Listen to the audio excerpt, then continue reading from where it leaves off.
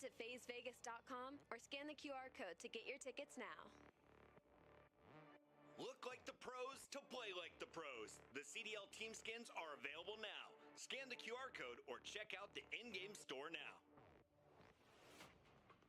Brought to you by America's Navy and the special operators who work in the shadows.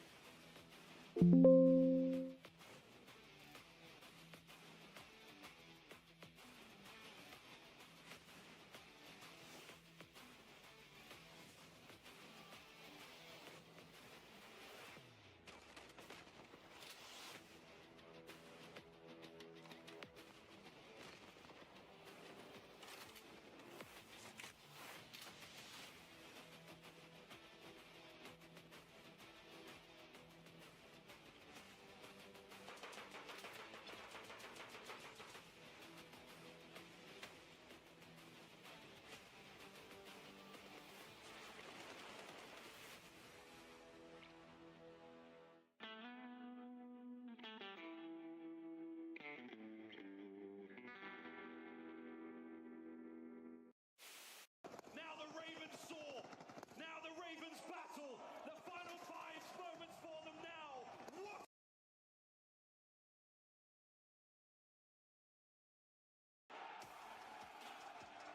Carolina survive. OpTic, Texas, go home.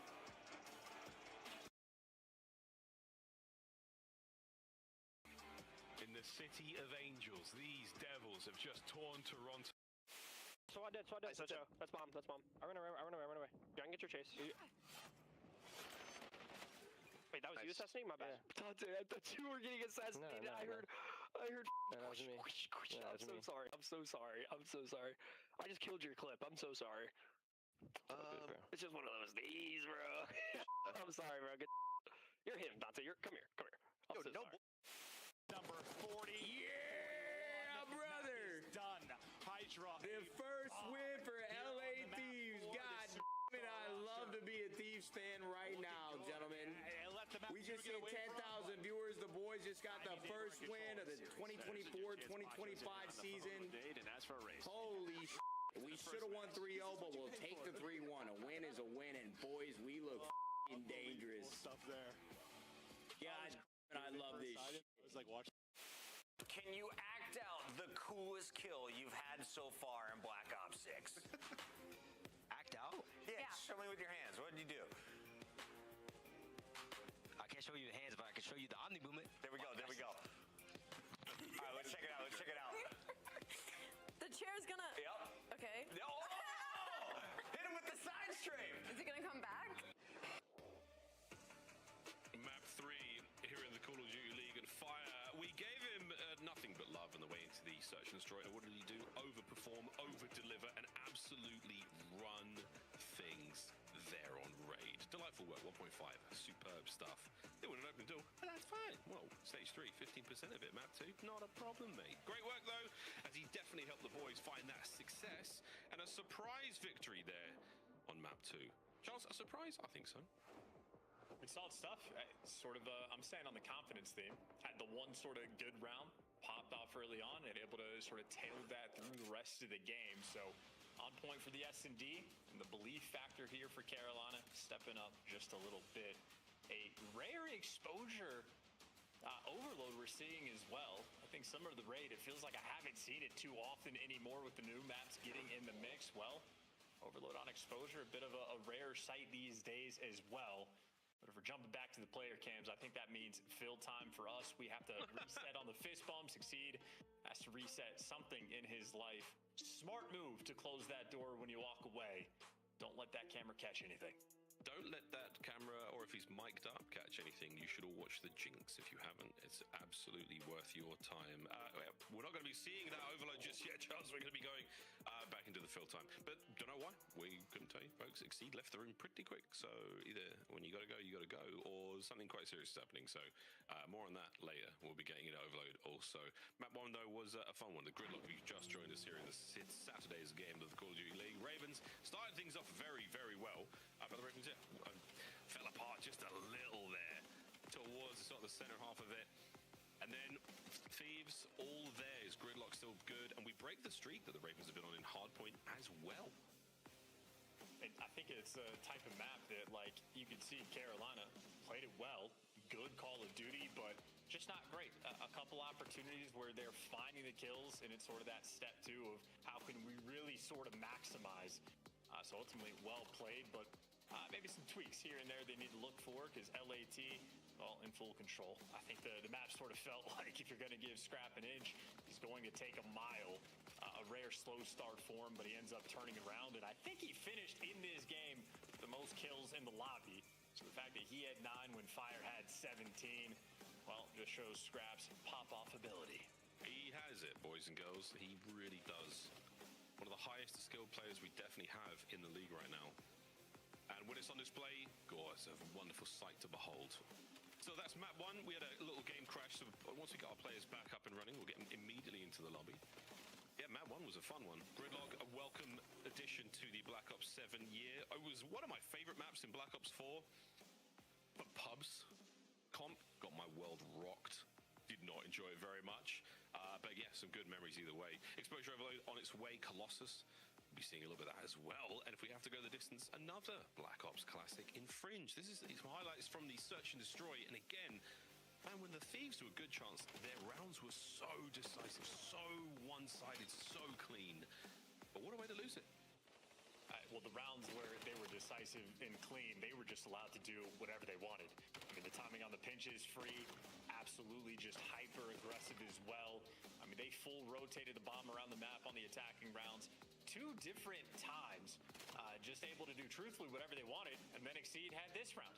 Dominates him with the sniper, maybe puts that seed of doubt in the back of LAT's mind, and instead of flying around like some psychopaths, we turn into some caterpillars.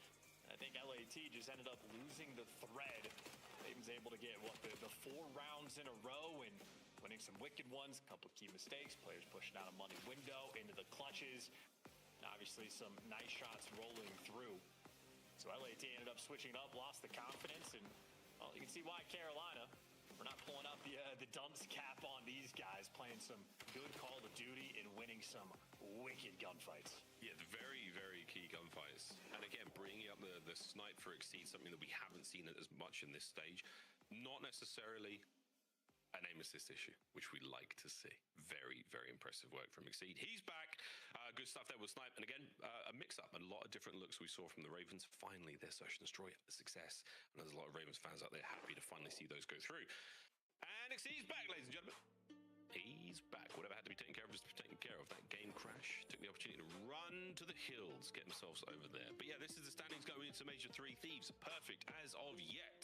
Can they join OpTic in that top spot with a victory today over the Royal Ravens? Or will the Ravens jump their standings in a big way at 2 and 3, looking a lot more impressive? And again, we'll change things in where you sit in the pools going into our Pro-Am at DreamHack Atlanta. Can't wait for that. Very, very fun. I personally will not be there.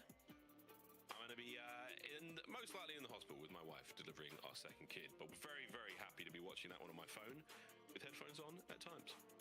Keep up to date with all the games and very, very excited to see who walks away with the dub there. But here we go, folks. Looks like we are ready to rock. Oh yeah, map 3. Here we go. And Neem on the season, not just against Carolina, but in this game mode, has been one of the best overload players in the game, and maybe especially so versus Carolina. The 1.4 means he has been godlike.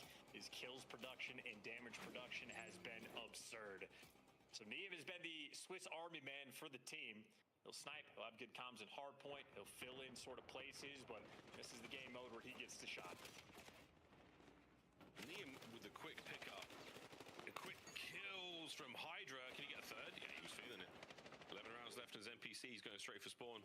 Getting in there as quick as he can. Ooh, looking for the grab there, but Lurks throws a superb nade from spawn. Stops that play. Hydra good. For the corner. Lovely stuff. We should be able to get this run through.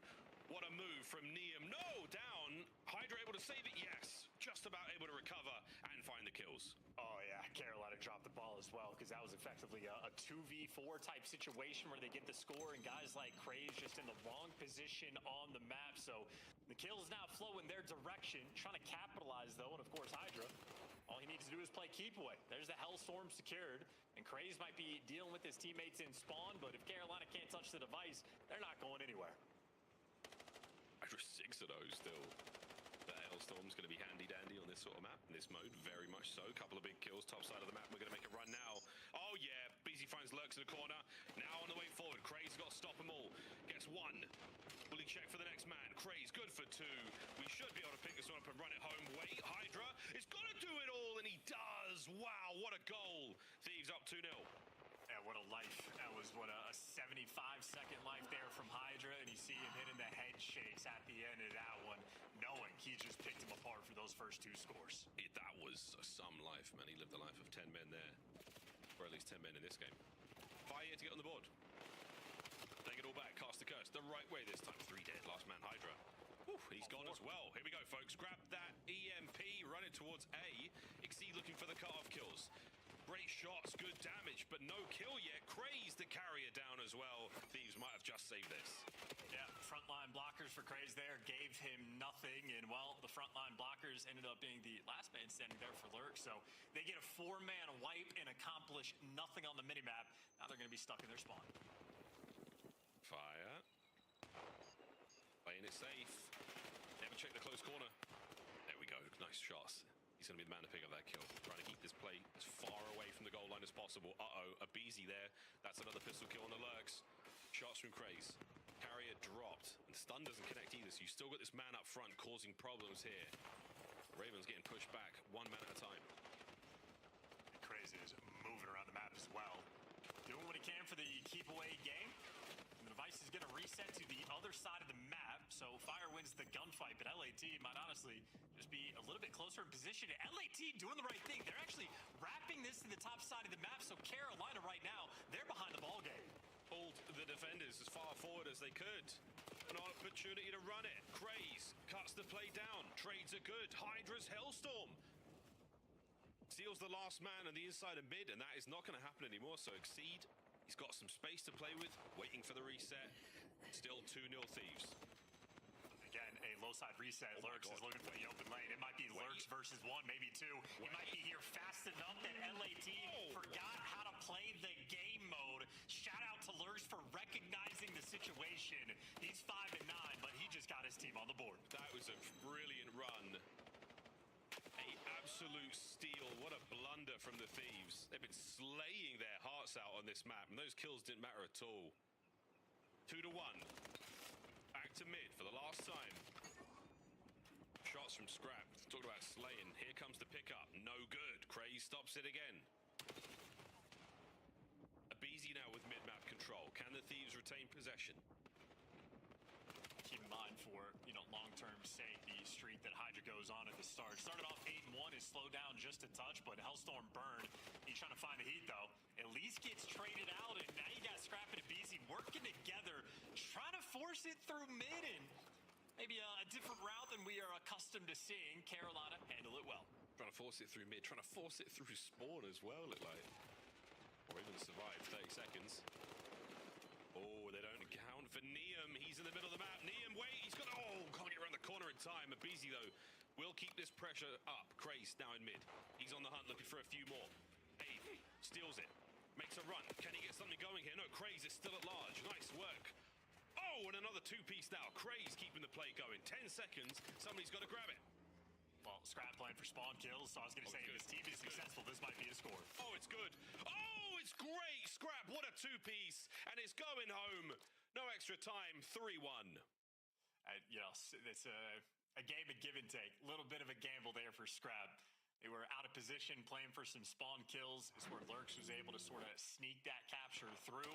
So they were in a similar situation the second time, but you see there in the feed, as long as his teammates get 1 kill, Scrap gave you everything extra. And that is a clean, effectively, maybe I should say confident, the wrong C word there, 3-1 lead at the half. A I mean, aside from Lurks, that goal was so brilliant, man. Grab it, run it. Yeah, very ambitious attacks here from the Thieves, but this time Scrap gets to the generators, gets a couple of big ones, and Nia able to get on the board. Gets his first of the game so far. Hydra with his opening 2 on that ridiculous first life, joining Scrap in that 15-9, 14-9 superb slays. Thieves now second half, wind firmly in their sails. Yeah, BZ gets a one and done on the top side of the map. Down low, well, Exceed just has the better gun for that gunfight, so Carolina, a little bit of advantage here in the kills column. The momentum swinging their way in the decision-making. Leaves Scrap in the dust. Make sure he's on the wrong side of the map. And he is. Holding it for a second longer. Abe's got to stop it. Can't happen. 3-2. 16-14 for a BZ now. We're starting to slow down just a touch here, Thieves. We've lost a little bit of map presence, but we are topside. We're ready for the hit now. Ravens, 2 on the approach, 1 through mid. And Scrap is on the right side of the map. He is a dangerous man. Well, a little bit of a pre-fire mistake there, and Carolina pick him apart. Neem last man standing, but he's tagged up 1 shot. You have to imagine Carolina get the trade, or maybe they forgot he existed. The comms, not quite there. And Neem knowing, though, doesn't have the manpower to help out here. Finds himself in the sand, good for 1. Pick up now from the Ravens. It's a heavy stack towards the bottom side of the map. Well, top side of the map, sorry, for the Thieves. And Neem again saves it. Coverage. Oh, but Exceed walks away with 2 somehow. Does Scrap stop this? He's stunned up. Lurks gets the next. Exceed finds another one. The kills are going the way of the Ravens. And he's got, what, 1 lead blocker going out their window, and he's got both of his teammates on either lane. So whoever gets the kills, Exceed going to bring it to them. Well, he gets shut down today. Turntail back towards the top side. And Lurks has the opportunity to make the high-impact play. He's trying. Fire brought down. There's Lurks now through mid. 1 more man to deal with. Surely you get it. Yes, Exceed. Now quickly to the goal. And ambitious there. Oh, and from the top as well is on Craze to secure it here. Can he get it through? He can. It's 3-3. The Ravens are alive. Beautiful. Lurks was able to give you 2 or 3 kills from his spot as well. So set it up well, and it nearly gives you 2 again, but for Exceed to pick this up down low, once again, I think Carolina may be happy to have control of the device. We're going to die from Neem up top window with an MPC. That was something, mate. I mean, the pistol shots from Exceed there on the run as well. Well, we go Ravens possession. A BZ in a perfect spot to stop this. Does just that. Nice work. Top side of the map now covered. Are we going to make the run? BZ to be the lead blocker and the rear guard as well. Oh, Hydra, has he got away with it? Hydra, lead change. What a goal. God, we have firmly turned our brains off for this exposure overload. It has been a chaotic minimap. Both teams trying to both do too much and too little at different times, but it's turned into a high-scoring one. 2 minutes left to play. Now, Hydra, another hat trick. With 2 minutes left. Still anyone's game. This is absolutely mad. Craze trying to be the lead. No good on the stun. A BZ takes care of business. Scrap on the other side of this tail. And he's gone as well. So square 1 and a square up in the middle of the map. Yep. And Hydra certainly getting called out, but even if you call him out, difficult to kill. Well, trade it out. Now you're worried about the next section of kills. Lurks good damage. Advantage right now for Carolina to kill feed. And now firmly so. That is all 4 killed, and they got 2 men up. Yeah, 2 men up, and they're looking for it. Hydra might be able to get this. He can. Traded immediately. Numbers are good. Defenders will be in position here for the Thieves. Lurks, he's the lead man. Can he get a kill? Whoa, well, brilliant work onto the first. The second heavy damage. Is Exceed good for the trade? No, the pinch from Scrap seals it. And it's not quite over yet. Craze on the scramble here. Red and dealt with. Thieves with the topside control. Just playing the smarter game, Carolina. I mean, you're still down by 1. You have to make these heads-up plays and recognize the situation. Couple players working inside lane, outside lane. All what LAT need now are some kills. They are a few away from it. Neem biding his time. Over the top. What a goal, Neem! The dunk! Right over the top of the Ravens' head. That might be it. That is one of the best goals I've seen in this game. A BZ with a couple. Ravens can't get it going as Neem. What a moment. So reach for the moon, even if you miss, you'd be amongst the stars kind of situation of like his dead body. Would have gotten that one through. And LAT, I think, now have sealed the deal here in this game. You'd have to chain him too quickly, and it's not going to be possible. And maybe similar to the map 1, and that Carolina played decently in the respawn, but playing good COD's not good enough. You got to play great against this team to get the win.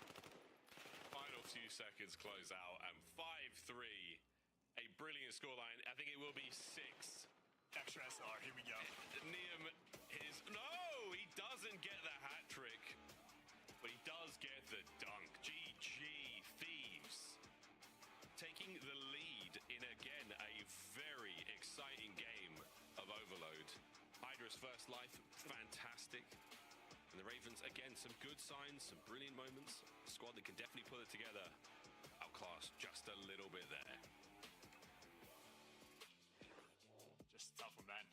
Recognizing different situations, like lovely stuff from Lurks on the score that he was able to sort of steal away.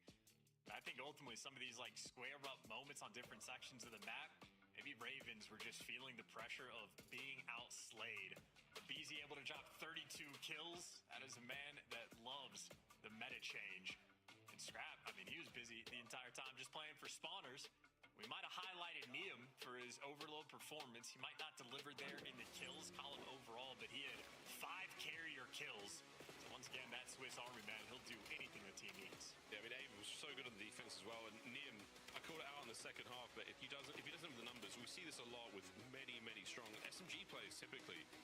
They read the play so well. If they don't have the numbers in a lane, if they don't have the carrier, the enemy team does. They find a good corner, they pump the brakes, and they really let the play come to them. Niam, very, very heads up there. He knows when he doesn't have the advantage. The no or no-go button is firmly in his hand. He knows when to press it. Exceed as well. He has some great shots, great moments, but for the Ravens, just falling apart in those pushes, just falling apart in those attacks. Defensively, the Thieves, very, very strong at times. But yeah, there were a few moments of this, as you said, Charles, brains off. No idea what's going on, where a couple of players just jump in, hoping for the best, letting these free goals go through. Very, very odd match, and this was it. Niam over the top of Exceed. Oh my God, somebody make the meme. There's so many great examples, and that was it in-game. Maybe the first Goomba Stomp store we're ever gonna see. So Niam playing multiple games at once. The third Mario brother. That looked insane from Exceed's POV as well. I wondered like how crazy it did look, and it did just right over the top. Exceed couldn't get it done. We'll see if they can get it done in Colossus, because let's face it, folks, starting to get like that feeling of, you know, the series starting to get away from me a little bit with a moment like that. And hard points, have they been good for the Ravens? Yes, though it wasn't great on Gridlock. Josh, I wonder, are we going 5? Well, considering LAT have won both the respawns, and we're going into a respawn, I would say the odds not there. They're also, I believe now 18-3 overall for Hardpoint and S&D combined. So the odds are certainly not ever in their favor. Miles, you might know this. Why is it the Mario brothers if his first name is Mario? Well, if you watch is the full name Mario? Well, yeah, that's the thing. If you watch the original Mario Brothers movie from, I think it was 1990. I'm just going to confirm this. 93, maybe? This is very, very important. The Mario Brothers movie from 1993. There is a scene where they ask that very question. And John Leguizamo playing Luigi, I mean, a role of a lifetime. He says, yeah, it's Mario, and he's Luigi Mario. So yeah, that is confirmed canon. That's how it goes, mate, how it goes. 1993, yeah, I was right. Nice one. Okay, yeah. And then Nia Mario also getting in the mix. So we've got the new nicknames, and we've got the new matchup. BZ and Fire both playing extremely well in map number 1. I think both of these players as well. The hill time was an especially standout stat. Gridlock, of course, quite literally the opposite map maybe compared to Colossus. In terms of, like, you know, on Gridlock, you need those rotations to every single hill. Incredibly important. Maybe one of the rare, you need to rotate to P1 on Gridlock and get that set up early. Colossus, the opposite. You don't really have to rotate to any hill if you don't want to, because you can absolutely treat it as an absolute bang out. Carolina, it is a map Exceed has spoken about in the interviews. It is in their repertoire, their struggles early on, so their record isn't going to look fantastic. As of recent, they have been able to find some wins. So obviously the L streak starting to end. Able to beat Vegas, extremely difficult competition. Able to beat C9, that one doesn't count. Nonetheless, though, LAT on the flip side also enjoy Colossus in the sense that, you know, when Heretics were looking to be Final Form and go to that minor grand finals, and LAT looked like they were built different. So I think this is an exciting one. We're going to learn more about both of these teams here. Whether we want to or not. That was unnecessary, I know. E1 looking good right now for the Ravens. A1 the old hop checks. He's going to join Hydra in perfect synchronicity. They both die as well to Lurks. So shout out Lurks on the multi-kill for 3. Shout out Neum for trying to get involved. And again, Ravens blistering star on P1. Actually doing the right thing. If you accidentally team kill, well, you got to make up for that mistake. Now he's backing out of time to play for the reset. Everybody's going to be checking nades off spawn, but Hydra going for the pinch. And now Carolina, a bit of a staggered moment here. But a tied-up game, players all over the place. Scrap was ready for ball. Oop, Abizi makes it 4. Abe's having a hot one. Here's Colossus game looking good. That NPC treating him right. Maven tweeting about it. Talking about how much fun he's having. Yeah, sure is, folks. Neum gets his first. This P1 was a very, very closely contested battle. Both our squads going for it. Kills good. P2 even better so far in the hands of the Thieves. And Thieves have so much distance on the mini-map as well. Gonna have to sort of play this one now from back at a time, and well, maybe that's the theme. No trophies early on makes the P2 breaks just a little bit easier, but Abizi giving you something extra. And the multi-kill machine thus far in the first 2 hills, he's already up to 8. Scrap's got the boys covering him here. Oh man, and he's got Hydra to back him up too. P2 still superb, watertight thus far for the Thieves. A 2-2 attack here from the Ravens. And so far, oh boy, they are dancing. Final 15, looking for the break, looking to contain the Thieves if they possibly can. Looking out towards Noob. Thieves are long gone, man. They're all over this. This Colossus is theirs so far. Certainly outslaying the opposition. And on the rotation, well, Scrap is here first, but he gets caught, so Carolina able to get the scrap time, and they're going to win that rotation as well. So similar to the Raid S&D, LAT, when they're applying the pressure and putting on the pace, looking good, but they slow down for a second, and Carolina to punish. Ooh, there we go. Lurks snapping.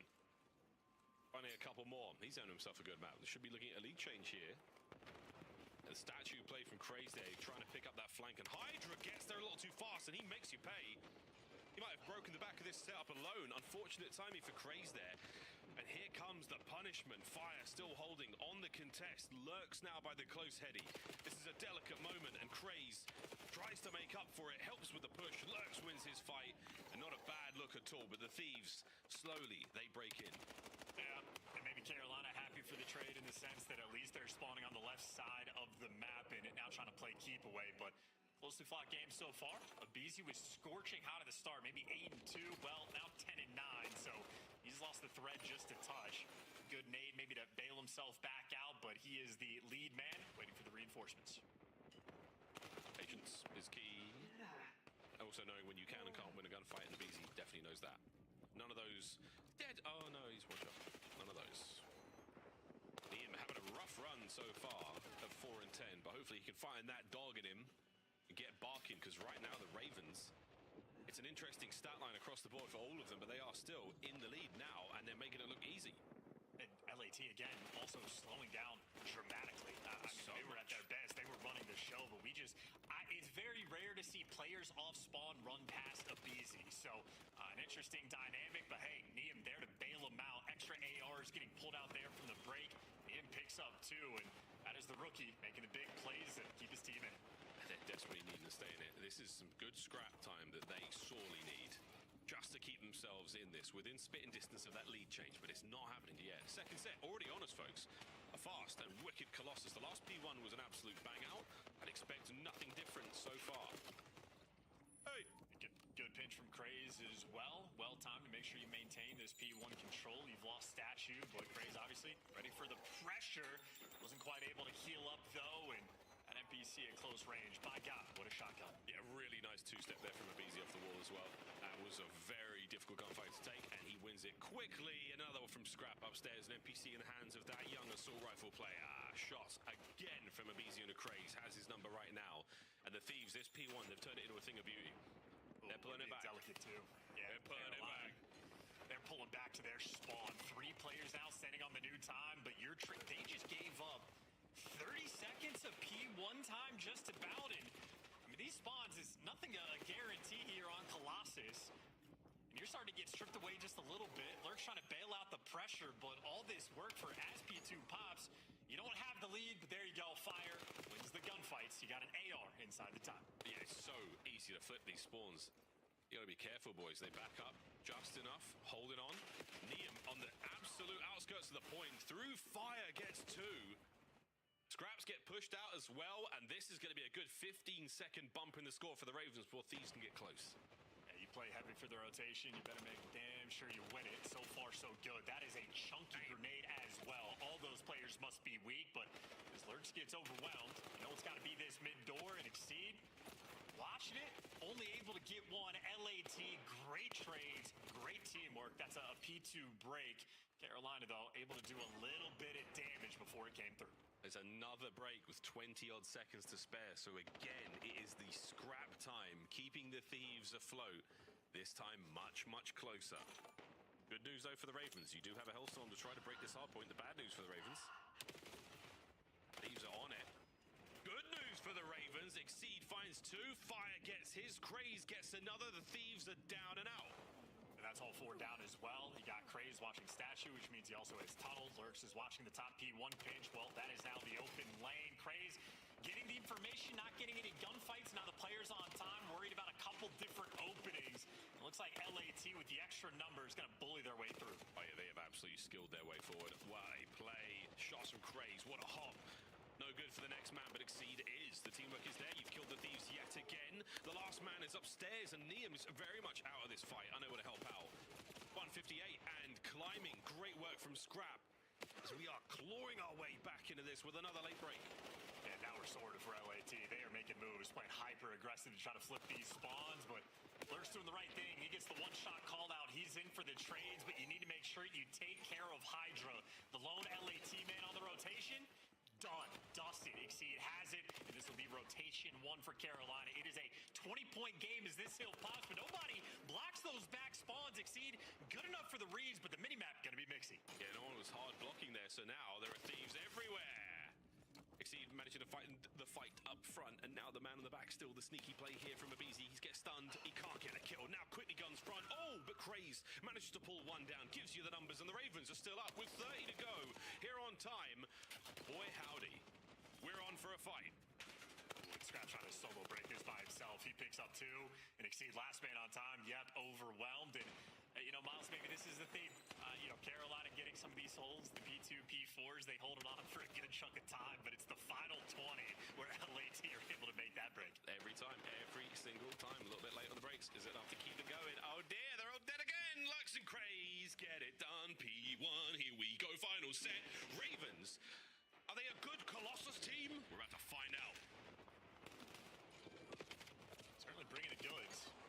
Mixie over towards P1. Fire has had that M15 out what feels like this entire game as well. But maybe a moment of stagnation. But of course, it's Colossus, so that's only going to last for half a second. I mean, just all these arrows. Crazy again, once again, going on this pitch, trying to get the coordination for the break. Again, easy. He's so hard to kill. 3 dead. Exceed. They should push him out. Again, aggressive. There we go. Right, working now. Good for the Thieves. No late breaks here on this P1. They are holding on. Similar to the I don't know what those are all about. Very, very strong. Lurks on the hop check. Doesn't get it. Looking for the next man by P2. Could play for the flip outright here. Just give up that time and try and secure P2. Reload a gun, I mean, as well. Trying to do what you can. Lurks now jumping around everywhere. Clearly prioritizing this P2. Once again, trading away significant P1 time to make it happen. And Hydra, the man in the back. Carolina just trying to react to all these situations and reacting everywhere. Trading kills in the back. Finally, Hydra gets taken care of. And now finally for Fire, knows he has to look forward. Trooper chance. Oh, Lurks, no way they give you both. No way. And still that Hellstorm burning a hole in his pocket now for 2 entire hardpoint sets. 220 and climbing. Dare I say it, Ravens are holding it for now. Ravens also doing too much, and they get 3-man wiped. Craze just needs to hold the front push from down low, and they would have had the setup instead. This is not a break with 20 seconds left. This is a break with 35 seconds left. If LAT get it all, they're back in the game. They've not been that great at the P3s. Ravens want to try and get as much time as possible here. This break is not that effective. You get a couple, they're going to count their losses, and surely they go towards new now. Thieves have always managed to hit the rotation from this P2 to P3. Will this be any different in the dying seconds of map 4? LAT trying to dial in on the teamwork now. Both players working together. SMG's leading the charge. Easy, good for the trade. 3 players grouped up now. They're trying to break it through the front. And they're going right through. They're going right through. They've hit the stun though. Nice connection. Lurks finds a kill from the inside of tunnel. And there are no trophies in play just yet, and it might not matter. Here we go. Abe trying to play sensible and slow. Hydra taking the worldwide flank. Does he have the time? You still have to make something happen here up front. Hydra trying to get going out from the back line. He's getting one. He's getting one. Can he get another? He hasn't got it, folks. 10 for the win. I'd call him that Hellstorm just to let him know, boys and girls. 5 seconds now before we go to a game 5. The last-ditch attempt is a second away from victory. No. Exceed. Pose it over the line, and we go to a final map. Hey, wow, okay, so press this up for Carolina. I have no easy, Mac. I apologize for even bringing this up. I think this stat I'm interested to see on Colossus in the long term is N15 kills versus NPC kills. There's a couple different teams that brought together different dynamics. And I feel like from start to finish, that was a lot of sort of 4-man NPCs rolling through from LAT, attempting to play with the pace. I think they had a good P4 break where Neem was getting some kills with the AR, but I think ultimately just the extra ARs for Ravens looking a little bit better for some of these holds. 40-point win overall. Exceed gets out a ton of damage as well. They got 33 kills. Lurks there for 35. Both of those players eclipsing that 4K damage. But maybe Fire, the interesting sort of stat on the map, 27 kills, 2 minutes and 15 seconds of hill time. I mean, just happy to have the right gun. Happy to have the right gun, but playing for the dub. This was a sweaty game, Colossus. We're going to see the game flow in a second. I am very impressed. Not gonna lie, it was back and forth. I didn't see this result. I saw a strong Thieves from second set onwards. Big difference there. P3 to P4 for the Ravens. Jeej. Well done. Wow, final map. Here we go, bro. Going to fringe. Little bit of search and destroy. A lovely back and forth series. A brand new map chance. Quick thoughts before the break as to how you think this is going. I mean, for this type of matchup, I would be surprised at LAT to lose 2 S&Ds against Carolina. But for the S&D woes that Ravens have had, well, they were able to answer every single question there on the map too. Now it's just about them being closers. A new map, Fringe. Here we go for our Game 5. The LA Thieves, the Carolina Royal Ravens. It's going to be a one and done to decide the winner. We'll be right back after this break here on the Call of Duty League.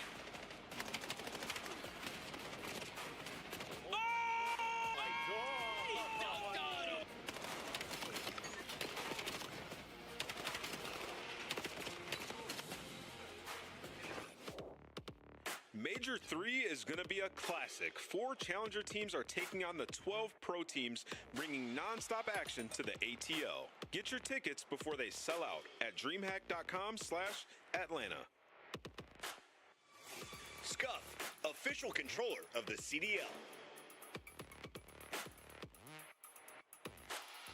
Brought to you by America's Navy and the special operators who work in the shadows.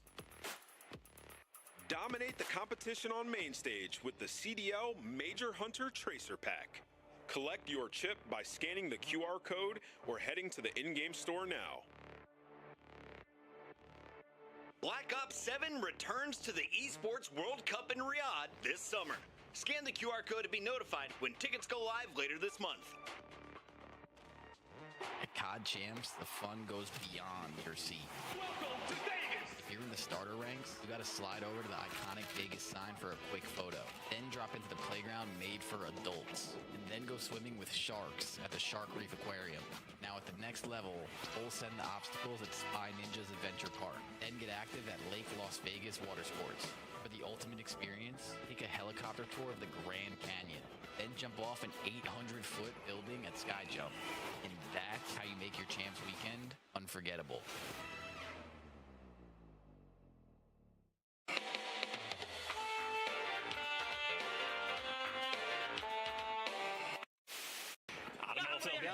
the same thing again. Getting beaten down both the hard points and X-Nate just gets to feast on them. He dropped 40 in map number 1, didn't need that much in map number 4. Falcons dominate FaZe in the hard points. That is a convincing victory. A very convincing victory for the Falcons. Marnie or top guy? Wait, I think they're probably working, eh? Yeah, they have Deddy, by the way. Nice. Sheesh, bro. Good Hold that. Sheesh. Bro, my POV that... I'm not gonna lie, bro, it looks like I've been playing the map for 3 years, I swear to God. I get to the ball. I'll show you later, there's some new plant tech. Is there? There's new plant tech, it's insane. It's actually I thought I had the flow. Bro, Man, there's a way to throw all your attacks while planting the bomb. no. I'm not doing that. You know how like whenever you Well, I mean, what was the is going on? It was how good this man of Boot What the has been. The ref and Seth gotta do it all. Yeah, pathetic, bro. Yo, Caesar Sky is bueno. Bueno's putting his balls on the table, bro. Slammed them. Caesar Sky is bueno. Bueno's putting his balls on the table, bro. Shot my cut. Purpose uppercut for him, shot top. Oh, we can't travel this? Well, that's tragic. At least let him mill. Oh yeah, I forgot. I think that Nade hit one a couple times and stunned mid cut. What am I doing, bro? one guy's at 17. Oh hell nah. No. Oh! Oh my God, Exceed's hyped. Let's go, boys. Bro. Welcome back, ladies and gentlemen, the Call of Duty League. It's time for Game 5. A very, very surprising start to the day. A very surprising start to this Saturday. We've got ourselves a Game 5 between the Ravens and the LA Thieves. And we're going to Fringe, ladies and germs. We are hot to trot. The first search and destroy. Alice in the first half, not going to lie. But at the end of the day, the Carolina Ravens walk away with the victory there on Raid. Exceed nearly pulling off the perfect ace with the sniper. Robbed with a hit marker. But the COD gods bless us with more highlight moments here on Fringe. We'll find out. Maybe. I hope so. At the very least, Carolina showing that they are clearly a good team. Greatness, though, is about the map 5s, and that is where Hydra, well, there's no one that doubts his greatness. Near 1.4 there for the KD across the entire season. Slang production, when it matters the absolute most, is out of control. Carolina digging deep. They will be the first on the attacking rounds. Exceed has got that boom, boom, boom. Would he be hitting those players off the wall jump? Crazy is making his way up tracks. And the smoke will land, and surely he leaves. Yeah, he's the bomb carrier. So he's in a far forward position, fully solo. If he goes down alone there, it's trouble. It's on the slate. I'm gonna read it. Hello, chaps. Lurks. Managing to keep those players back for a second longer, but not enough to actually get the kills. And from this position, Exceed, he has eyes on, but I do think the barrel of his sniper rifle was protruding in the mid, so his position should be seen here, but it might not matter. No one's really checking. Expected position, nonetheless. I would say, if anything, this is the Lurks Pokeball strat. Send him in and pray he gets a kill, and when he doesn't, I mean, what's the play call? Stagnant, let LAT make moves and run you over, potentially fire. Good for one, great damage, and there's the teamwork for Craze. And look at that collapse, a 3v4. How quickly LAT falls. And they're sending it. They're sending it. In the Neum. In the Neum. Oh, he runs out of bullets. And my good God, he made an effort for it, ladies and gentlemen. But the Ravens, the Pokeball strategy pays off. Was it super effective? Maybe not. But a win's a win. Yeah, I mean, what happened is we showed Fire's S&D stats before map 2, and he's coming out extremely strong in both map 2 and map 5. And LAT, in my opinion, no real reason to attempt to make that play. Stay inside bricks. It's where the bomb side is. You can play for the retakes. You got options. Well, they bit off more than they could chew. Carolina, that is a bailout round here in round number 1. Just keep in mind, in map number 2, they got 7 first bloods out of 10, and it was still a close map. Now they're not getting the first bloods and winning, so beautiful stuff here for the team in blue. We'll see if that trend continues for our blue team. And our red team in this classic esports throwdown, visually at least. Oh, Lurks got spotted out there. The side of his head. Give him the sniper. Give him the sniper. I mean, that would be one hell of a shot to hit there. two thresholds, and a tiny angle to play with on the wall jump. That would be a highlight moment for the year. Big damage, no good. We're still seeing it. You saw him. And that is perfect comms. A nade would go kind of crazy, low key, for real. They're just, I mean, yeah, there you go. Finally, you found the angle. Scrap able to get inside of Dubs and get that first blood. So Lurks is going to see this one back in VOD and know that he gave away that one for free. Yeah, for sure. Oh, the stun connects, but so does Exceed. Planting the bomb. Not a lot of members here of the Ravens to really effectively retake an Abizi. Now he's on that couch. Anything but comfortable right now. A deadly position to be in. You check. You don't even check the corner. Craze just gets gunned. But the damage was outstanding for Exceed to fly in and find two more. He's looking to get himself an ace on the round. He's gonna go for the. You start things off right in the intelligence war. Now you are trying to seal it here. The check should be good. The damage is great, and it is enough. It is more than enough for the Ravens to take the round. Man, and like, is the theme of this series just LAT? It's just about the decision making of when they're being aggressive versus when they're just playing their numbers. I mean, complete control of the site. And Abizi in the corner. I mean, it's just two play. You can just let Abizi die in that situation. He did his job. He got his kill. And instead, they just chowed into the AR. Enough damage being done and Exceed there to clean up two one-shot people with the pistol. LAT just slightly off of their game right now. Yeah, a couple of steps are great, and then you let something like that happen. I mean, Exceed pulls up at the right time with the Jaeger and claps a pair of weakened players. A magical moment. Hydra playing safe there by the tank. Low, close right, smoke's good. Yeah, it's a real play, it's not a fake. This is super awkward for the Ravens. Yeah, BZ somehow walking out with a pair. Neum joins him. Fire. Trying to get involved. Shots were solid. Eves finally a strong defense that the Ravens had no escape from. And a great job by Hydra as well, just to be the nuisance. Might have tried to block the line of sight with the smoke, but he had to have hopped on top of whatever the hell we're calling that thing multiple times. Just the distraction, able to slow him down in a situation for Hydra. He buys Abizi a little bit of time, and Abizi good for those first two kills. The NPCs reigning supreme, and just a nice strat call there on the defensive end for LA. That's a piece on. Take it off. It's tricky one than we've seen plenty of teams. Getting some fantastic fake smoke plays working out. You gotta guess 2, maybe 3 times. Thieves leave nothing to fake. This time though, they're gonna creep their way through tin. They are gonna run into Lurks first and foremost. There's the hop checks, beautiful from Scrap. Tells the boys exactly where those players are. That is an unbelievable bit of reconnaissance. Doesn't exactly work out. He's good for the next. Scrap. The bomb has been dropped now in the middle of the courtyard. Has to be recovered, and the Thieves do not have eyes on. Yeah, they got the order wrong there on that chow. Scrap needs to get him weak and send Hydra in for the kill. Instead, Hydra just goes for it. But bomb down, we're resetting. Exceed down low, and he's holding this angle with the snipe. He's going to surprise us here. Yep, sure does. Abizi. Right gun, right time. 35 seconds. Man advantage for the Thieves. Fire looking to get this. He's got himself the bomb site. No Thieves to be found. Craze doesn't catch anyone on the exit there. B, that's where we're going, lads.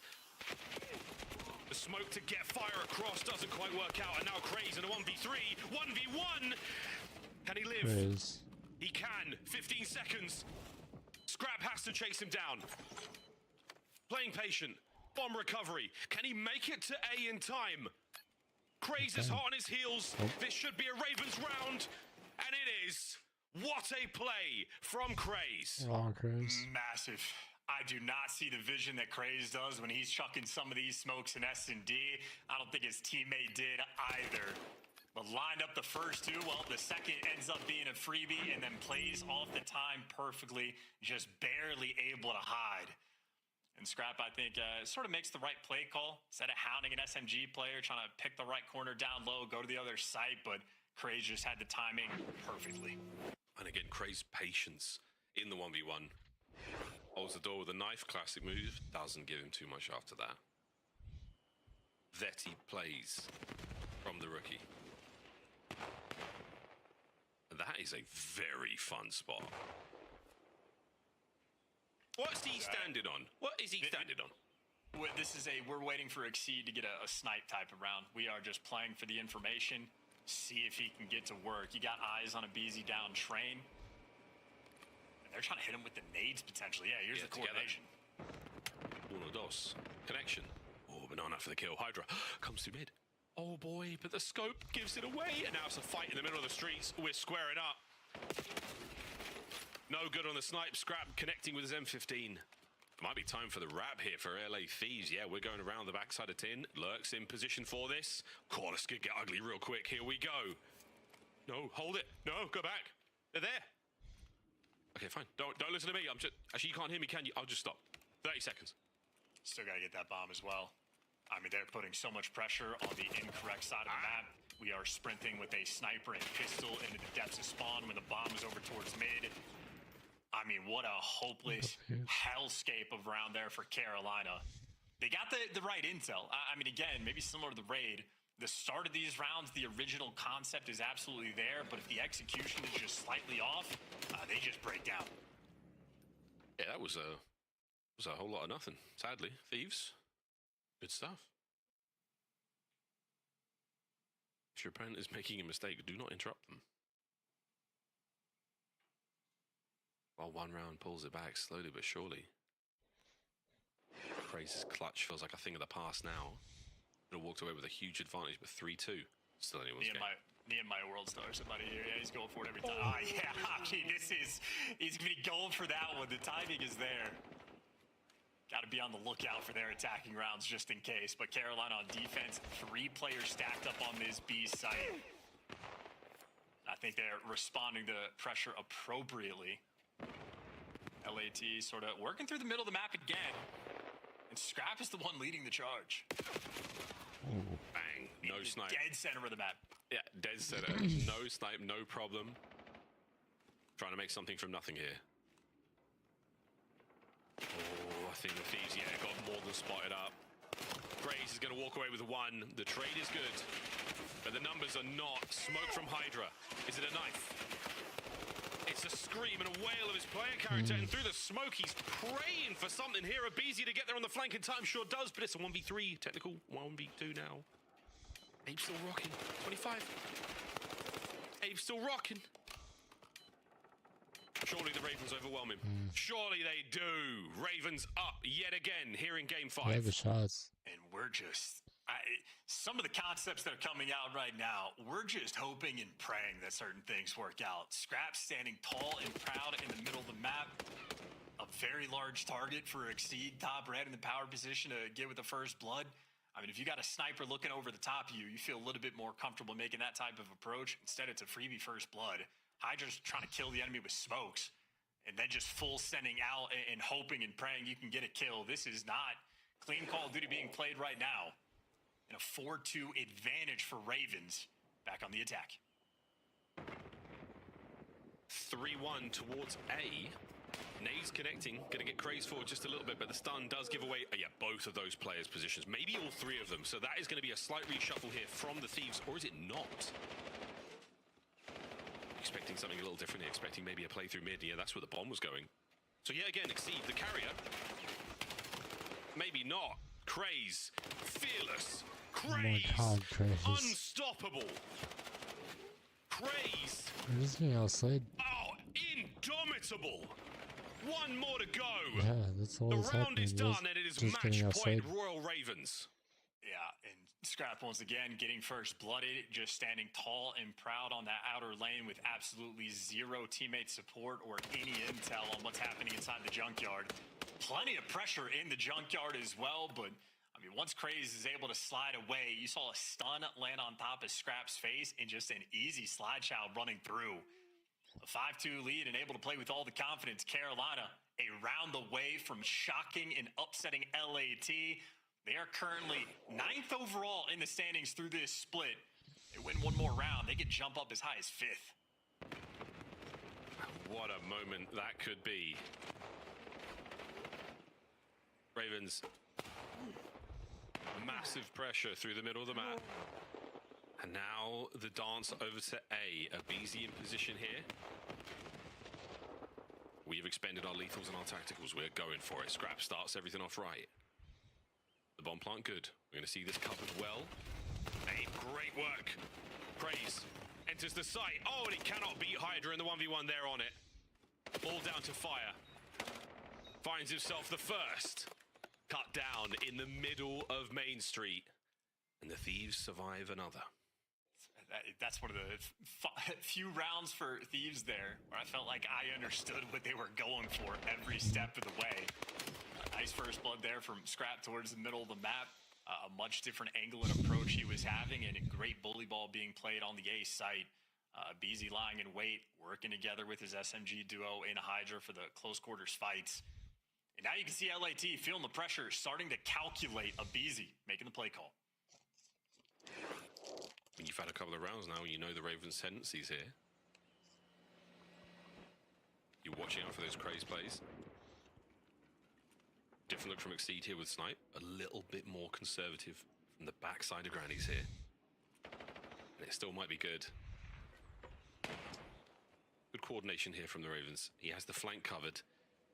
But will the Thieves commit to the flank play? There's the stun. That will push them back. And look at this spot from a BZ. Might not pay off, but he is in such a prime position here to get those players through mid.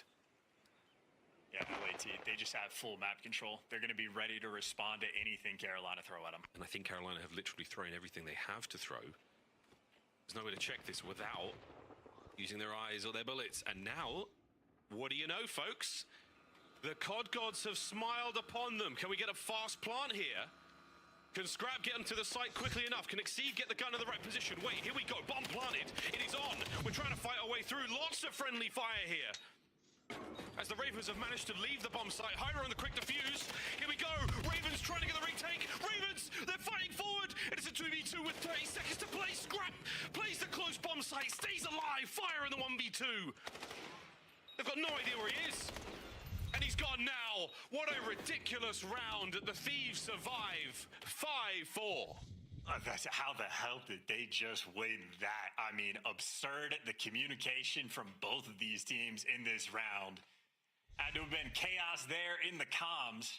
LA Thieves, I mean, so confidently swarmed the ghosts that were existing on the train side of the map. But hey, execute around the site. We're sliding back and forth. We're challenging. It may be just enough pressure for Hydra hopping the bomb to bait some of these players in. And Scrap, great on the damage front. And even when he was just 9 HP, he's a bullet. The trade's not quite quick enough. So a mix you won for sure. LAT trying to fight back. And Neum, yeah, got to put the sniper away this round. Very close corners here. There's a new look from Craze. What a two to start the round. Is that enough to be the dagger? I don't think so. Hydra, that box can be banged. I know it, sadly. Forward he now goes. Hydra with a bomb recovery. The shot rings out. Wait, he pushes the advantage. Oh. So much damage. The Ravens patient. Get back up. They don't overcommit on the inside. Nice. They hold for now. To the middle of the street we now go. It's another bang out. And they've lined up, and the damage is dealt. Neum has to run for it. His mute field's still active, though, in this 1v2. He could make something happen. Here comes the check. Fire! Guns it! Game 5 over. The Ravens on top. Oh, I mean, hey, Ravens just applied enough pressure to break LAT down. We are full sending the middle of the map. We are doing nutty stuff through and through. For Carolina, that is a golden opportunity that they capitalize on. And shout out to the credit from Craze. God, he's so handsome. That is such a good credit. That is disgusting. To get those two traded by Neum, not enough. That is a late game adaptation to get you that 10th kill. He was good for 1 per round, and that was all you needed. 6-4, final score on Fringe of our Game 5, and the Ravens with the win. We look back across this series, that Colossus was a huge surprise, as was the raid. Search and destroy. The old 2-4-5 for the Ravens. Not the desk, not the fans. No one saw that victory. There was one man who told me that they were going to win today, and he said put it on it. It was Jay Stud, and I cannot believe Jay was so right. He was so correct. Did he know the maps? I don't know. Doesn't matter. That's still a great call. Yeah. He gave Craze the bottle of his special sauce. You know, he did it, man. He did it. It's just Space Jam, Ali. It's like you were tiny when it came out. She was a bald guy who played basketball with like cartoon characters. Let's talk a little bit about this major upset because Ali, you were saying you haven't seen enough progression in Search and Destroy from the Royal Ravens. They win both searches in this. This is now back-to-back matches against top 4 teams that you go to a game 5, round 10 or deeper, and you'll win tonight. So let's take a look at the Search and Destroy. What improved for Carolina? It's an unprecedented result, right? I mean, they were on an 8 S&D loss spree heading into this series versus a team in LA who's been doing much better in that game, though, despite that also kind of being their only weak point. For Carolina and the S&Ds, there was a lot of first bloods. I mean, just so much info and what they were able to do, considering the situations LA Thieves were putting them in. And also for Carolina, they just seemed comfortable. It's like even when LA was trying to be a little bit different, like let's say they went poolside over on the raid, they've been struggling on raid search and destroy in general, but they were like, okay, we're not going to give Scrap anything when he goes that top ring. We're going to stop giving him these angles to get these first bloods because the guy was shooting like a sniper. And so just how they handled their situationals was that of a top 4 team search and destroy.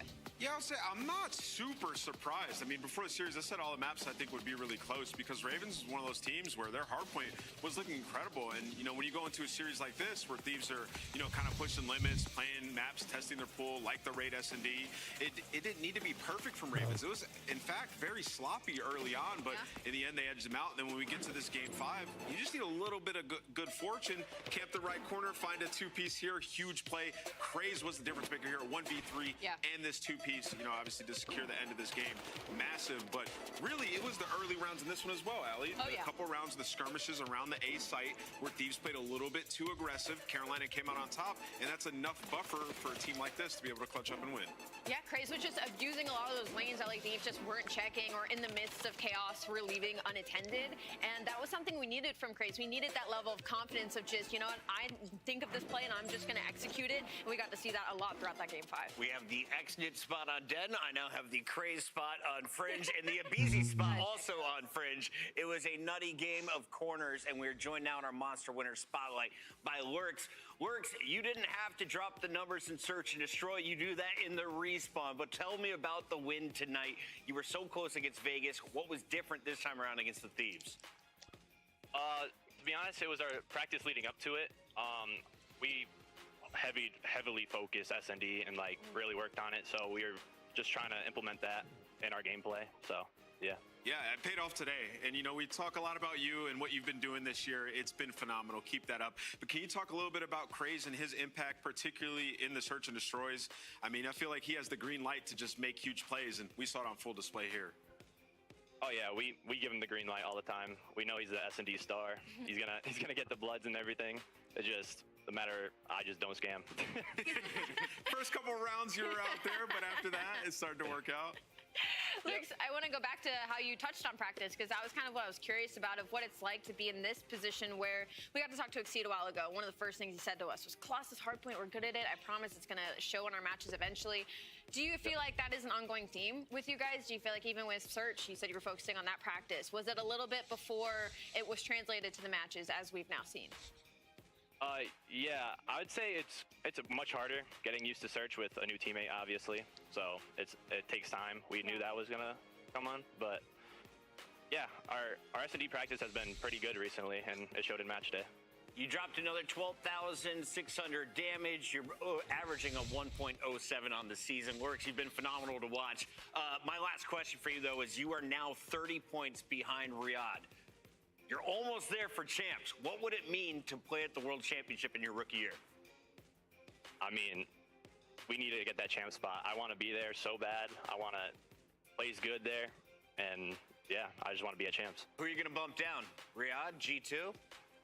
Miami? It doesn't matter. Riyadh. He's coming from the Falcons. I love it. Bird on bird action. Congratulations on a win tonight. Bird on bird, fine. Thank you. That is Lurks. That is a rookie with a big win to start the day and an 0 for 4 prediction. Even the fans got this one wrong, but we got plenty of time to get things right. As we take a look at our numbers, OpTic still out front. Who's right behind them? It's FaZe. Guess who plays in our next match, Nameless? Classico. Stick around. It's going to be a banger. Best two teams in the game going toe-to-toe. Let's go game 5 again.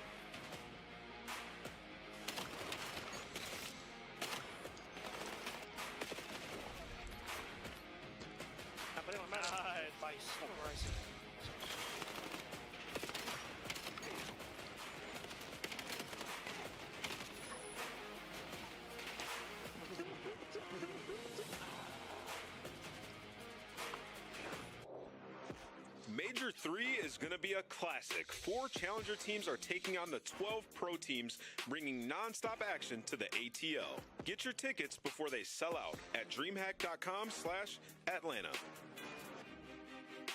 COD Champs tickets are on sale now. Come see the best teams lock in for this season's grand finale in fabulous Las Vegas. All 4-day passes come with early venue access. Head to FazeVegas.com or scan the QR code to get your tickets now. Brought to you by America's Navy and the special operators who work in the shadows. Scuff, official controller of the CDL. How is everybody doing in the chat today? Monster Energy, the official energy drink of the CDL.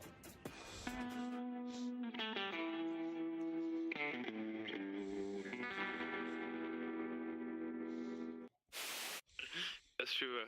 Why are you, bro? Why are you going? Why are you going? Dude, you're gonna get in trouble, bro. Why you You're gonna like get it? fined. All right. What the f is that? Hello, and actually, about looking in the thing. You're an idiot, bro.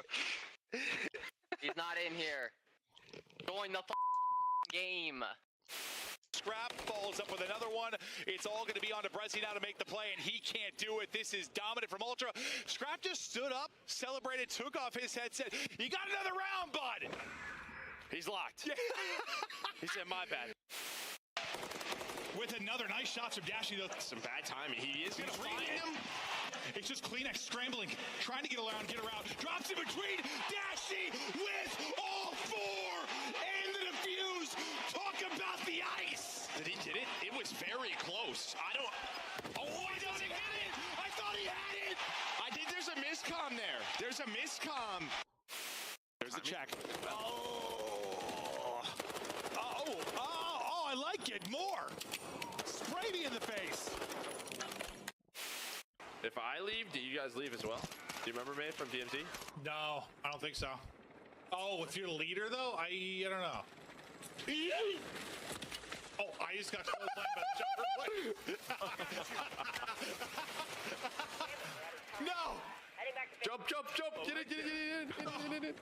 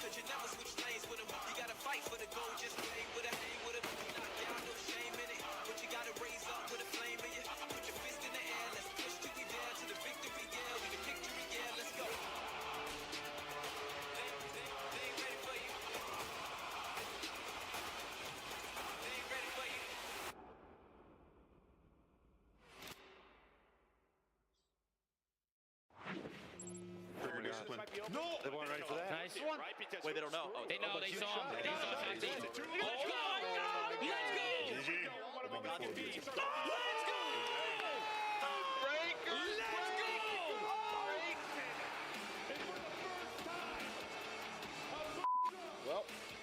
OpTic do not win. I'm going to turn the stream off.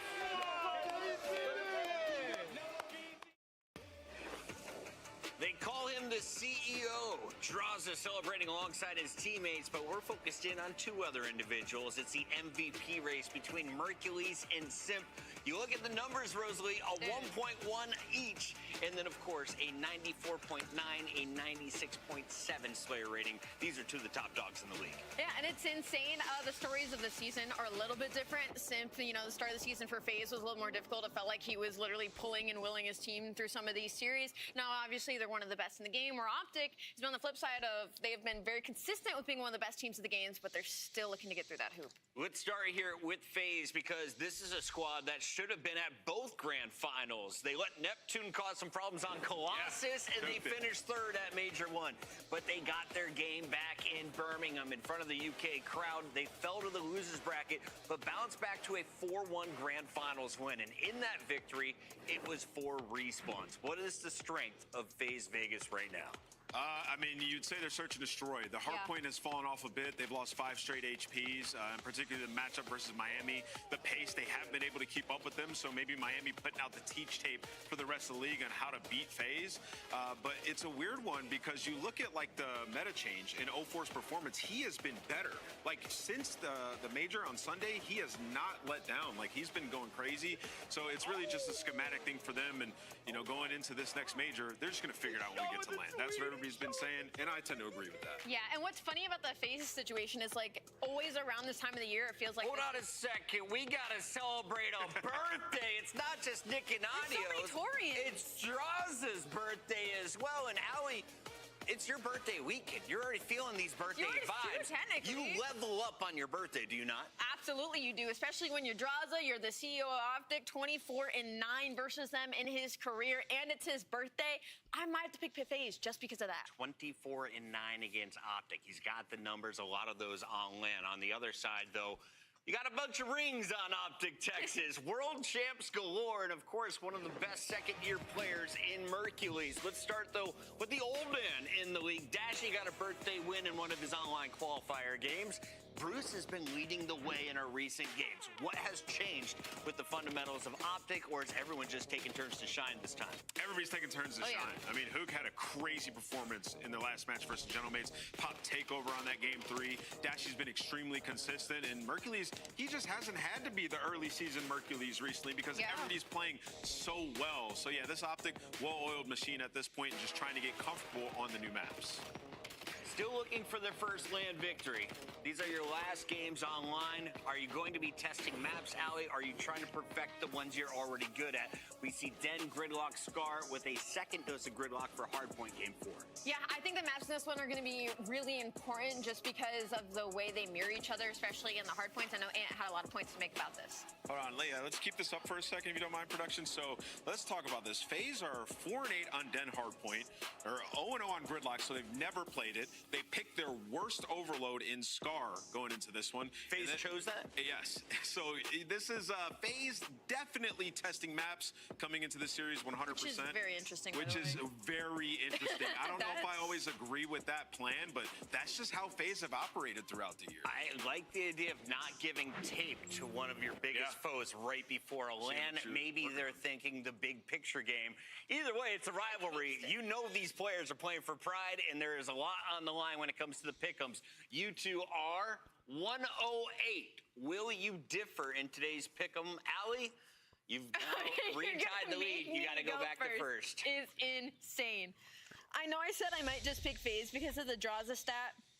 But looking at those maps, I think I have to stick with OpTic. I don't like the testing, and I think that their hardpoint's not in a good place right now to be doing that versus the best hardpoint team in the game. No risky business. Yeah, I'm going to OpTic as well. Had my mind made up before the day began. I think OpTic have just looked better. Coming off of yesterday's performance, I think they take this 3-1. I think this is OpTic's one blemish. They fall today, and then they win the major in Atlanta. I got Draza on his birthday today. FaZe gets it done in a Game 5 Plaza bang-out session. It's going to be crazy.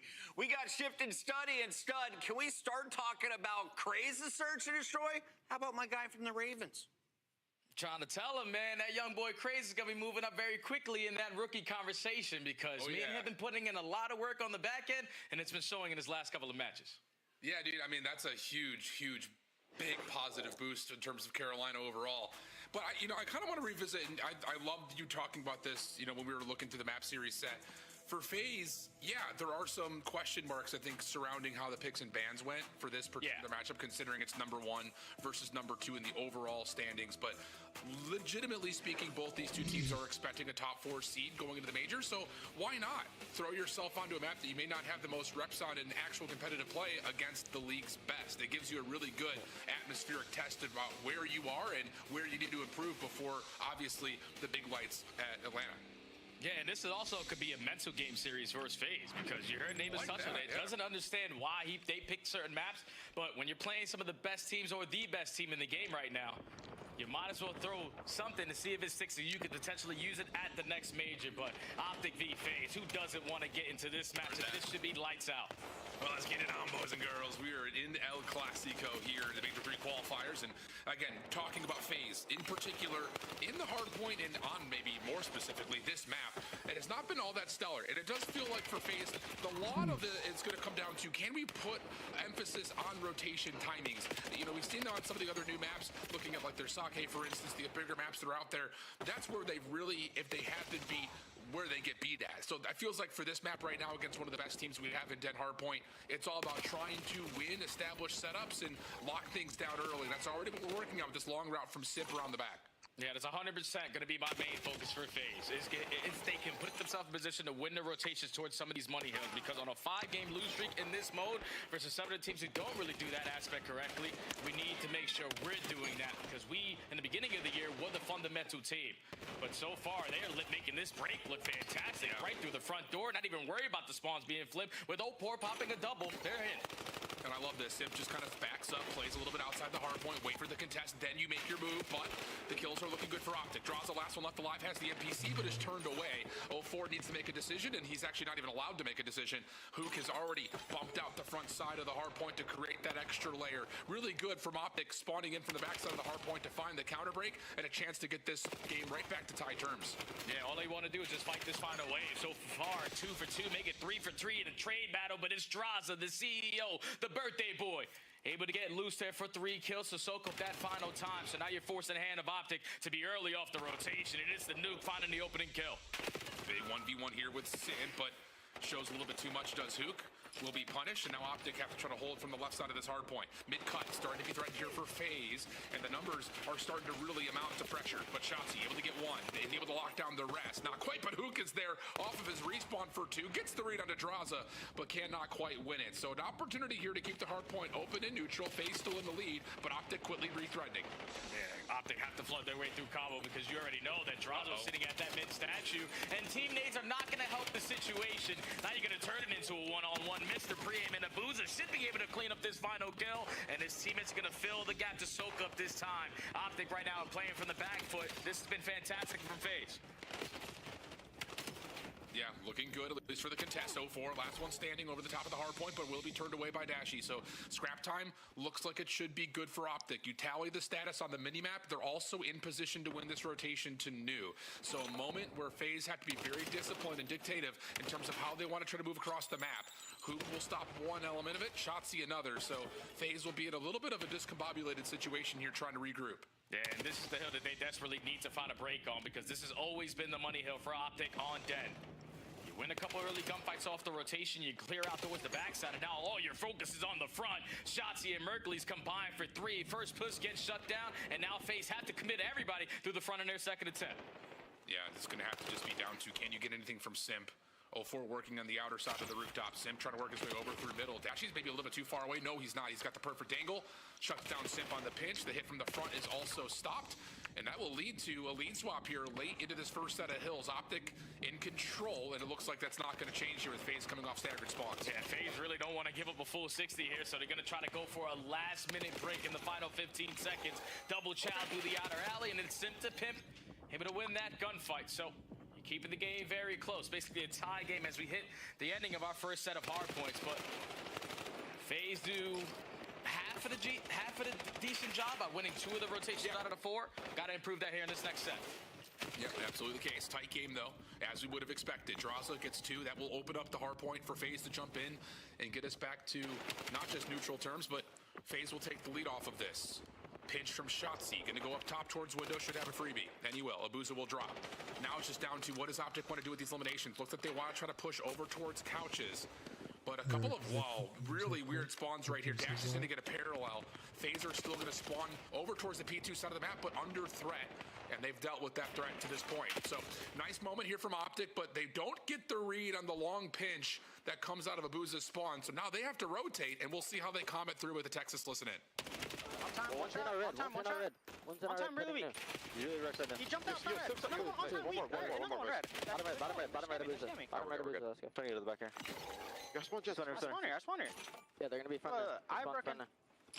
Oh, it's where? Lobby dead. They're all gonna be on now. I'm nading top. He's back left corner, behind the pillar. One more close in there. I'm blocking. He's low. One shot. You should spawn in the back. Abuza dead. Yeah, outer draws, barely weak. Flying. Another one, inner, trust. Inner over. You just need it. I spawned in the back, we're good. Do that across. Fix them. I shot in there. Close. Outer again. Outer really close. Nice. Try to stay down.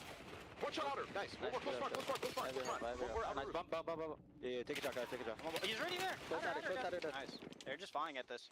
Every enter missed. They probably wrote. I stun one in there. Yo, should we do 2 here? They're trying to nade.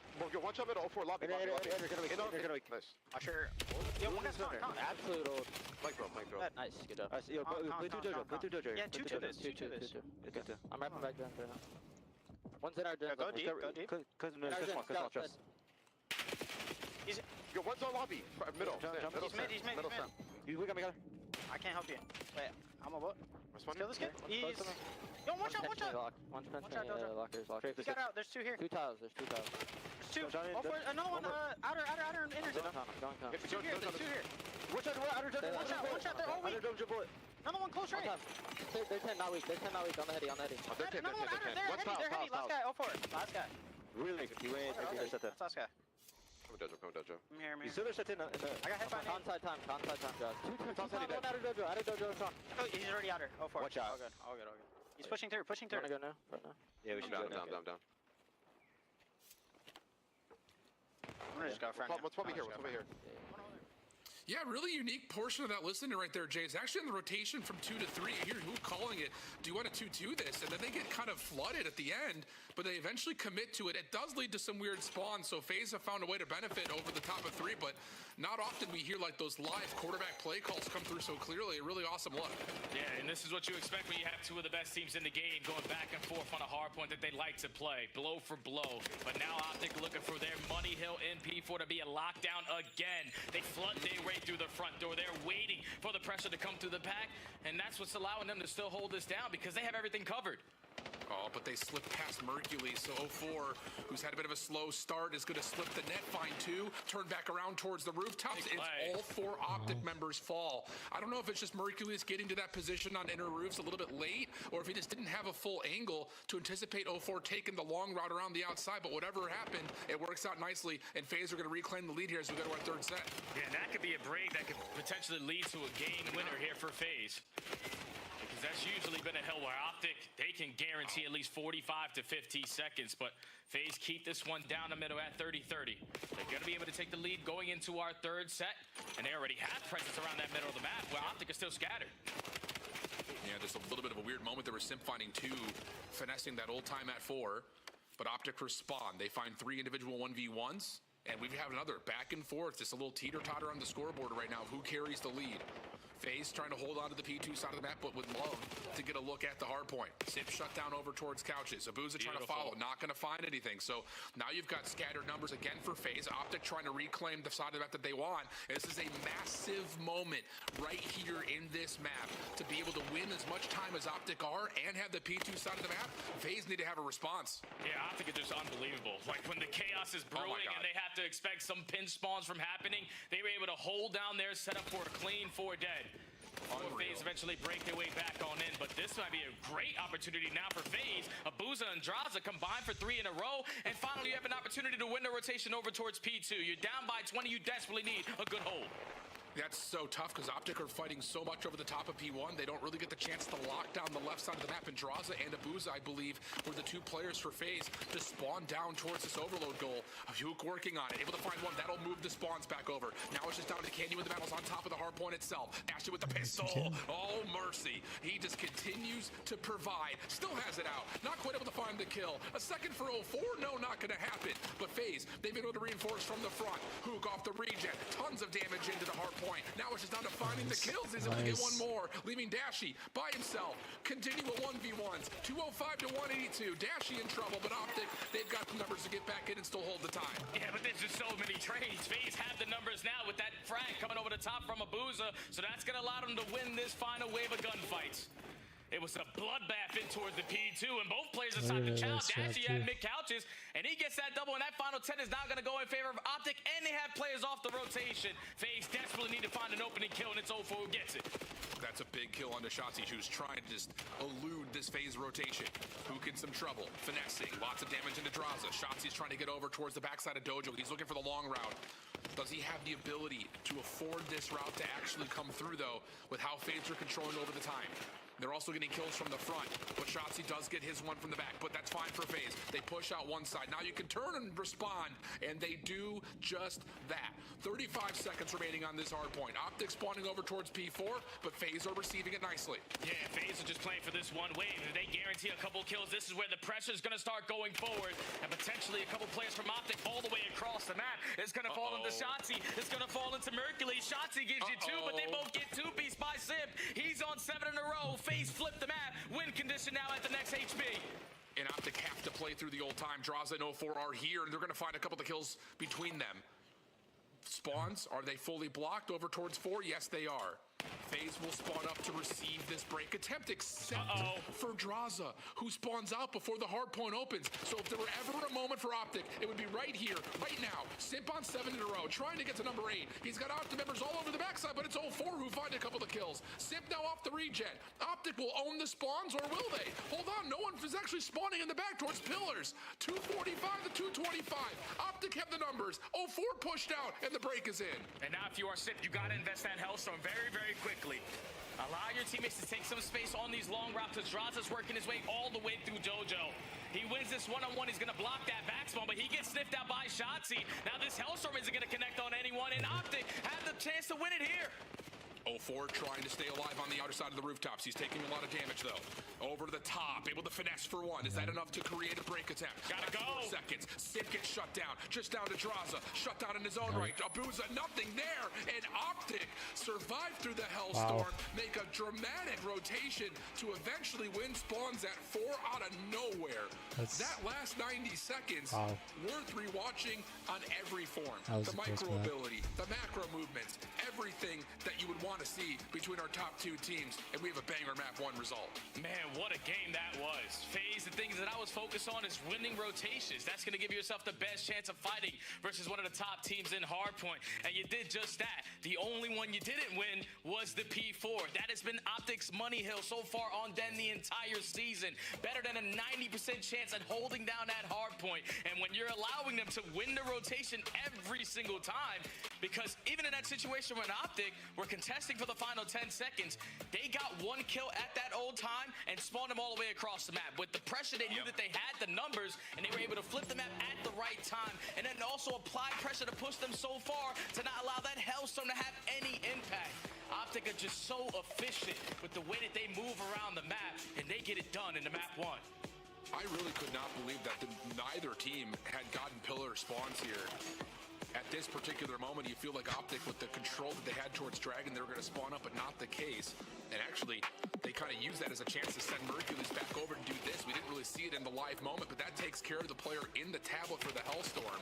So everyone gets to cover. You reduce the hit potential from the front, and that is an unbelievable mini decision for Mercules to just run through roofs, get the prediction on where FaZe are spawning, find a couple of kills, and it leaves it all to individual efforts after that. So really brilliant heads-up awareness from OpTic. And again, it's just like one of those things that you even go back to like the start of the third hard point in that last set of hills, and it's surprising to see where some of the spawns were coming up at. Oh, yeah. You've got Shotzi on a super long route before P3 opens around the back. FaZe push out OpTic from the front. They deal with Shotzi in the back. It feels like they're going to have full control going to 4. And then all of a sudden, I think it's Draza who spawns way behind P2. And OpTic have a chance to reflood. So it's just all of these small moments that are happening that OpTic are reading pretty much perfectly, and that's where they get that little advantage near the end of the game flow chart here. Yeah, and I feel like OpTic had a lot of moments throughout that game having those kind of situations happen to them, because we even saw it at the P1 when they were waiting. They knew that the spawns for FaZe were going to be sporadic, but everyone locking it down their side, and they understand when we need to pressure to guarantee this side of the map once those kills start going down. OpTic are just next level right now when all 4 players are on point. And Shotzi, also at the end of that game, while that Hellstorm is getting invested, what's the way you're going to lose? If someone hits a route and then blocks the spawn, for them to have a way better chance of getting instantly to the hard point. He picks up that 1v1 versus Draza while Mercules is pushing out the front. And OpTic, they way too good at hard points sometimes, man. Unreal, dude. Unreal. So now we take a look at the gridlock for the search and destroy. OpTic have split the difference on this one. The first time they played it, they looked great. The second time, not so much. For FaZe, they've been maybe a little bit more hesitant when it comes to not just, playing onto this map, but they've been kind of hard focusing Fringe.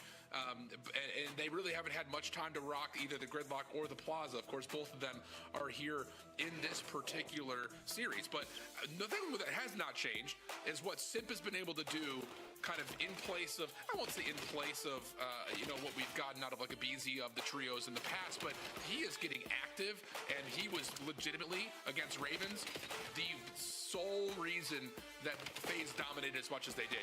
They didn't need anything more than just Simp. He was undeniable. 27 total eliminations last Friday, setting the S&D kill record for a series.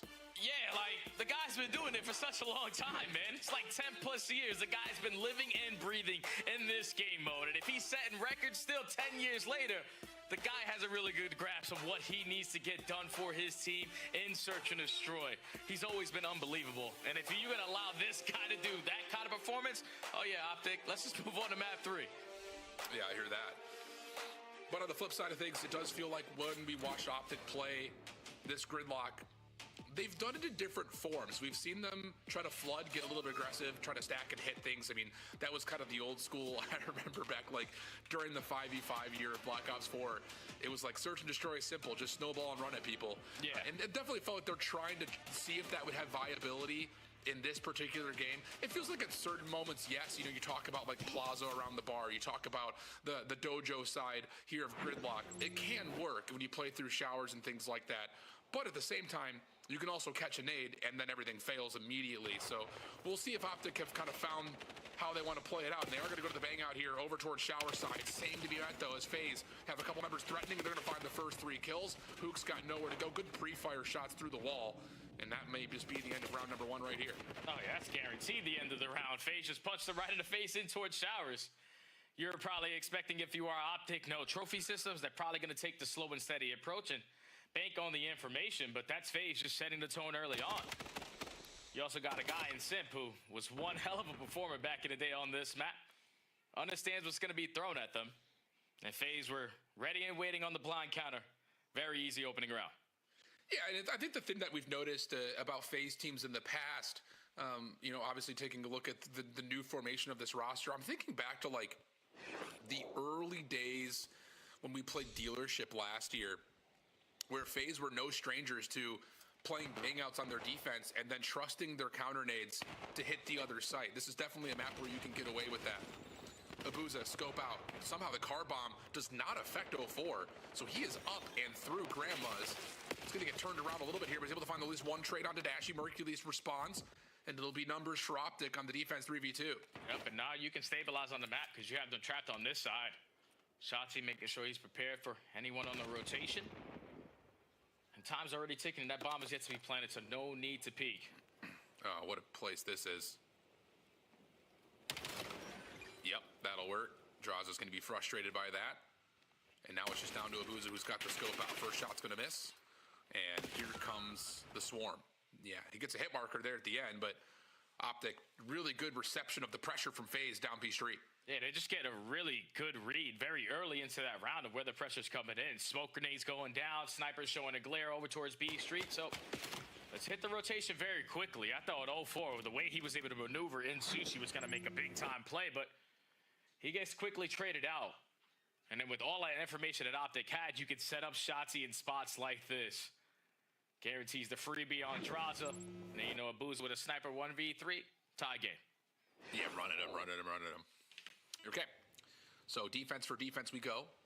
Trophy systems are close to, if not already online, so it looks like we're going to try to feel things out. Sniper rifle inside of towels here for Abuza, which is something that feels a little bit light in the setup, which is Simp to provide the assistance, but both will kind of back away. And look at the quick route from 0-4, man. I mean, this is lightning speed. Yeah, this is a beautiful play call right here from FaZe. What about the sniper out of Abuza? Keep them at bay, but then set up 0-4 to take so much space away on the pinch, because all they're doing is stalling time. 0-4 is going to be the deciding factor. Give me the opening double.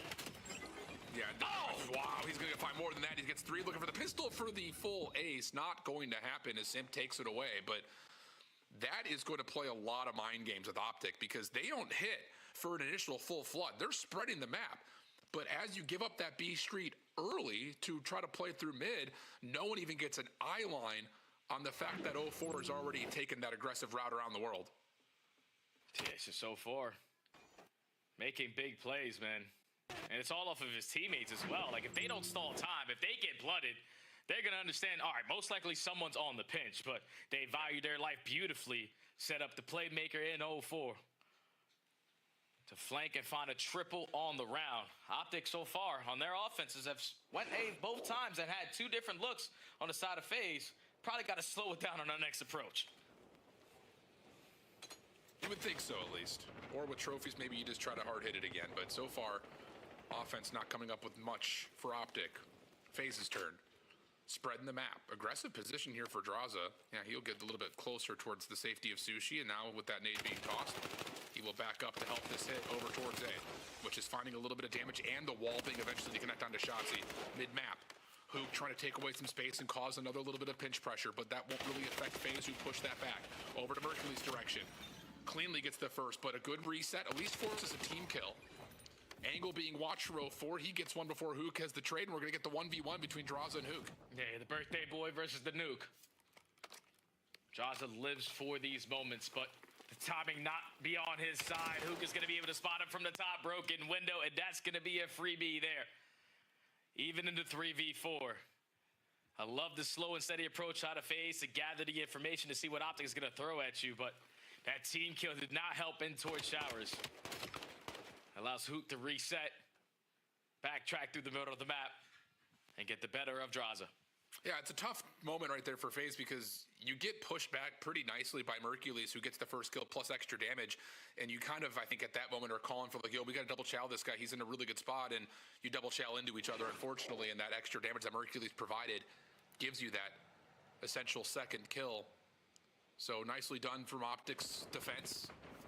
This time, like you call Jay, very well predicted. Not going to go to A. Abuza is sniping from top broken at the moment, but look at the quick positioning from 0-4, already through the overpass. And I don't know if Mercury spots him, so now 0-4 has free roam on the pinch.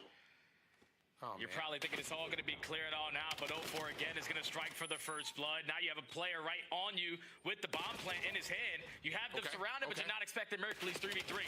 And you don't expect... Oh! You don't expect Shotzzy up top. At least you wouldn't think so. With Simp's able to turn to find the kill, he gets a second one. This would be for a 1v2 and an impressive 3 kills on the round. Mercules holding his position on the tight corner. Simp, still alive, has a chance at it, but the wall bounce gives the elevation needed to finish off Simp. And OpTic will get the round after the really quick shutdown at 0-4's pinch. Yeah, 0-4 is just hoping that his teammates are in the vicinity of that B-bomb site once he gets over to the 18 Whaler, because if someone was in a position, he could have guaranteed some free kills over towards the site, but 0-4 gets right past Mercules. But Mercules has ended up being the deciding factor on this round. All right, you take care of my teammate. Let me just wrap back, take care of you. And then I'll win a 1v1 versus the guy who broke the S&D kill record in this series. Good plays out of the young buck. Huge, huge, huge. 3-2 the count. First offensive round has found win condition for OpTic. FaZe looking to 2-2 split. Create noise towards A, and that nade is going to do everything that FaZe needs. Yep, you can back away, read the pressure. Simp would need to be traded out. 04 is trying to save the day here through the smoke. Can he get two? Not quite. So bomb being planted at B. It's being planted for Abuza towards 18, but hold on a second. Mercules reads the fake nature of that A hit, comes back over through Ice Cream, finds the bomb planter, and now it's down to Abuza for a 1v2. Yeah, it's info onto one, but there's no way you're going to be ready for Mercules working on the pinch, so just going to try to get out of dodge. Only has a sniper pistol. He's just trying to play the mind games here, potentially force OpTic on the opposite side of the map. But 40 seconds and you get really bad COD timing. Yeah. Rewraps back with the pistol. Almost, but Mercules just a little wiggle inside the doorway. Works out, and OpTic have now won a handful in a row. Getting some good space here on the scoreboard in this search and destroy. And a lot of it has been coming from Mercules in these last 2-3 rounds. Yeah, I don't understand how he keeps on getting away with this. Like, OpTic are giving up the first blood in 10 seconds. Like, that frag over the top was ideal if you are FaZe. You gather the information. You even spot Shotzzy pushing through the middle of the map. But the smoke grenade, realistically, is the reason why OpTic bailed himself out of that situation. Shotzzy doesn't die. You take care of 04 to the back lines, and then you were effective on the trade onto Simp to still make it a 2v2. And then Mercules just such a heads-up search and destroy player. Raps back towards B, catches the bomb carrier. Again, making a big-time play for OpTic. Whoa.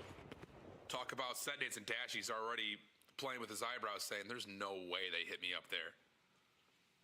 I just want to kind of revisit that last round, though, because for OpTic, I feel like 99% of teams who are trying to play aggressive defense through A, if they get naded, the asinine nature of still committing to playing through when you could be dealing with all four members is insane, but it works out.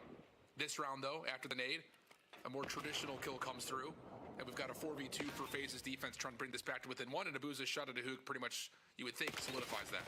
All right, so Mercules on 5 in a row. Don't allow this guy to potentially earn himself a Hellstorm because just a couple kills shy. Don't give this guy one-on-ones. He's going to take every single one-on-one and almost turn it into a one-on-one while getting out of dodge.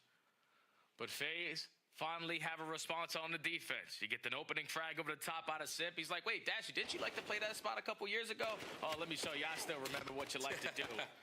Gets the first blood. Sets up 04 for kill number 2. And then just don't give Mercules any space. Yeah, that's experience playing a part. I know this map like the back of my hand. That bounces off the ground almost all the way up to Dashy. That's insane. What's he say? Yobi. Yeah, for real. Yobi.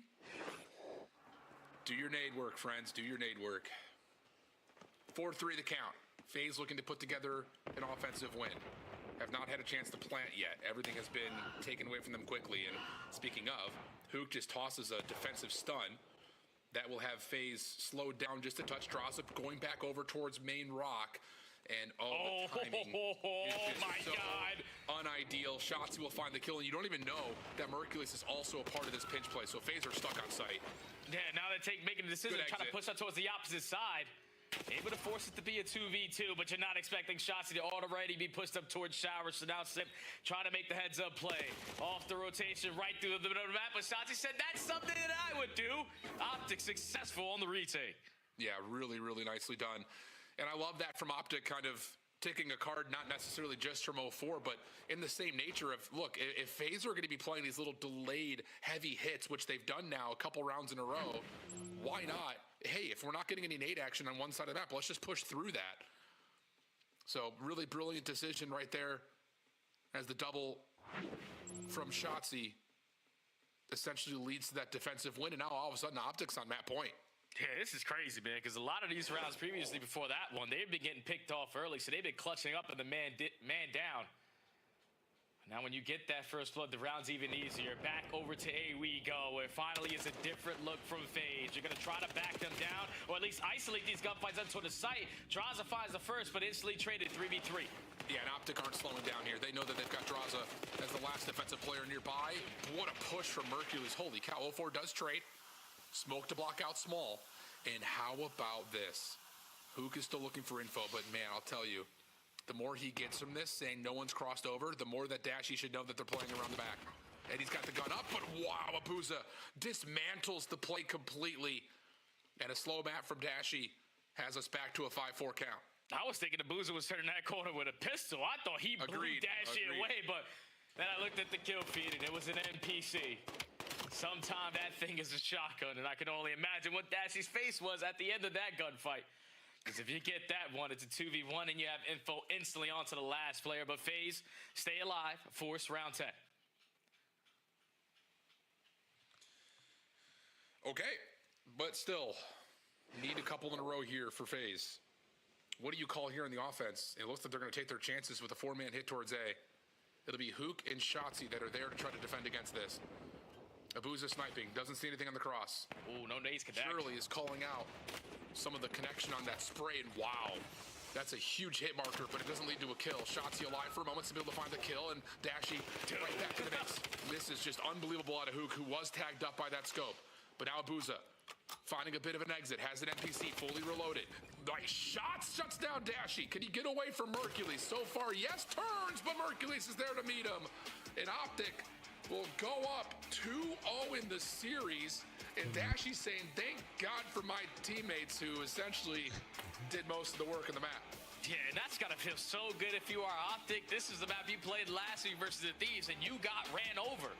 Every single one of those rounds where the chaos was brewing at that A site, they were picking you apart. But Call of Duty timing on this map was your best friend. But just the way that they set up that final round, it couldn't have been any better. Like, it was finally a different look from OpTic. A 2-2 split on the defensive side with Shotzi getting aggressive in towards the site. But it seemed like FaZe were banking way too much on the frag kill that they got 2 rounds ago that led to the first blood. Nothing's able to connect. The only info they have is now one player sitting on the backside of Showers. So you try to isolate him, but then it's Shotzi pushed up on the site that strikes for the first blood, and then the chain reaction for the rest of OpTic to just be in the vicinity. They are so effective as a squad. And when Shotzi's getting loose, making plays like that, the game is just way too easy for the green wall. They're up 2-0. Insane stuff. 2-0 to the green wall. Scar Overload coming up next. A map that both teams are looking to try to get a little bit more rehearsal on before the major. But so far, OpTic have had a bit of extra sauce as they've gotten through FaZe in the first 2 maps. We'll see what we get for map number 3. We'll be back right after the break.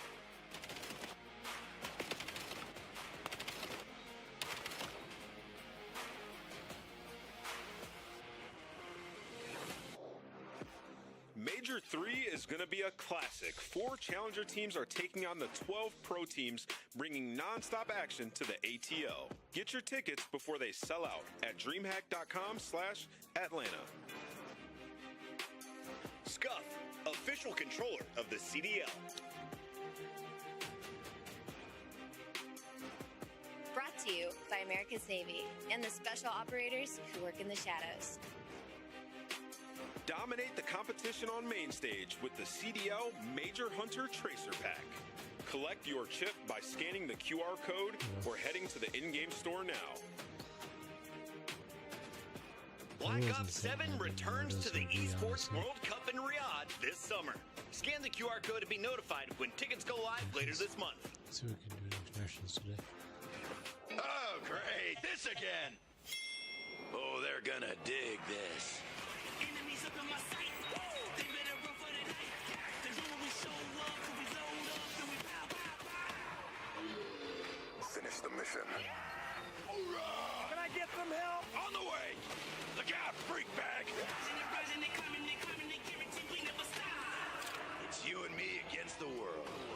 Control of the show. Blow for blow. You cannot see me. I leave eyes closed.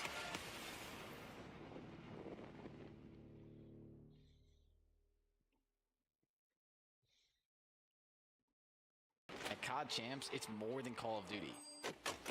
It's you whipping an F1 go-kart at the Grand Prix Plaza, testing your aim and movement at Summerlin Paintball. It's you driving supercars at Speed Vegas, surviving the best escape rooms at Escapology, experiencing the immersive art in the Arte Museum. It's you taking a picture in front of the Bellagio Water Show, and seeing Vegas from the largest observation wheel in the US. It's you and the squad making memories for life. A weekend in Vegas that you'll never forget. Welcome back there, friends. If you have not gotten your tickets for Champs yet, you need to, and we say this all the time, but I am serious. You need to scan this QR code because the Loge experience, we're talking private bartender, private food service, insane seating at the Mandalay Bay. You need to scan this QR code now. There are only about 30 seats remaining for this once-in-a-lifetime experience at Champs. So I know we always bump these. I know we always say scan the QR code, get tickets. But if you're planning on going to Champs, you have to upgrade your experience by doing this. So make sure you do that right now. Speaking of things, though, and speaking of competitiveness, talk about what we're going to expect, not just from an OpTic team, but just generally across brands as we get into major number 3. Renegade, who has been unbelievable for the Huntsmen. Talk about just maybe the next guy up here, because throughout stage 3, Jay, we were talking about how this Huntsman team isn't really going to work out. Renegade is an unbelievable stage, and he's doing it really across every single mode. Nah, man, ever since at least stage 3 has started, man, this guy has just passed every single eye test possible when you watch this guy play. The amount of finesse that he absolves, and with his SMG or even the AR, is insane to me. And it's just the experience of being a world champion from a different title. When the moment starts to get frantic, he's able to bail his team out of so many situations. The way that he has leveled up from stage 1 to here, oh yeah, there's no doubt in my mind that guy should be getting a call up after this next event. Yeah, he's been nuts. And if he could do it on land, again, the Pro-Am, against the pro teams, I like that call out of you, Jay. Let's take a look at where we're at, because right now, if you're joining us late, you've missed 2 insane maps. But OpTic have come away the victors in both of them. A really tight hard point, just a couple of seconds between them, and then a 6-4 search and destroy has us looking at Overload, where FaZe would have to obviously take this map and the next couple to pull off the reverse sweep in a series that, again, by the construction of the map vetoes, they were looking to try to get deeper into the series to get more reps on maps that they needed to get work on against a top team. And so you're looking at a player like Draza. Can he come through on this Overload and help get this FaZe team back in the mix? The problem is you're going up against Shotzzy, who this stage has been one of the best players in Overload, period.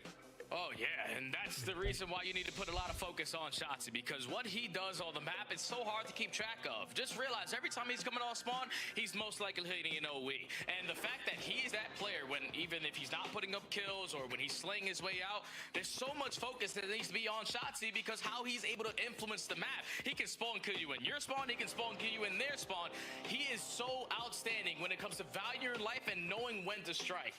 So that's a guy you got to put a lot of focus on if you are FaZe. And Draza, on the other hand, where if you saw it on your screen, 15-2 when he goes positive. He is the difference maker in their Overload, because he not only is running the M15, he also whips out the NPCs and applying that pressure. So a big map for both teams, and I think those are the both guys that you got to shut down. Yeah, and both of these teams are looking to really boost their performance and their ability to call this map into any particular series at Major 3. It's OpTic's quote-unquote worst Overload. Still a very positive record on it, whereas for FaZe, just slightly under 500 on the map overall. Has been one of their least played overall Overload maps, though, it feels like. And as we get our opening attack opportunity for OpTic, trying to put pressure over towards the plain side of the map, but Abuza's here to meet it. Although he pushes out, maybe a little bit over-aggressive to start it, because Shotzzy finds a second kill, and now all of a sudden, the A-zone is a major threat.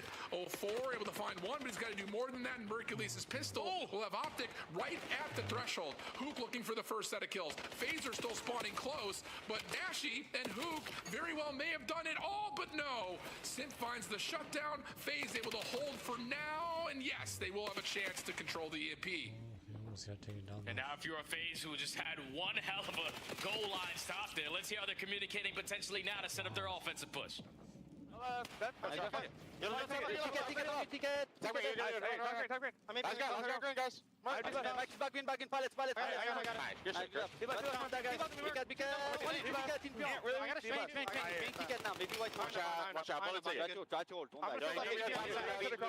going up to play blue, guys. He's gonna be in blue.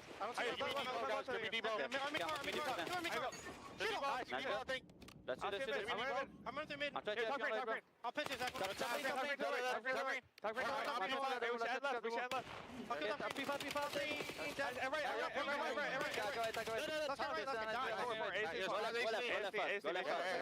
I'm confident.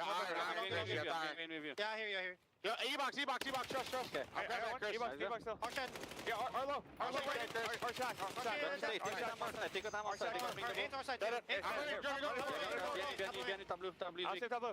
They're gonna be here. Take your time. Yeah, I'm leaving. Definitely deep left. Yeah, one fucking ace in now. Left.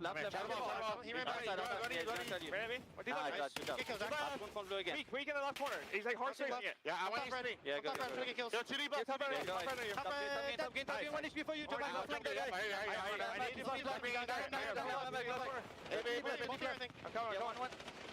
That's you one HP. That's one HP. We're good. Slow down. Get P1. I'll get right. Go get right. They hold this plane, I'm gonna streak. Hey, hold it. I'm gonna pinch, give me time. On a truck. Well, really good counterattack move right there from FaZe to get there first, and then the control of the map for the second. Looking solid, another goal line stand. Needed, required, and it comes through. So, I mean, I'll tell you, Jay, we are about 3 total inches away from a 2-score game the other direction, but instead it's FaZe who find themselves in the minute 35 of the clock here in the first half, up pretty big. Yeah, I just feel like OpTic right now on the minimap, they're so relied on just individuals creating the openings for them. All the team pushes have gone in favor of FaZe. That's why they're up 2-0. But now, OpTic finally have an opportunity. Dashy's able to find a couple kills through the map. All you have to do is just get it over towards plane. Oh, they're trying for it, trying to work through the middle of the map. 04 able to shut down one, but Draza will take his place. Yeah, big win right there onto Hook. So the EMP will move around the corner. Space trying to be generated by Shotzzy, but that gets shut down, and OpTic will have to try to track back over to mid. Nice shots from Simp. 16 and 8. Dominating right now, and now has a chance off the region to take top green. Almost get the turnaround. Hoop taking more damage than I think any of us were expecting, but the EMP push towards A is stopped, and with 50 seconds on the clock, OpTic will have a clear field here to start making a move. And that's an entire kill feed lit up in green, so this is where OpTic needs to guarantee this score. It's been so many goal line stops for FaZe, and they might have put themselves in a position to do it again. 04 is able to line up, but double can't find kill number 3. But now with 35 seconds, FaZe are in control of the EMP, could just run forward. Yeah, and the fact that they're finding these opportunities to possibly, even definitively score over towards A is unbelievable. Help coming to the middle of the map, so Simple rotate back. He's already got a Hellstorm to work with. Double trophies are in place here for OpTic's whole line defense. Help from Hook over the top of green, but Draza beats him to the punch. He's on 5. And honestly, with a couple of seconds remaining, you may not be necessarily thinking about the EMP as much as you are a second Hellstorm, but with a couple of seconds between them and overtime, now it's just about trying to control the space. Make sure OpTic gets blanked in this first half, and move over to the second side and see if you can just put this map away quick. Oh, this way you could completely disregard Simp on the pinch, but you gotta focus on the guy in front of you. You saw the stat that popped up before the match started. They are 15 and 2 when Draza goes positive, and so far he's sitting at like 17 and 11. But OpTic gave themselves a lot of chances here to get the stop. It's just a Boozer clutching up, Simp clutching up, Draza having a lot of crucial kills around the map, and then you just turn it into instant counter opportunities. OpTic, yeah, they're gonna be beating themselves up because they gave themselves a lot of chances. They still can't believe that they have 0. For real. I mean, like I'm telling you, there's probably a handful of total inches between OpTic scoring 2 and maybe even stopping FaZe from being able to get the scores of their own. But needless to say, we get to the second half, 2-0 up for FaZe, and they have looked really good. I think especially like you called, Jay, in the team department, just everyone playing off each other really nicely. Good concentration, good focus on where these plays are being developed. Hook looking for something at mid, nothing there. And that's what you're talking about, Jay. Just a solo reach out, trying to create an opening opportunity, but the damage is done. You find 3 kills. Now it's about mid-map controls. The EMP is right at your feet, and Mercules will find 2, grab the EMP, and look to follow up behind Shotzzy, who is all over the map. But you lose the EMP from behind, and now Hook has to play recovery, and everything's stalled out again. Yep, even with Shotzzy making those big-time plays, and Simp, on the other hand, through mid-cut finds a double and slows you down. So now OpTic, even though they have all the map control, we're just looking for kills in sync. Mercury's able to find a double. You're trying to set up shots in for these spawners. He gives you one, lets one by it, almost cleans up 0-4. But you still don't have the map control that you want to make this as easy to score. Yeah, and look at this play coming out of Hoop, trying to get up towards top green. Waiting for someone to try to challenge through the doorway. Gives up the position. Drops down onto 0-4. Huge wood. Shotzi gets a second. That's the player top green. So now it's just down to if you can find these defenders behind the zone. And yes, you can. Mercules 4 in a row with a score close to a counter Hellstorm to what Simp was able to earn earlier. Yeah, now he's already in top green. You know that those close spots are going to come on in, but just wants to trap them on that side of the map. Dashy and Hook already finding two. Mercury's so close to earning himself a Hellstorm. Now you're turning into the Protector. How long can you keep the EMP safe before Draza sniffs you out? Gets such a great read. Shuts down the Hellstorm and now FaZe, and an opportunity to potentially get the third score. That felt like a read simply due to the fact that FaZe spawned over towards Motel. Yep. And so now all of a sudden, Simp calls in the Hellstorm. It will connect onto 2. 0-4. Bodyguarding. Hook trying to get over the top. Not going to be able to. That's a third score for FaZe. Wow. What an overload this has been for Vegas. Trying to work their way out of spawn right now are OpTic. And they're going to find the quick counter kills except for the one onto 0-4. Catches one, slips away. Has found himself a bit of land to work with as the rest of FaZe are coming off spawn and trying to get over to the Motel side. And look at what 0-4 is doing to the players on the side of OpTic. 2 arrows are focused on him. We need to take care of 0-4, and the Tommies are not going to go our way. He's able to line up dash. He can't get the trade on to Mercules. But it at least allows your teammates to try to stabilize here over towards Motel. Booza, a turret up top on the balconies, but doesn't expect to actually off that long crossing angle. EMP rotating back over towards mid. Simp looking for the information. Good damage. Stops the play in its tracks. And FaZe will find a couple of kills to clear out their defensive side of the map as well. So good moment here for FaZe. 2:10 on the clock. But a nade comes through. Shotzi is able to take down 2. Abuza just looking for a chance to turn and find the EMP carrier. He gets the first. Any trades come through. It is, but it's a little bit late because now FaZe are right here. But Hook is able to grab the EMP and still score. 1 point game as we get to a minute 50 on the clock. Reset back through the middle of the map, and you already have Shotzi potentially working behind enemy lines, but he's quickly going to be traded out of Simp. So now it's all about slaying around this mid-map area. How many kills can we find in sync? And now you alleviate all the pressure over towards plane. You can grab this EMP and go right if you can, but Abuza and 0-4 slow it down again. Interesting position right here for Dashy, trying to play front 18. Shotzi, good prediction, can't quite get the second. Would have been hard-pressed to find more than that, and Hook's going to be blindsided at mid-market. Nice kill from Mercules. Tries to swip over to the secondary, not going to find the win onto Abuza, who will hold the EMP for FaZe. Minute 15. And you can see Dashy was trying to create the left side of the map as an opportunity for OpTic to kind of re-pinch this position. Hook will follow behind that. And now you've got FaZe a bit trapped over towards the P3 side of the map. Oh, but they win the biggest gunfight that they possibly could, and that's Hook potentially setting up that pinch. The EMP carrier does fall, and now you're going to set up Shotzi to potentially work behind enemy lines, but Draza is not going to get caught off guard. He's able to make another big-time play, finds a double, EMP resets, and now we just got to focus on mid. Yeah, but Shotzi gives you one. Simp trying to get over towards top blue. They also know Abuz is playing somewhere over towards the white wall. That will be an elimination, and now here come OpTic. Draza shuts down one up top, but he's weak. Shotzi trying to create the avenue of approach for this EMP to move through. He's able to find one, turning around the other side. Mercules, the EMP carrier has dropped. It's just down to Hook. Has grabbed the EMP, but with 20 seconds, you don't just want to give up your life. He's got teammates moving over towards the P3 side of the map, but he's trying to play a little bit of a show and tell. A sleight of hand move doesn't work out. Final 10 seconds, and it looks like FaZe should be good to close out what was a barn burner overload. So many clutch defensive stands, though I would have to say, Jay, the difference maker between FaZe being taken out in 3 and now having a chance to get to map 4. Yeah, they're going to be able to force the map number 4. Like you said, just so many goal line stops. OpTic were in firm control in the first minute and a half. They were dominating the kill feed. But then once those counterattacks start to come in, that allows FaZe now to slow down their game. Protect the EMP as long as you can, especially if you're the last player alive. And it was Draza. It was Simp, the entirety of the map, finding so many clutch kills that force OpTic every single time to just slow down on their offensive approach. And this was the main focus for me for OpTic in this series, was to see if they can show their improvements in the overload. The 3 times they have lost at this stage, they just simply are getting outslayed. That's another map where only 2 players go positive and you're only positive 3. It's because you allowed FaZe to just dictate how they were going to play it, stop you so many times at the goal line, and then just continuously forcing you to play out of your spawn, which is very difficult to do.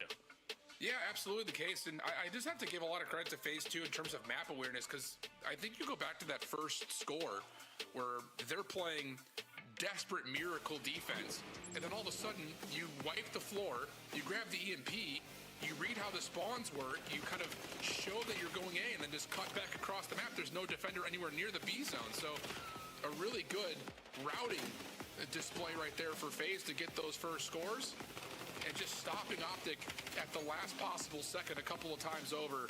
I would say definitely the difference maker here, but you're absolutely right. At the same front, you know, FaZe were and did outslay OpTic, and I think it's just the effectiveness of their kills also extremely potent, because like you mentioned, it's not just the fact that they're getting good map control in spaces that make OpTic feel uncomfortable, but you're also getting in moments like 04, for instance, that are finessing in and out of the spawn trap and making sure OpTic never feel comfortable to actually keep their eyes forward. So great stuff for FaZe. And now we get a chance to kind of take that conversation about, you know, again, how they're trying to build their map pool into the map 4 Gridlock Hardpoint, a map they have yet to play. Yeah, but again, this is iron sharpening iron. Even on maps that you lose versus this caliber of team, you're going to be able to learn a whole lot from it. So even though you have yet to test it if you are FaZe, you are 100% going to be prepared here on the Gridlock coming up. Because OpTic, at least the 2 times that we've seen them play so far this qualifier, the main focus for them is that P3 to P4 rotation. If you give that up, you see how much of a drastic turning point of the game that could be if you can't find breaks. It's difficult to break both of those HPs, but FaZe need to figure out how to do it. Yeah, absolutely. It's again, we talked about this at the top of the broadcast before map number 1. You know, looking at what decisions are made and how they're made as we look at the last 15 seconds of an old hill leading into the first 15 seconds of a new one. That would say, critically speaking, that's like, you know, if you're a challengers team out there, or a college COD team, or just a recent group of friends that are trying to get better at hardpoint, I would say that 30 seconds, the old 15 and the new 15, is where largely a lot of hardpoints are won and lost. Whether we're overcommitting to old scrap time, or we're not putting the perfect layered setup together when we're chalking and rotating, like that's, I would say, the most critical 30 seconds of any particular hardpoint, and that's definitely, I think, one of the key areas to keep our eyes on here as we evaluate FaZe on a new map that they have yet played.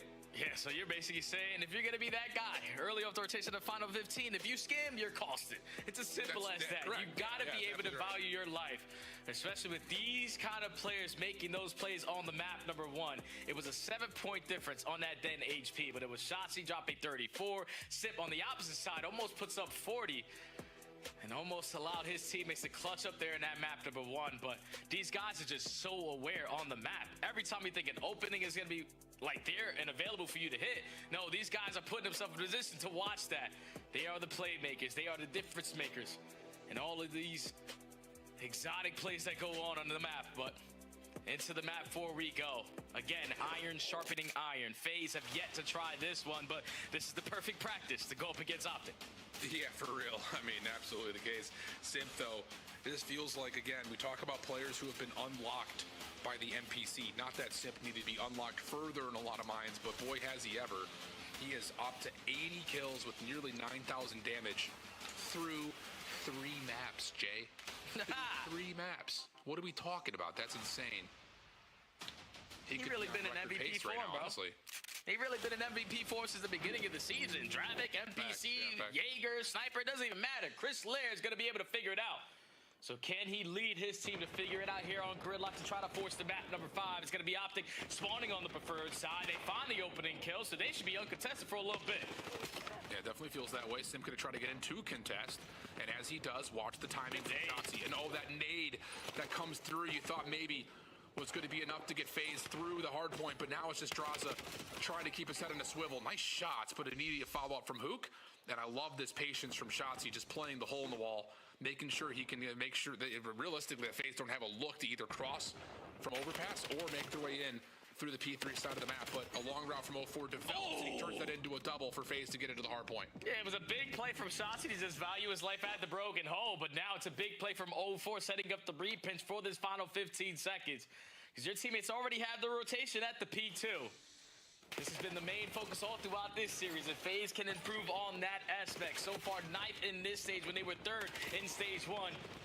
And they are trying to right the wrongs here, but they're losing every gunfight off the road. This is what you talk about, Al. You can't die in the first 15. Yeah, and that's just, I will say, OpTic, whoa, that is an insane piece of timing because Mercules doesn't even move until the player on the back starts to come through, so he hits the long street for freebies. Draza around the backside of bus stop, shut down. OpTic will stabilize the spawns, but on pillar. Oh, 4! Oh, mercy! Huge set of shots, but OpTic able to find the appropriate trades to keep them in the time. Yeah, now if you are FaZe, you realistically don't have another opportunity to push this unless you're going to commit everyone through the front door. But your lead player loses that gunfight, and now Abuza and O4 are stuck in a difficult situation.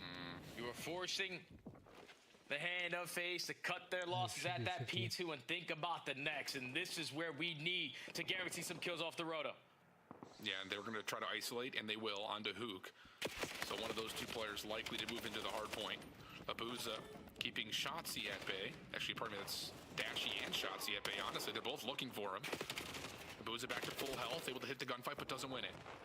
But the shutdown over towards the hill is really what you're looking for. And FaZe will find every single kill they need. Spawns are immediately in and around the hard point. Simp on 3 in a row, trying to hold over towards Towels, and OpTic are trying to fully break with all 4 members from the front.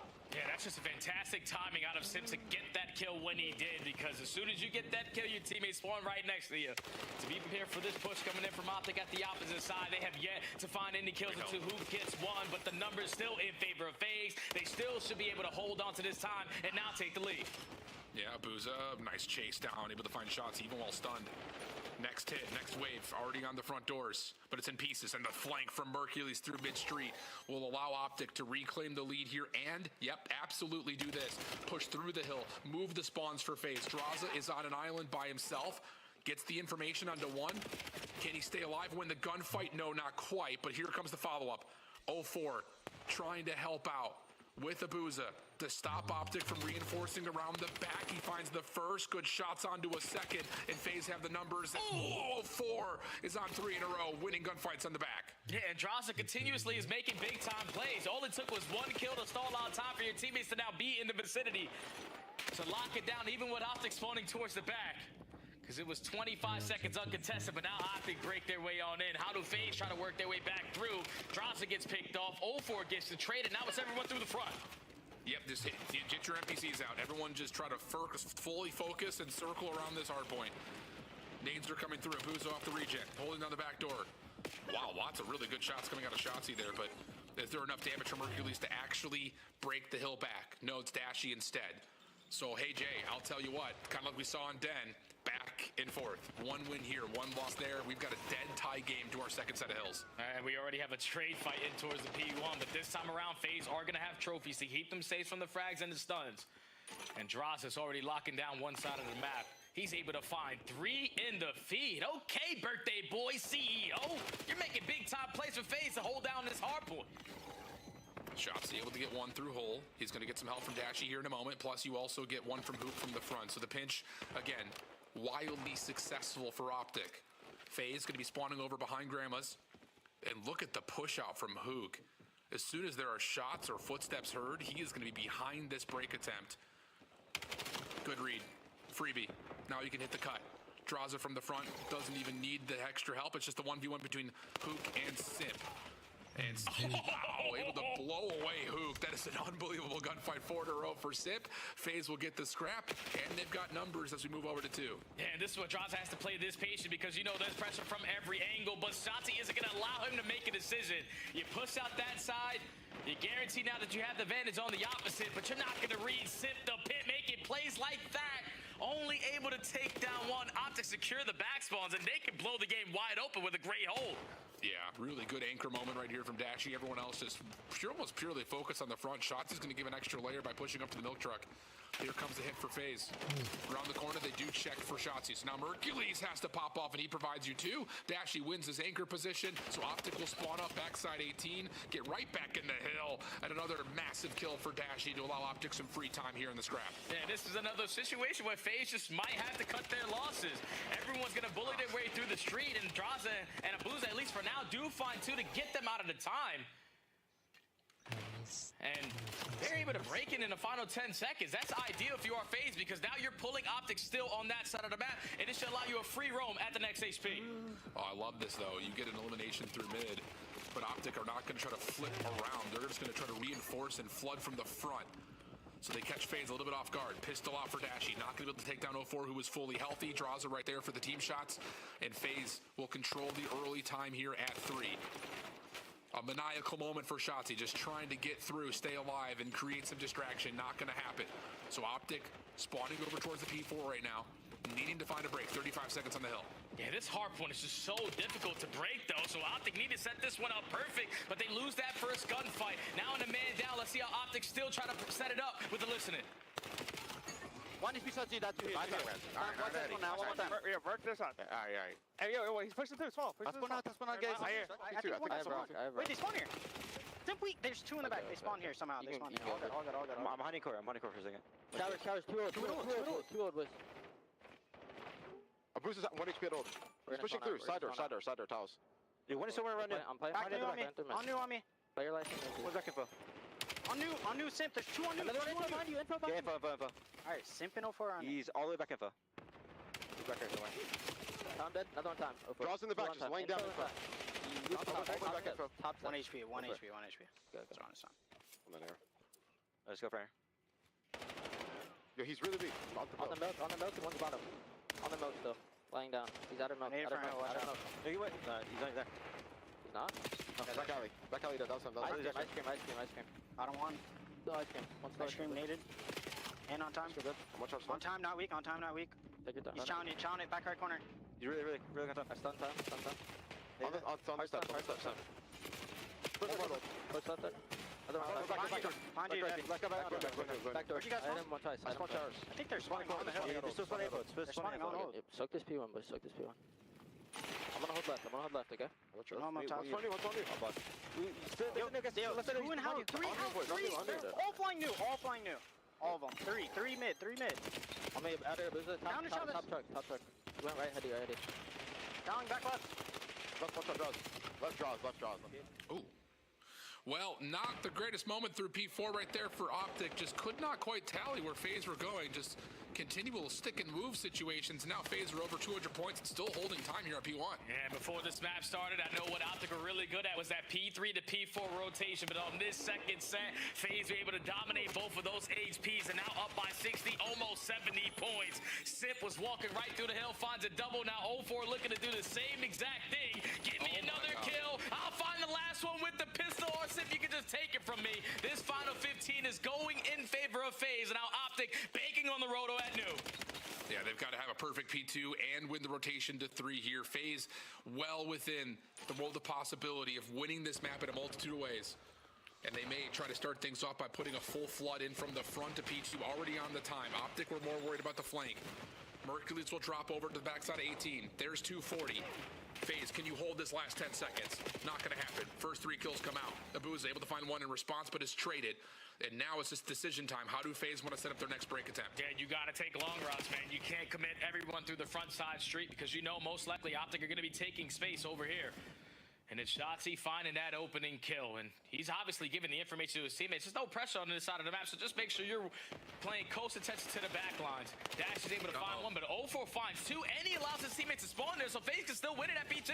Yeah, that's going to do it right there. It's just a moment where Mercules is kind of watching 2 things at once, and as soon as he tries to get the trade around the back, he's not able to. FaZe, so good in the last 3 to 4 hills is where that game takes a big turn, and all of a sudden, FaZe have tied us up at 2. We're going to go all the distance to map number 5. And you see what happens when you start to win some rotations? The game is just a whole lot easier because the kills are a lot easier. Finally, the attempt there for FaZe to win a couple in sync. It was the P3 the entire map, but at the second rotation, they finally get the P4 to go along with it. OpTic, you can just tell because we jump into a listening, and this is like what I think about gridlock in general. It's like it doesn't matter how good you are on this map. Yeah. You don't really have have time to work on some of these long routes when you were getting broken very early. You were just forced to commit every single reinforcement through the front door because that's the quickest way to do it. You hit that long route and it doesn't work out. You have no chance at another break opportunity. And unfortunately for OpTic, you lost a bunch of those rotations on that second half of the game. And FaZe blew the game wide open to tie the series and now forced the game number 5 out back-to-back to start here on Saturday. I'm telling you, this has been one hell of a day to this point. You can see, again, that giant spike. It happens, like you say, from 3 to 4, back again through P1 to 2. Really, really solid focus for FaZe, not allowing these long routes to develop. Really great layering, and we have had one hell of an El Clasico, and it's only going to get spicier. Plaza, Search, and Destroy to finish us off for map number 5. Again, a series that FaZe have really structured off the picks and bans to work on their map pool at the highest level. And so far, Jay, they're providing as we're going to go to the Plaza next. Man, it's going to be fun, man, because both these teams all throughout this qualifiers have yet to play any of the old Search and Destroy maps. They're just trying to deepen their map pool with Fringe, with the Gridlocks, and now the Plazas. So a Game 5 bang out on Plaza, I'm ready for it. I'm ready for it. I don't know if my voice is. Thank you guys for dealing with me. I literally had no voice yesterday, so we're making it happen. It's going to be a banger. Map number 5 between FaZe and OpTic coming up next. Don't go anywhere. Just don't even go far. Don't go anywhere. We'll be right back.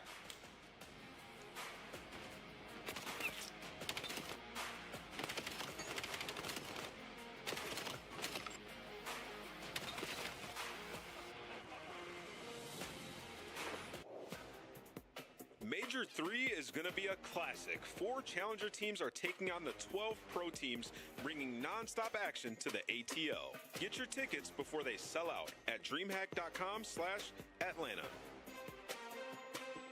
Monster Energy, the official energy drink of the CDL. COD Champs tickets are on sale now. Come see the best teams lock in for this season's grand finale in fabulous Las Vegas. All 4-day passes come with early venue access. Head to FazeVegas.com or scan the QR code to get your tickets now. Look like the pros to play like the pros. The CDL team skins are available now. Scan the QR code or check out the in-game store now. Brought to you by America's Navy and the special operators who work in the shadows.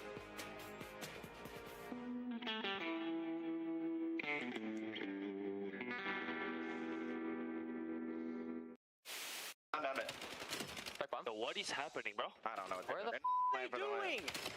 These guys are horrible. I don't know. What is going on?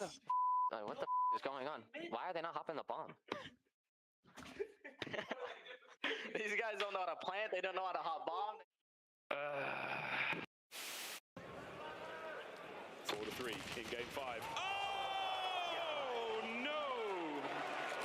4v2. Weak. One shot low. Rug was weak. He was weak. I'm just holding iron. I couldn't get him. He's one off a street teach. He's working bomb quick. He's playing confident. You saw him. You can't get on till 8. Oh, frag. Wait, what? Alright, we gotta regain.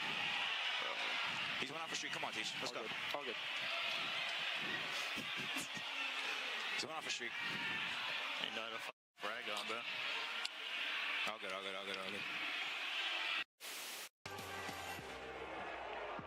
Creo además que P-Cool tiene unas palabras especiales que dedicar. ¿Qué les quieres decir a la audiencia en el día de hoy? I just want to say, I lived 2 great years in the league. I love all of you, even the Greenwall fans, you know, love all of you. We make COD so much special. It's so nice to have it aquí en España. Vamos a todos, hola a las familias. Vamos Enetis! Now ball mid, 2 left. Yo, no, Broken, one shot. Let's just run them in. That's right. Yeah, that's just. I think we just trolled at the beginning. We brought the ball to them to like relay it on the A side, and then we. Good job. Top window. One shot there back mid. Excellent. He wants this to go so bad, like. They just scammed it. Like when. It's first dub. Go, baby. Man. Probably GG. I mean, regardless, that was tough. What's map 5? Plaza, I think. Plaza? Why on to Game 5? 3 to 4 hills. What's Game 5? Where's Aroma? Where is he? We're gonna watch You might have to get in Aroma's chat. Welcome back, friends. Map number 5. Reverse sweep potentially on the line here is FaZe. We're really battling. First 2 maps, OpTic had that little bit of extra juice to get through the finish with the Den Hardpoint, and then also survive through the lead they were able to build on the search and destroy on Gridlock. But Plaza feels like a totally different monster here, Jay. Take me through as we have the map 5 grad crisp right here as we're looking at how clutch both these 2 teams have been this season. Yeah, I don't really know if you had a chance to watch OpTic yesterday versus Paris on this map, but it couldn't have went any better. A flawless 6-0, perfect on both sides, and they were just way too much to handle on a map where you're expecting grade A bang-outs at all times. No, they had so many different play calls, but you're going up against an opponent in FaZe who have so many different strategies as well. One of the best teams at making those mid-rounds adjustments. So the fact that they've only played Plaza once, they look great at it, but OpTic looked perfect on this map. So I just want to see how FaZe are going to be able to shut them down on defense, because OpTic are 14-1 on the attacking side. Yeah, bro, it's been a lot of, I mean, yeah, let's not be, bashful about it. It's been a lot of bang outs that they've been able to find, honestly, just better construction in terms of how they want to actually hit that bar side of the map on both sides of the bomb, really. But they've done it in ways that have also finessed the map really nicely and kind of we start like this, but not here. It's all 8, and that's what I'm talking about, dude. I'm telling you, you want to study about how a team has perfect break off around the bar area, both sides of the bomb. Look no further than OpTic. They look great at being able to hit like this. Yeah, like everybody whips out an NPC, or you're hitting this left wall bounce, I hit the one off bomb, and then you just jump out and slide. They're so coordinated on that team push, because that is 3 kills before anyone falls. Super easy there for OpTic. Both teams get there at the same time. There were no stuns, no nades that changed any outcome of how those gunfights are going to go. OpTic, we're just a better team there in round 1. Yeah, but you call it right, though. I mean, one SMG pinballs on the inside part of the bar to the left. Another hits the top of the bomb and bounces off the bomb wall. And there's the other straight out to it. It's just, I'm telling you, here we go. We're going again. There's that pinball, but this time, this time it's FaZe who come out the victors that opening battle. The fact that teams continue to still roll the dice on these breakoffs in the first 3-4 rounds just makes me absolutely lose my mind. Yeah, this is like the definition of iron sharpening iron. You did this, we'll do the same exact play. It was a 12-second round to start the first round, and this one went quicker. 10 seconds for FaZe to tie the game. Oh my God. Who is gonna call chicken first? If it ain't broke, don't fix it, Al, you know? Here we go. Do it again. Can this one break the 10-second record? Similar, but this time OpTic overwhelmed the right side of the bar. Brother! What are we talking about, dude? What? We're just going to be going on the defensive side for both teams. We're just going to instantly try to clear out A. If it ain't broke, no need to fix it. And that time, OpTic don't drop any players. So it was a 12-second round, followed up by a 10-second round. And this one was done in 11 seconds. All right, this is insane. 12, 10, 11. All right, who's going to get number 1309? Dude, this is... How do you even commentate this?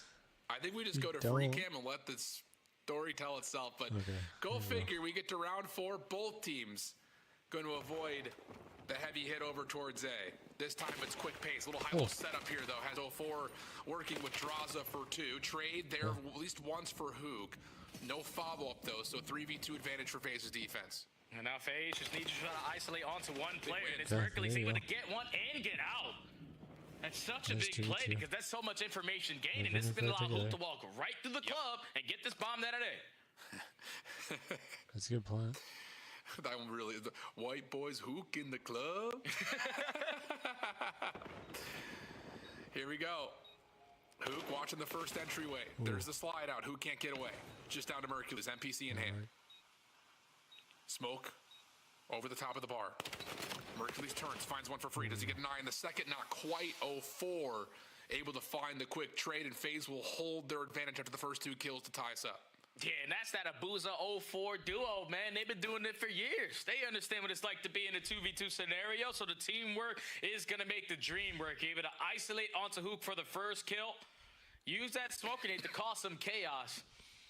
And then eventually set up 04 in the proper position to instantly get this trade. So it wasn't as fast of a 10, 11, 12-second round.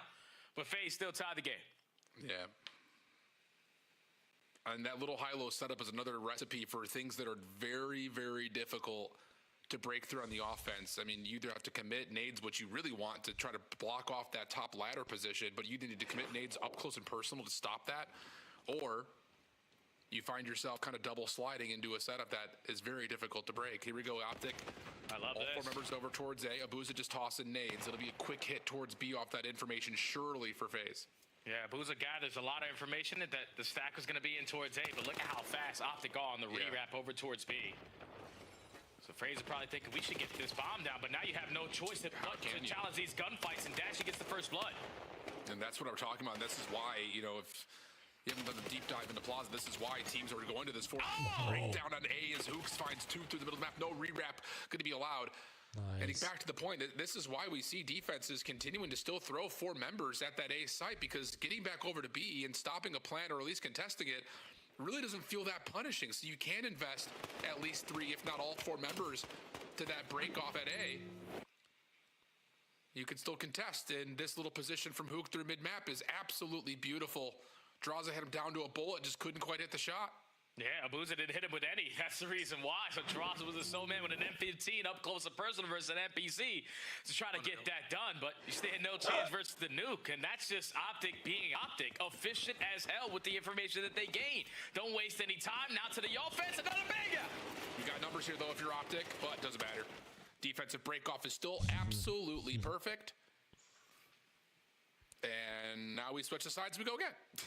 Dude, we were literally talking about OpTic being 14-1 on the attack, but this has been 6 straight defenses from both teams. Yeah. They usually find themselves finding a lot of success on that side of the map, but FaZe are doing exactly what you're doing. Taking that A-bomb site away and just how they are setting it up. One person hopping, sliding on through to draw the attention, and you're just forcing all the auto aims to be all over the place there if you were OpTic. FaZe, again, get the defense. Yeah, it is just so hard to track in that environment. So OpTic will pull all 4 members again defensively towards A. That smoke doesn't get over the top of the building. So FaZe, their design at trying to get maybe a quick cover onto this B plant has gone a bit south. Dashy, a small look over towards top ladder. Nades to clear the space. 04 now pushing through. He's able to find Hook. The problem is Mercules is still here defensively. Bomb will be planted at B, but getting away, I was about to say, is the next problem without having a smoke. Simp trying to keep the space on the scale deep part of the map, but he's in a 1v3. You'd have to find all 4 on top of that. Yeah, he's not going to stand a chance, man. Again, OpTic do the same exact strategy in the previous defense. They are just so fast at wrapping back over towards B. FaZe are thinking, all right, we should be able to potentially get the jump on them. The smoke grenade is not where you want it to be, but we try to get this bomb down, and an 04 unfortunately just gets caught. So by the time the bomb gets planted, you're able to isolate the bomb planter, turn it into a 4v2, and then just win the numbers battle again. We're still sticking on the same exact story. All defenses here in Game 5. Yeah, man, it's like we talk about, like, it's so difficult offensively, even with the bomb being close to your side of the map on B, to be able to freely avoid the defensive line of sights and still plant 6, to be able to get out and hold a post plant is so difficult. OpTic going to take their time here on what could be a very critical round in this map. And they're going to try to feel out mid. And realistically, there's no one here for FaZe, and they're in a position to at least back away and not give up any intel off of those set nades over towards circle. Yeah. And now you're forcing FaZe to think. You saw that frag get invested in the map, so you know that they're showing FaZe there, but now OpTic are actually going to be committing in towards A. Smoke grenade goes down, Shotzzy gets one, but it's a boozer with the NPC, forces it to be a 2v2.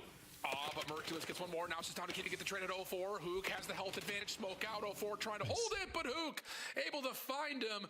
And OpTic take a critical attacking round. They're on series point. Finally, the first attack secured here in this Game 5. And it was just the mind games there from OpTic. Kill the noise, cause some doubt like you'd like to say, my friend. And then everyone committing on the backside of A. Knowing that FaZe didn't have a full force ready and waiting. So OpTic get the first attacking of this map and are now sitting at game point. and I'm willing to wager that OpTic will send all 4 over to A again. Yep, and we're going to get a bang out. Must-win situation here in this 4v4 for FaZe. Shotzzy the first to fall, and actually the SMGs are going to work out this time for FaZe. Mercules can only get 1.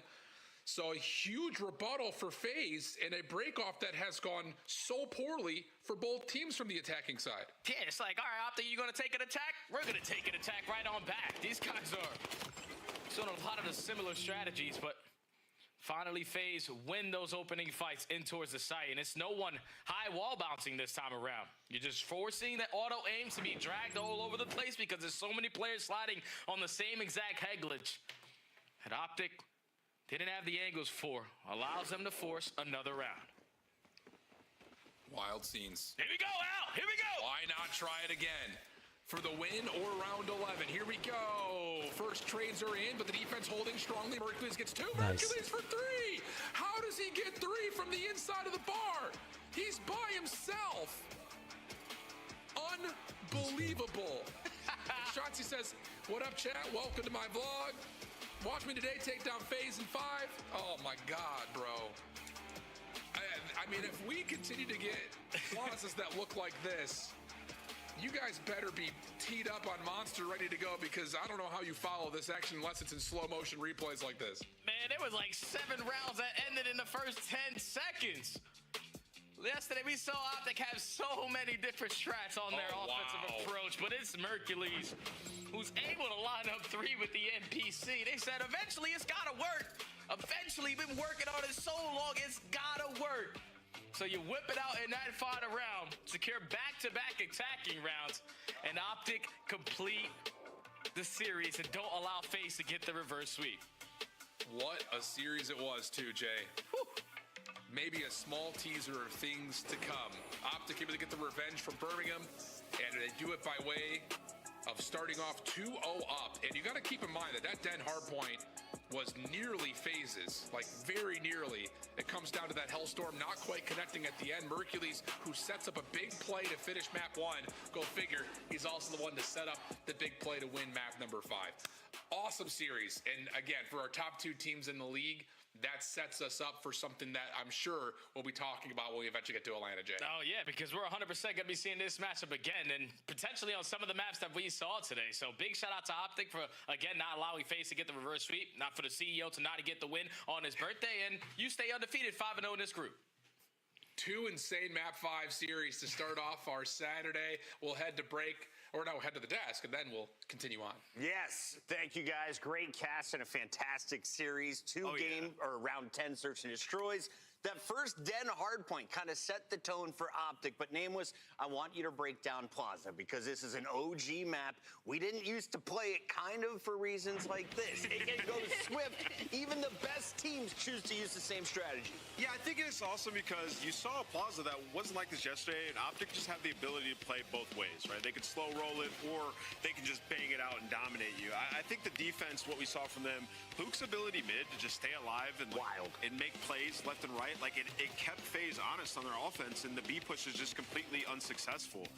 And when you think about this Plaza, now OpTic are by far the best Plaza S&D team. 4-0 on the map, 24-11 round count on Plaza S&D. They're just next level. They can play both ways. Listen, I'm a good loving numbers person, but I genuinely think it's just because they know how to handle this bang out better than everybody else because of the talent you have on this team.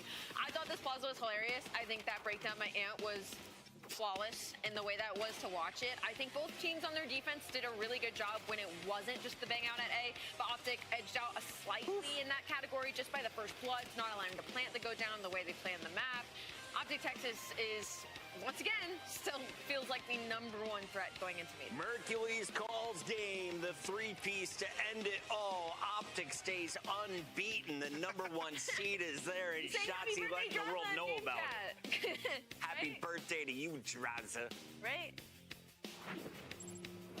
Brutal way to end the day if you're the CEO, but on your career stats, you're now 24-10 against your nemesis. Not too bad for Draza as he looks forward to Atlanta. I hope this is another matchup, and I hope we get it in the winners bracket finals. If we get it in a grand final, should we automatically force Plaza Search and Destroy to be the final Game 7? Yes. I mean, that would be ridiculous in an arena. But I would say, you know, in terms of FaZe, like long term, this looks good for them. Yeah. This matchup, I mean, they had a lot of maps in this one that they wouldn't particularly play. Get to a Game 5. I think we're going to see this series again late in the tournament at DreamHack. It's now time for our Monster Winner Spotlight. We do have Mercules on the phone. Mercules, great to have you in the Monster Winner Spotlight. This means you, of course, are coming off a big Game 5 W. Talk to me about Plaza, though, in particular. Who made the calls? Who is doing the attacking round, IGLing? Ansel is making the calls. You know, that map's a bang out, so it's a lot of chess, though, because you can play it slow, but yeah. Yeah, I mean, you guys have been dominant on that map so far. I wanted to ask you, what did Shotzi say at the end of the series? We couldn't hear him, but we could see him. What was he saying, and was it in game? I don't even know what he said, to be honest. I didn't hear it. Something about it's your boy Shotzi. Vlogging, right? That's what Alan said. Yep. I want to talk a little bit from a viewer perspective, Mercules. When we're watching, you know, I feel like we put a lot more weight on kind of like the names on the other side of the screen. So when you are playing against a team like FaZe Vegas, like these are two top teams, are you in game really thinking about the players on the other side, about their individuals while you're actively in maps? It's one thing to do the prep, obviously, but actively in gunfights, actively in situations. What is that like from your perspective? I would say, like, I definitely think about it because certain players, you know, have different tendencies and play styles, so you can kind of like read based on who you're playing. So yeah. Who's the easiest read? That's crazy. I don't know. I don't know about that one, Bucket. All right. We'll give you a few more years before you answer that one, honestly. Mercules, congrats on another win. We're excited to see you in Atlanta. All right, thanks. Nice to see you guys. That is OpTic Texas closing out just match 2 of 4. We still have a second half of this show and might be a speed runner, maybe 10 more games. We'll see.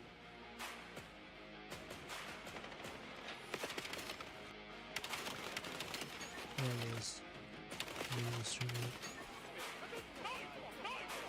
had 4 more games. Really some dinner. And I might be back for that soon.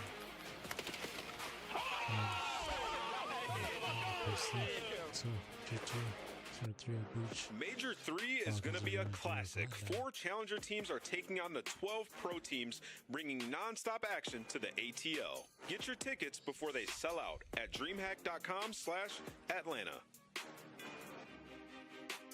Brought to you by America's Navy and the special operators who work in the shadows.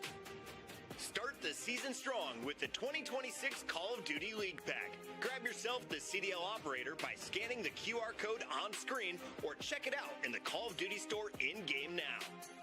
Scuff, official controller of the CDL.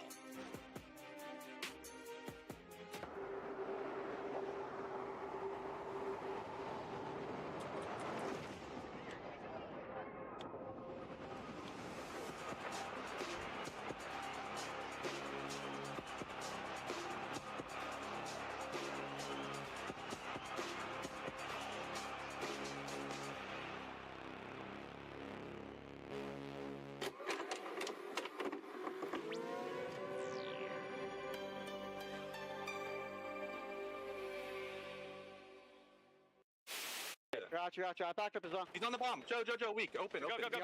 He's safe in the water. Yep, just coming up for a little air. He gets up like a little turtle. To the middle of the map, so you. I love it. It's over.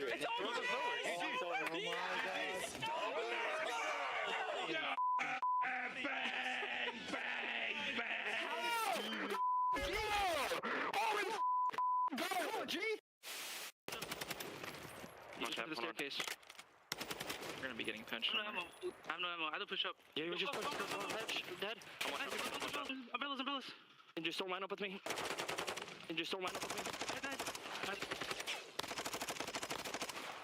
I have no ammo, bro. Dude, that's so tough, bro. I have no ammo, bro. He's in our solar. I went left. Pitch left. Yeah, there's one deep. I'm waiting. Renko, nice. 3-2. I'll try. Yeah, nice. Go. Go. For the game. Boom. Holy. Yeah. What exposure. 8-0.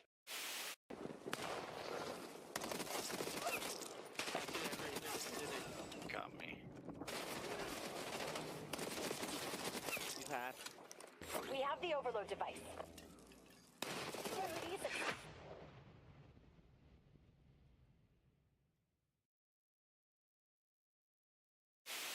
The 420 is broken. Holy Tom, you are no longer.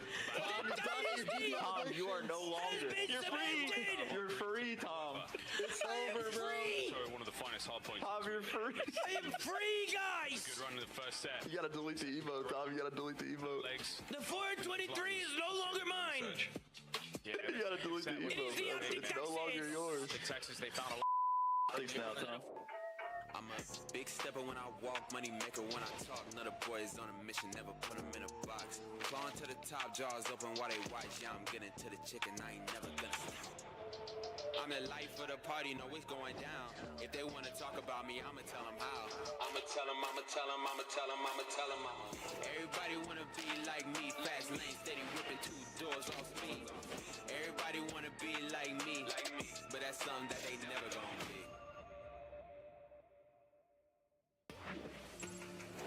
Just last week, we did a stock down segment where we selected a few players struggling. We highlighted a few players from G2. None of us really went with G2. We didn't want to really hit on Boston too hard. Right, but their numbers haven't been great. But we did. But Allie, in this matchup, they're 1-1 against each other, and this actually could be a pretty good series, right? Well, G2 might just beat them, though, because they're coming off of wins versus Riyadh and FaZe Vegas, and you're like, is this going to be an even matchup? We don't know. We don't know what version of G2 we're going to get today. So G2 just beat Miami. I think that's a big boon. And then for the breach, though, and these guys went up 2-0 over the Gentlemates. So are stocks up on both teams, or where do you see these squads? Boston, you need to do a lot more to get the stock up. But starting with G2, you know, talking about this team, their map pool is not good right now. And when you watch them, they do have, you know, some fundamentals. They play the game the right way. The preparation going into the Miami match was awesome, bringing out the 2 ARs on Colossus to combat all the SMGs, getting Estrio pushed up in Search and Destroy. It was great. That's all fine. It was all the old maps from the last 2 stages. They are 0-3 on Gridlock and Saki combined in Hardpoint, and they are 0-0 on Plaza, Grid, and Fringe S&D. Haven't even So you don't know how good we are, though. Okay, but the point of it is that they're not playing them for whatever reason that is. Okay. That is problematic for them, and I think it's just because they've been in this spot where, like, they don't even know how good they are in official matches, right? Scrims can say one thing, but they want to get these wins for confidence purposes. People are talking about them blowing it up, so put them in a spot where, like, okay, we just got to play all the old maps that we feel like we can control the situation. So being that this is a series against Boston, you know, you've looked good in your last matchup. I expect them to throw some of the new maps in it to prepare for Major 3. G2 is floating right around the middle of our standings, Allie. As of today, they would be making it to champs. Boston, on the other hand, is not. They need some dubs. They are at the bottom of the leaderboard there with Vancouver Surge. You got some stars, and at least a guy who's been to multiple finals last year. That was nasty. Afro looking like a star in Challengers, starting to put up better numbers. Spark coming up from Challengers this year. Purge still on the squad from the last 2 seasons. What is Boston trying to accomplish here? What are they looking forward to today? The biggest thing for Boston is just like the moments that we have gotten from the individuals have made us been like, okay, Nasty has these good maps. Spart has these good maps. Oh, Purge finally had a good series, you know? Afro's doing good in Overload, but none of it's happening at the same time. And when you're looking at statistics, I mean, they are like sub 40% rotating right now in Hardpoint. Like, they're just not doing the fundamentals. They're not playing well together as a team. And we keep thinking, okay, it's going to click eventually at some point, but they're just not closing out even some of the leads that they're giving themselves in these series. And there's the FaZe at the end of that Game 5 against the Gentlemates, the disappointments from Boston. And Boston, I just saw that stat. You have not won since March 7th. We are past May 7th. That is more than 60 days straight of losing. I've never done anything 60 days straight in my life. That's incredible. Yeah, you had me laughing because you said the whole roster, and then you said, so what are they trying to accomplish here? In my head, it was question marks. I don't know. I don't know what they're doing. Looking at this layout, you do get the Fringe there, so we'll get to see how G2 is looking there. But the Scar, Hardpoint, Den, you know, some old comfortables. They've been around for a bit this season. G2 feel comfortable in the series. Time to look at our players. Vibe check. Sky's meditating. Yeah, he's Are his eyes open or closed? Oh, he's open, yeah. There they are. Listen, Mamba was Astro's got some roaring. shades on. He was roaring in the last series after the That's win true. against Super, and I feel like he's going to have himself a day. Okay, when you take off one headphone, though, doesn't that mean my ears are hot? Like I'm a little sweaty? I do that when I'm overstimulated by the amount of noise. Okay. Could be a stimulation thing. Well, I'm all for a stimulated Mamba. I'm going to go G2 in this one. I think it'll be 3-1. Boston does get a win in the first two. Yeah, I'm gonna go 3-0 G2. I think G2 take this one. They look good against Miami. Allie? For some reason, when I opened this, I was thinking about Game 5s, and that's what I opened with. I'm going to stick with G2, though, but for some reason, I think we're going to go to a Game 5. Is it because March 7th was the last time Boston won?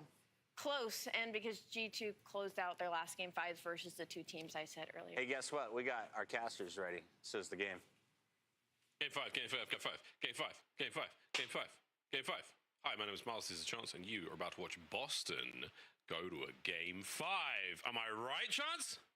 I mean, hey, if the odds will ever be in your favor, Miles, it's going to be a good one indeed. It'll be fun to see if Boston can sort of eclipse and make amends for their past 2 months. Not the best stint for the squad, but we're getting vaped up, ready to go. We're getting vaped up, ready to go. Welcome, ladies and gentlemen, to... I mean, not even the last match of the day, right? It's not even. We've still got another one after this. What a banging day.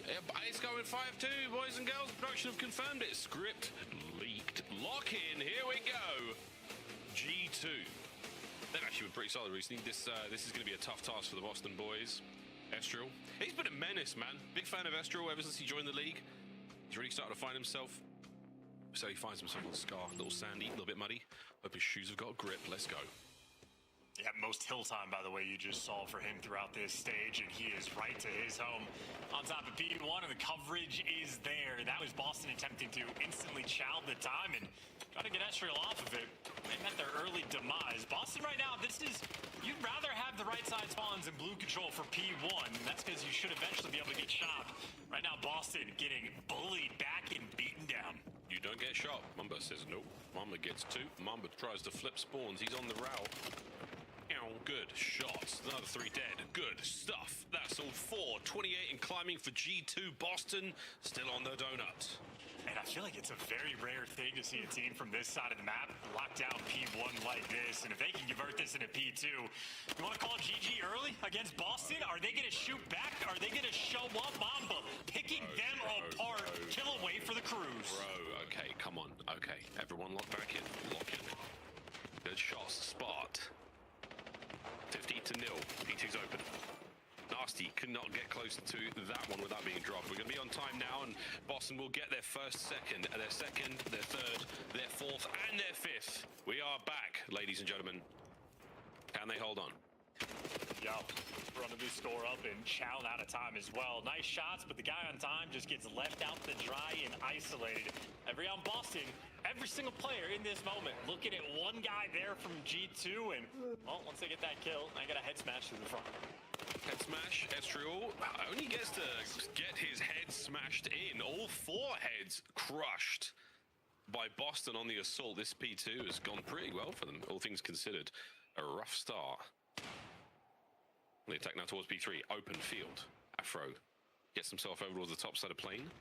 Don't let the Codcaster fool you. He is not that camouflaged.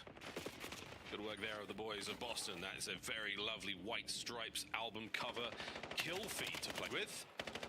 Spark on the back gets the job done, and that's eyes forward now. Boston, can they get to time? Yeah, yes, they can. And considering that G2 went on a very early rotation, trying to get the setup around this hill, I think Boston incredibly happy that they, in effect, do make it here first. And now you can see the kill feed for Boston. Kills starting to flow their way. There we go. It's not like that icky thump going. Boink. Nice one for Purge. Looking for another. I mean, Mamba's having one hell of a map. This man lives and breathes Scar. He's feeling hot today. Nice work from Afro there from time. Looking for his 4th. Great shots. 4 in a row. Can't get a 5th, but he's doing it all there. The West Midlands finest, finding a few more. Well, over towards the next hard point we go. Back over to back blue. And the boys are in position here for this. Trophies, you name it. Check the approach. You should be able to get some solid time here, Boston. This is still very much their hard point. Yeah, they think they're going to be friends with P4, and for good reason. First 2 kills going their way. Mamba outer boat, but you got the intel. It's a slow approach right now for Minnesota, but Mamba right now having a great game. 13 kills, gives you a 2-piece to try to entry this time. And Estriel, well, the timing not quite his way, unable to block the spawns, and Mamba simply gets caught out. Boston just handled everything, still chipping away at that lead. Shout out to Afro, flies out that side window, picks up a couple of kills, identifying these players, not letting them get close, and now to the Jaeger. My man is trying. That's beautiful work. 3 row. Gets a couple more. Purge on the front. Ian Nasty do what they can to keep everyone from G2 back. This is nice work. It is faster to swap to your sidearm than it is to reload. Boston completed basic training. Yeah, classic tool tips there. We'll see how fast they can make this rotation as well. G2, extremely good P1. Since then, they've more or less gotten stuffed out, but you see 3 kills there in the feed. They're pushed out appropriately, get Mamba on time, and G2 with a full setup around P5. Full setup, couple of sweet kills. Now the hard point in their name. Let's go through listening. Both okay, he's counter dark. He's cat. Both on Johnny low right now. Low nasty weak, he's short. What's still in front of me? He's going with green hopper on because. Green hopper dirt and smart. He's going P3. I'm trying. One shot, hurt, front. I'm on P3 as well. Green, weak, nasty. Stay alive. I'm rapping green. Nice, green, nasty. On me, I need help. Time. Every time green nasty dead. Nice, I'm pitching me up. No, Jet right now. He's close on me. One more hill. What's up, Still nasty, watch out. Shit, spine jet. Yeah, are we blocking back? Two stun on me. Give him the back. Stun again? One more time. One's old. Nice, I'm getting left. Let me get this. I'm close streak spawn. That's the old one. Already catch up to me. I have Jet right now, same thing. I have shot left stun. Nasty green. I believe Jet. Go long. I got long time. One shot time. I've heard. Shot left. I'm right. Every time you're right. Weak side. I spawned there. Turn around. Flip it. I mean, hill. Stun hill. I have a streak. Got one. I'm going left. One top green. Time. I'll head the left. Won't give you a shorter shot. Yeah, there's a purge. Nasty blue box. There's a box. I think he ran away. I need him. One shot. I'm working short. I do. Stop. I'm actually long. Short. One shot nasty back. One time. Time. You won. Watch out, I'm still. What do you make of the listening there? I think G2 are struggling a bit. I'm struggling with the accents a little bit as well. I think their decision-making has been interesting as well, trading away a decent chunk of time on P5 to try to play for this current hill, but they ended up getting flipped out in the first 10-15 seconds and ultimately do not have success. So as good as their hot start was, Boston have just slowly and surely built their lead. Yeah, absolutely. Cannot deny it. Estriel cleaned up. Purge eating a couple of headshots. And here comes Afro in a Purge, who also gets cut down on the attack forward. Sparks wins a long shots. Still got that Hellstorm to play with though for G2. We'll see how that comes into play a little bit later on. For now, the rest of Boston trying to get themselves back on all this time. Afro with the old one-legged wall jump there, gets him upstairs. Nasty covers the flank. 3 dead, baby. Let's bang this one out and push forward. Oh, yeah, how do these G2 players? I mean, Kremp, I think, has the most engagements in the league, and that's because he's willing to sprint straight into death. No hesitation, no shoulders. He is willing to die, and die he shall up top. Smart there for the kill. It's been solid so far on this P2, and more pitches right now. What is the final fight for these 15 seconds? And Boston have 3 players squaring up. They are making sure they secure this. They're going to have a 40-second lead going into new time. That's a brilliant thing to have, as well as Nasty's Hellstorm. Should this hardpoint get a little dicey? We'll see. There are options here, and it looks like we're calling it in. Ring, hello. Yes, I'd like heavy ordnance on time. Let's see how this goes. Bit of a fight over by shot while this was taking place. You got eyes on the man in time, eyes on the man green. Kremp's going to try to pull that missile, no trophy to be found. Oh, and it's a volley from Skies. An immediate counter cruise, if you will. So not a huge amount of gain here for the Boston boys. And Spark manages to dodge both the Sidewinders. Does eat the main missile though. Still, it looks like Boston's time for now.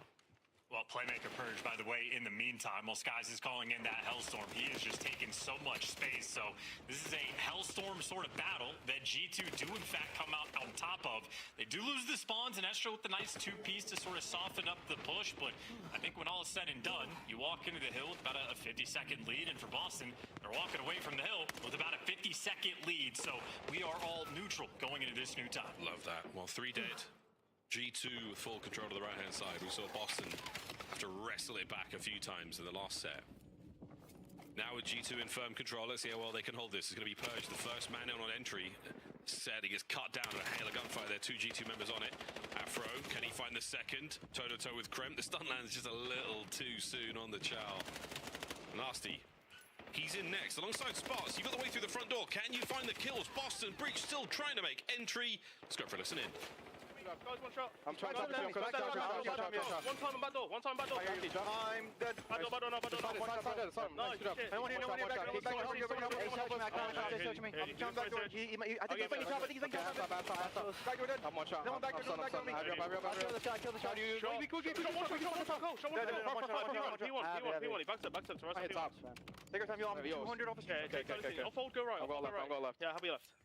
You going top, okay? Come down. Oh, shit, nice. I want top. They're gonna be playing on He's the back. He could be back left corner. Could be in shop too. I'm in shop. And then back left. Stop back left corner. No trophy on plane. Plane is dead. Okay, back left time. Miss one. Top green time and back left. Top green. All 3. I'm gonna wrap you. I'm right.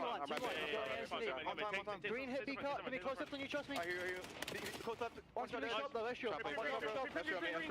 Green. Dead. There's shot. Let's go green for you. Top green. T1 dead. I'm trying. Go. One more time. Let's go green. Then hit. Last guy. Top green. He shot me. All good. One guy on my spawn plane, bro. Spawn blue. One guy on my spawn plane. You get your streak, Chris? Yes.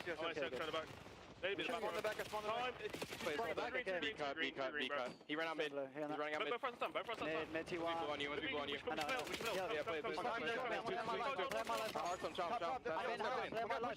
He short. They're gonna spawn blue. They're gonna get splits in the back. Sky spawn green behind us, I think. Why wall dead? Hey, not bad listening from Boston. Quite frantic. A lot of right, a little bit of wrong. Doesn't matter anymore, folks. P1, and this is the business end of this hard point. Yeah, and Spar was looking for the Hellstorm. He gets that. Couple nice read on spawns. The question is, when are you going to invest the Hellstorm? For the moment, still vying for the actual P1 control. The minimap, constant chaos. You have G2 players on all 4 corners. Feels like Boston are able to handle it, though. Mamba, last man standing. Well, just going to play keep away around this time, but Boston are in. Yeah, you don't have a lot of time, but you call on that Hellstorm and deny G2 basically all of it. The problem, Kremp, Estriel, Mamba, what shots! As a smooth MPC rolls over the head of Spark there, massive damage. G2 getting a good chunk of this time. This P1's been mixy. Not accounting for the man in the backline. Spark once again looking towards it. Back into P2 we go. Final 5 seconds of P1's not going to go anyone's way. It is all even, all square up as we dive into what could be the last point of the map.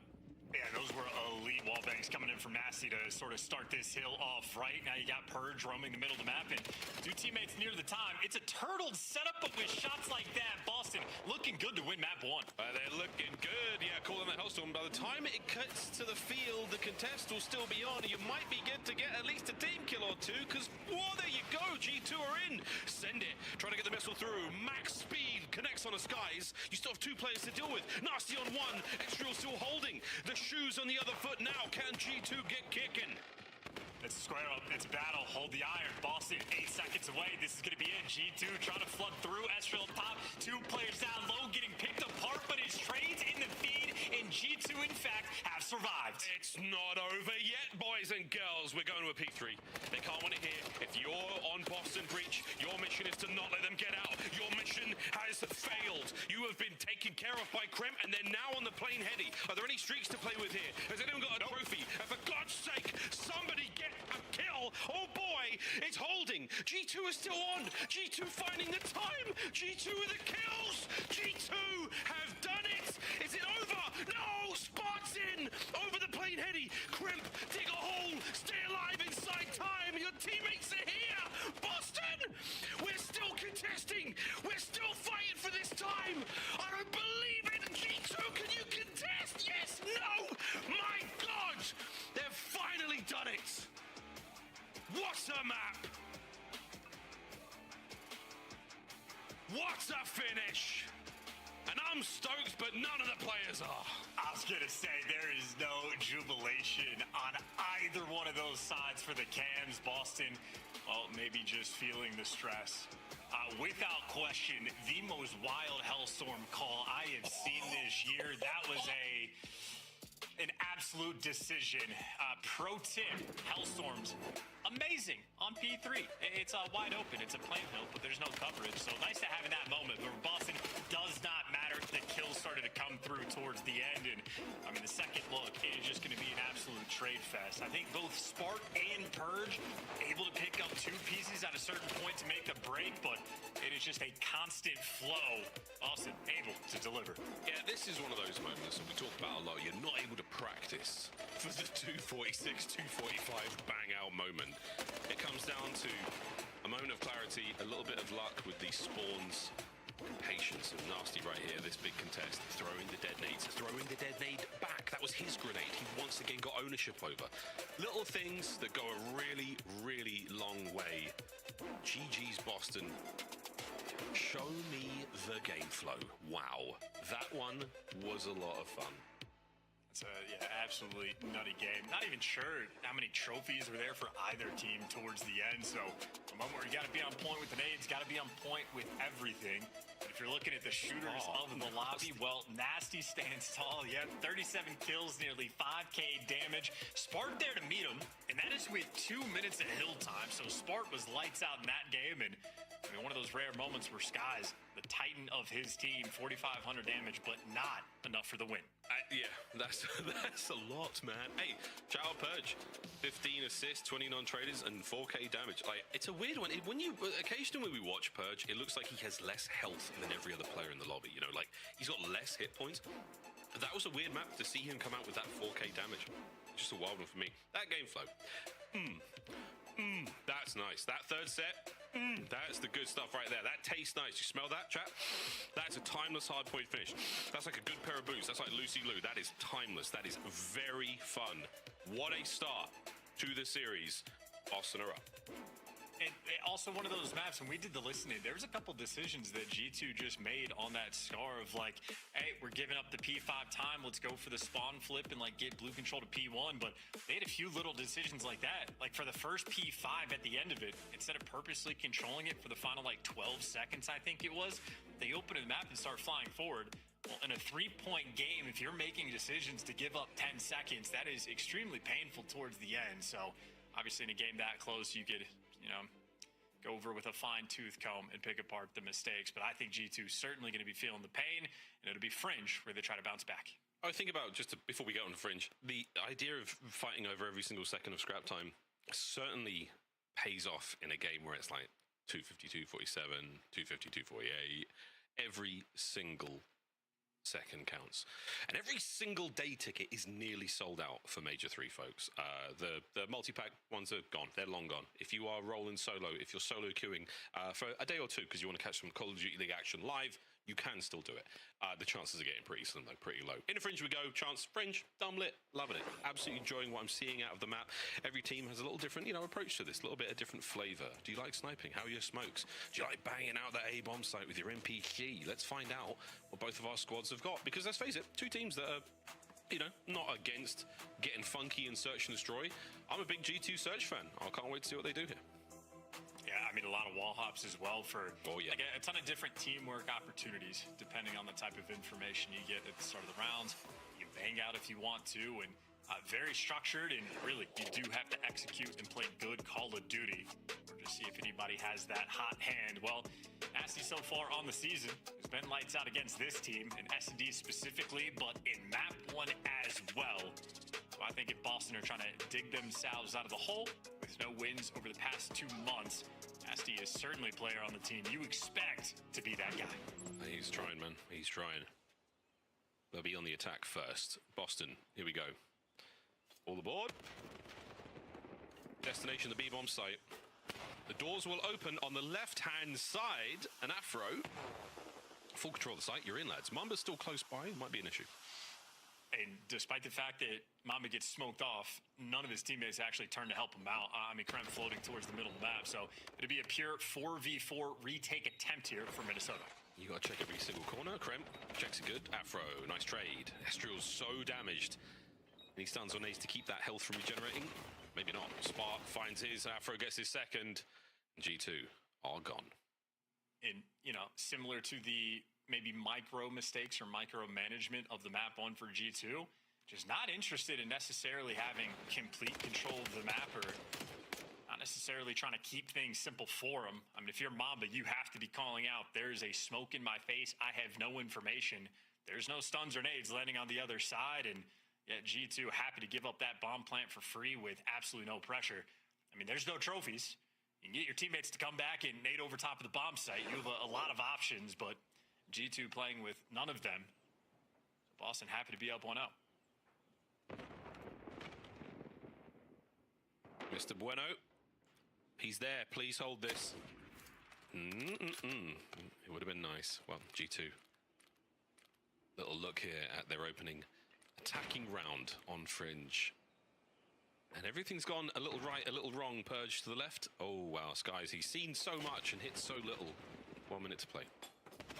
Unfortunately, not easy information to capitalize off of in the meantime. Well, Nasty good for one before he falls, and we are flying right in. Playmaker Purge taking down the snipe. Mambas, Holden's lining a spot there. They ate a ton of lead. Good luck, Estriel. Here come Boston. And they go down without losing a man in that wild fight. Nice rounds.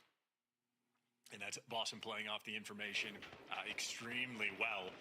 I think just for the look for Skies, Purge is up top barn, sees him in the window.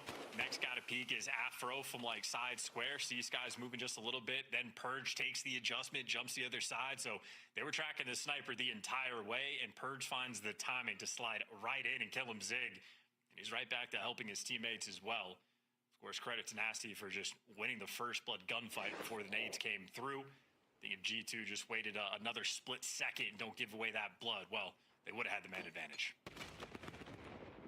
Shoulda, woulda, 3-1 split here. A-bomb site. We're maybe shooting past it. No, going to back up. Mamba back to Old Faithful there. Top left. Out in the dust, in the dirt. Will he strike? The rest of the boys are definitely thinking about the A-bomb here. Nasty with a bit of intel through mid-afro. You can smell them. They're close. Stun connection onto nothing. The nade tells you the story he needed to know. That's going to be a player on the outside. Catch this! Good damage with the bullets, but not with the bomb. First blood. It's a great first blood as well. Estriel playing with some of these off angles, and now you're sliding into a snipe. Nasty didn't even want to finish that kill, but that is God's gift. That was nasty in every sense of the word. Yeah, Purge has got the flank now. He's taken a ton of shots, and he gets a little bit damaged in the next man. But that just allows Spark to get on the inside of the bomb site. G2 vacate for now. Nasty's flank. Uh-oh. Turns it into a 2v1. Guessing game is on. Where the hell is he? G2 have no idea. Nasty's got to get a move on. Number one. Spots the next man. It's a score-out fight for Kremp. Kremp should turn tail and run. He knows he has the round in his hands. Gonna go for the chow. It's an awkward fight. It's an ugly one, and it's over. G2 on the board. Yeah, poor coordination there for Boston. I think Spark sort of flying out towards bricks a little bit with the M15, but Kremp there with the MPC, able to shred him. And, well, Nasty might get a kill on the pinch, but Kremp is in a situation where time is ticking. Bomb is down in an indoor site. He just has to watch the cross, and Kremp does a wonderful job of, hey, throw some shoulders, get the intel, tracking the whole way. Only take the gunfight if you have the massive advantage, and Kremp won't lose those. In a perfect world, Nasty sees that player on the boxes to the left-hand side, but not his teammate called him out for him, but... Yeah, it's not an easy thing to do. Oh. Forget that bomb. You know what, boys? Forget about it. Nope, we're doubling back. Mum's going to have it this time round. And, no, maybe, no, not this time, guys. He's shown the sniper there. That's an interesting move. He shows that glint and then swaps the M15, gets out. That's good misinformation that could cause a problem for G2. We'll find out, folks. As the trophies are pumping away here on the A-bomb site. Here comes the entry. Wow, Kremp is in. Not perfect, though. Afro through the middle of the street, causing as much damage as he can to get a 2v2. Maybe a good reposition, at least to dodge some of these nades. G2 might have been on the receiving end, but as they're playing the disappearing act, you see Spark trying to calculate it. He's cleared out mid. Afro's still ironed up towards A.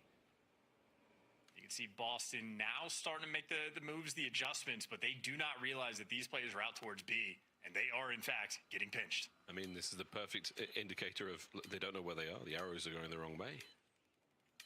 25. Afro, pump your brakes. They're about to walk in. Oh, my darling. They're out. Here we go. Fight's on. Bomb plant. Afro, play a little safer, play a little slow. Great shots. Spot, what an assist. Prem clears it fast. He's killed number 6 in a row. A 1v1 for the round. And Spot catches him. That is unbelievable. What a save. 3-1. Yeah, we don't have teamwork, but we do have the clutch. Almost neither duo interested in working together for a singular goal. And hey, Boston, all's well that ends well, right? They were not handling the information game. Sort of a disappearing act there for G2 and end up getting the bomb down. But you'll take it if you got the 1v1 clutch ability. Spartan, S&D kid at his roots when he's on point. He is a menace on the map. Part of the legendary Search and Destroy run of the LA Gorillas back in Major 2 of Vanguard. MVP of that event as well. Liddy. Sniping this round. Or not. Not a whole lot shown, not a whole lot taken. Barely anything seen. Just over a minute to go. Purge showing face over towards the B site. You see Estriel still watching that same angle, so this is actually an opportunity to try to run over Skies on this A site. I mean, they're counting, what, as much as they can. What's the safer play?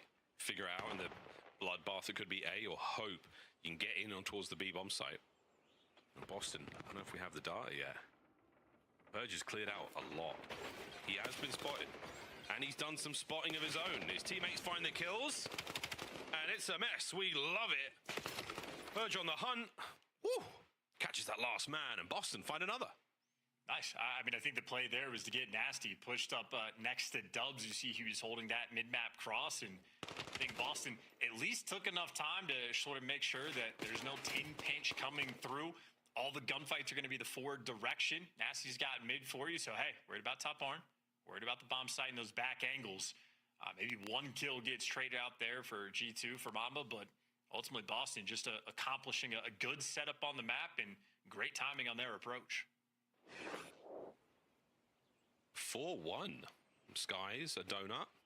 This is not the ideal debut for G2 Minnesota here on Fringe. Let's see that turnaround. Krem. Hellstorm from his wicked spree a little bit early on. Not going to give you a whole lot of kills, but definitely passing the intel. All right, boys, what do you do with this? You've got it all. What's the call? We're going away. And Nasta will be here playing the exact same spot. How many can he get? Plenty of damage. The kill as well. Go on, Nasty. That was a great moment. Get the boys over now. Reinforce ASAP. Afro now knows every step of the way here is dangerous territory. They could be in the corners. They could be behind you.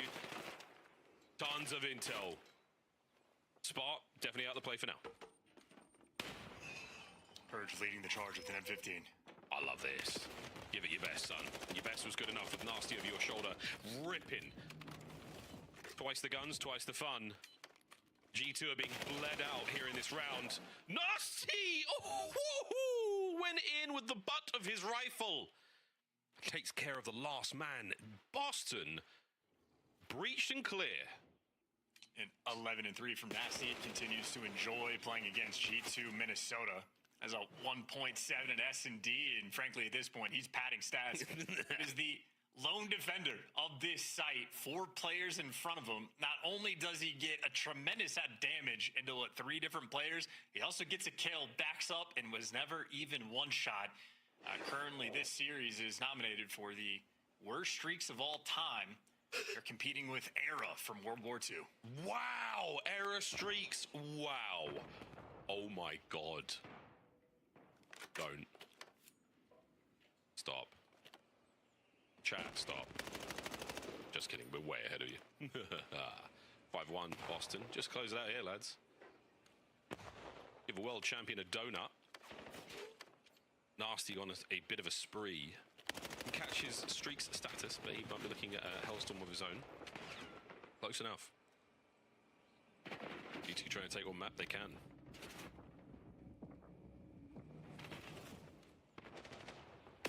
Nobody home. Oh, first blood from Krem takes care of the playmaker. A-bomb site getting a little dicier. Nasty with the tags. A-bomb though, it's going down. Here comes Afro. Oh my god, no he doesn't. There goes Afro. Spar over his shoulder, trying to watch everything.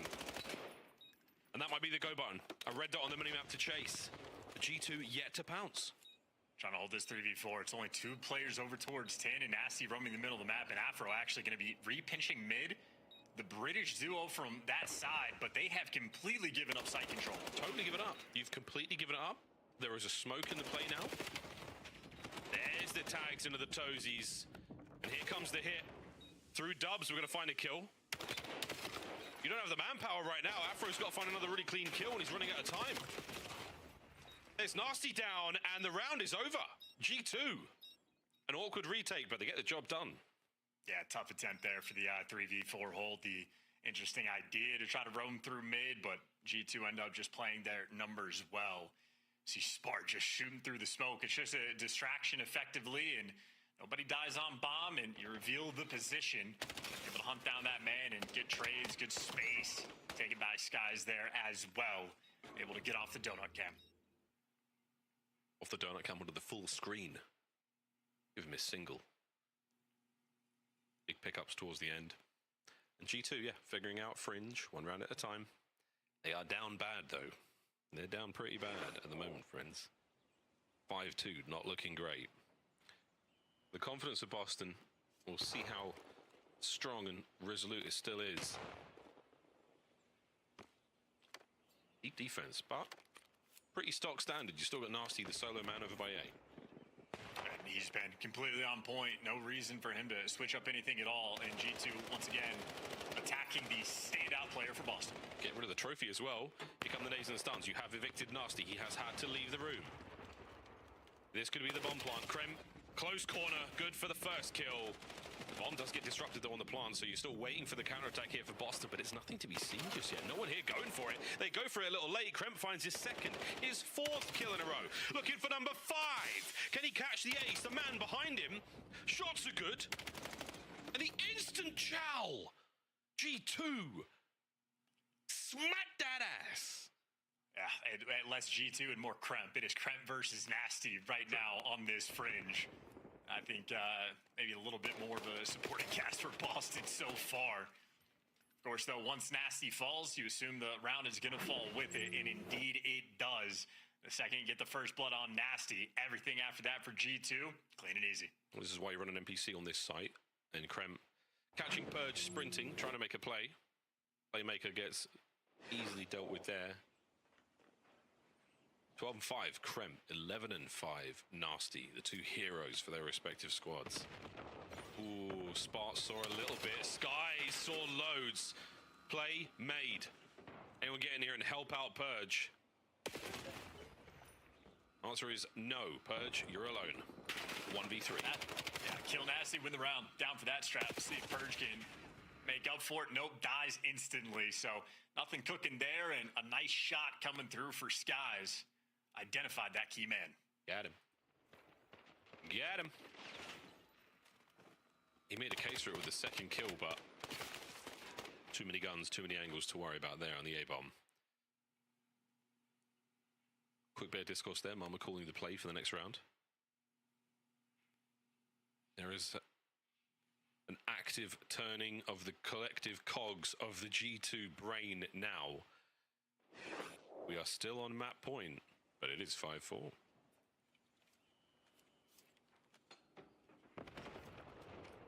Sorry. I was going to say Spart, the effective lone defender of this B site. He's up top chucking nades, but he is feeling the heat. A T-heat. What a nade from Nasty. That stops the bomb being planted. See you later, mate. Estriel picks up bomb. This is not a good look, boys. You've lost the first blood battle. Oh, the outskirts of the map are crawling with Boston players. Nasty guns them to bed. Boston breach. What do you know, boys and girls? 2-0 over G2. And, you know, similar to the first map, just a couple weird things looking at G2's gameplay. Just even that first round still stands out in my mind of Mamba staring at a smoke, the lane cut off. I mean, that site clearly going to be open. And I think the thing that was mentioned at the time is like, hey, where are the nades coming through? There's no trophies on the site. Get them over the top for the players wrapping back. Well, that's exactly what happens in that final round. Spart up top is calling out there's pressure on this site. And Nasty, who's been defending A the entire game, gets the Yobi over top for the first blood just to kick off that sequence. So Nasty versus Kremp. Boston ends up coming out on top. And, you know, jokes aside in that regard, Afro still has a nice game. They certainly end up making the comeback as a team. So good momentum coming through for Breach. Yep, first time we've seen G2 play that map, and wasn't brilliant. So back to the drawing board, boys. We'll maybe see it at Major 3. Well, coming up next, folks, it's going to be a den overload. A couple of dens and a scar if we have to go the distance. But Boston would love to see a 3-0 go their way. And frankly, who knows, folks? When we come back, game of overload. Can Boston keep it up, or is this the beginning of the G2 comeback? We'll find out after this.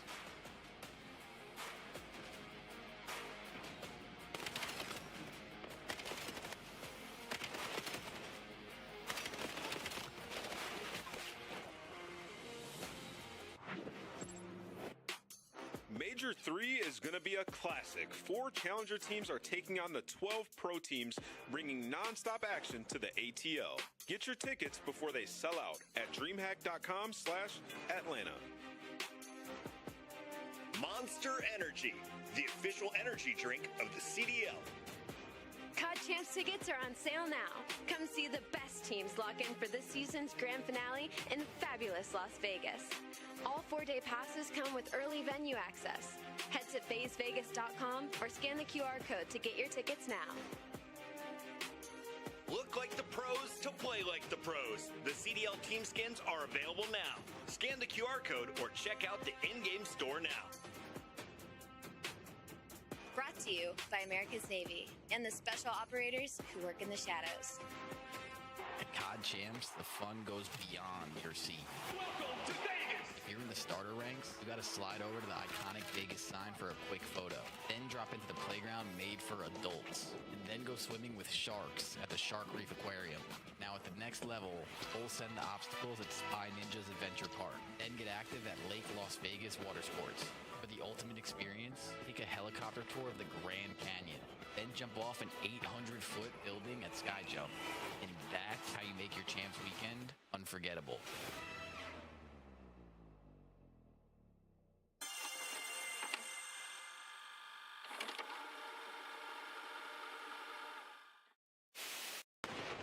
Here with you.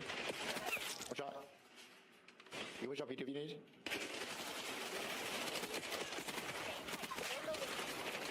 Hurt for you. Back here, nice. All time. Balcony, nice. Hardpoint contested.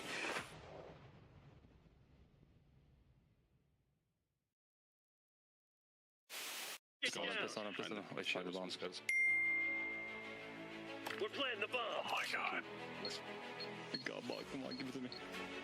Follow the door. I don't know if he gets some. Behind you.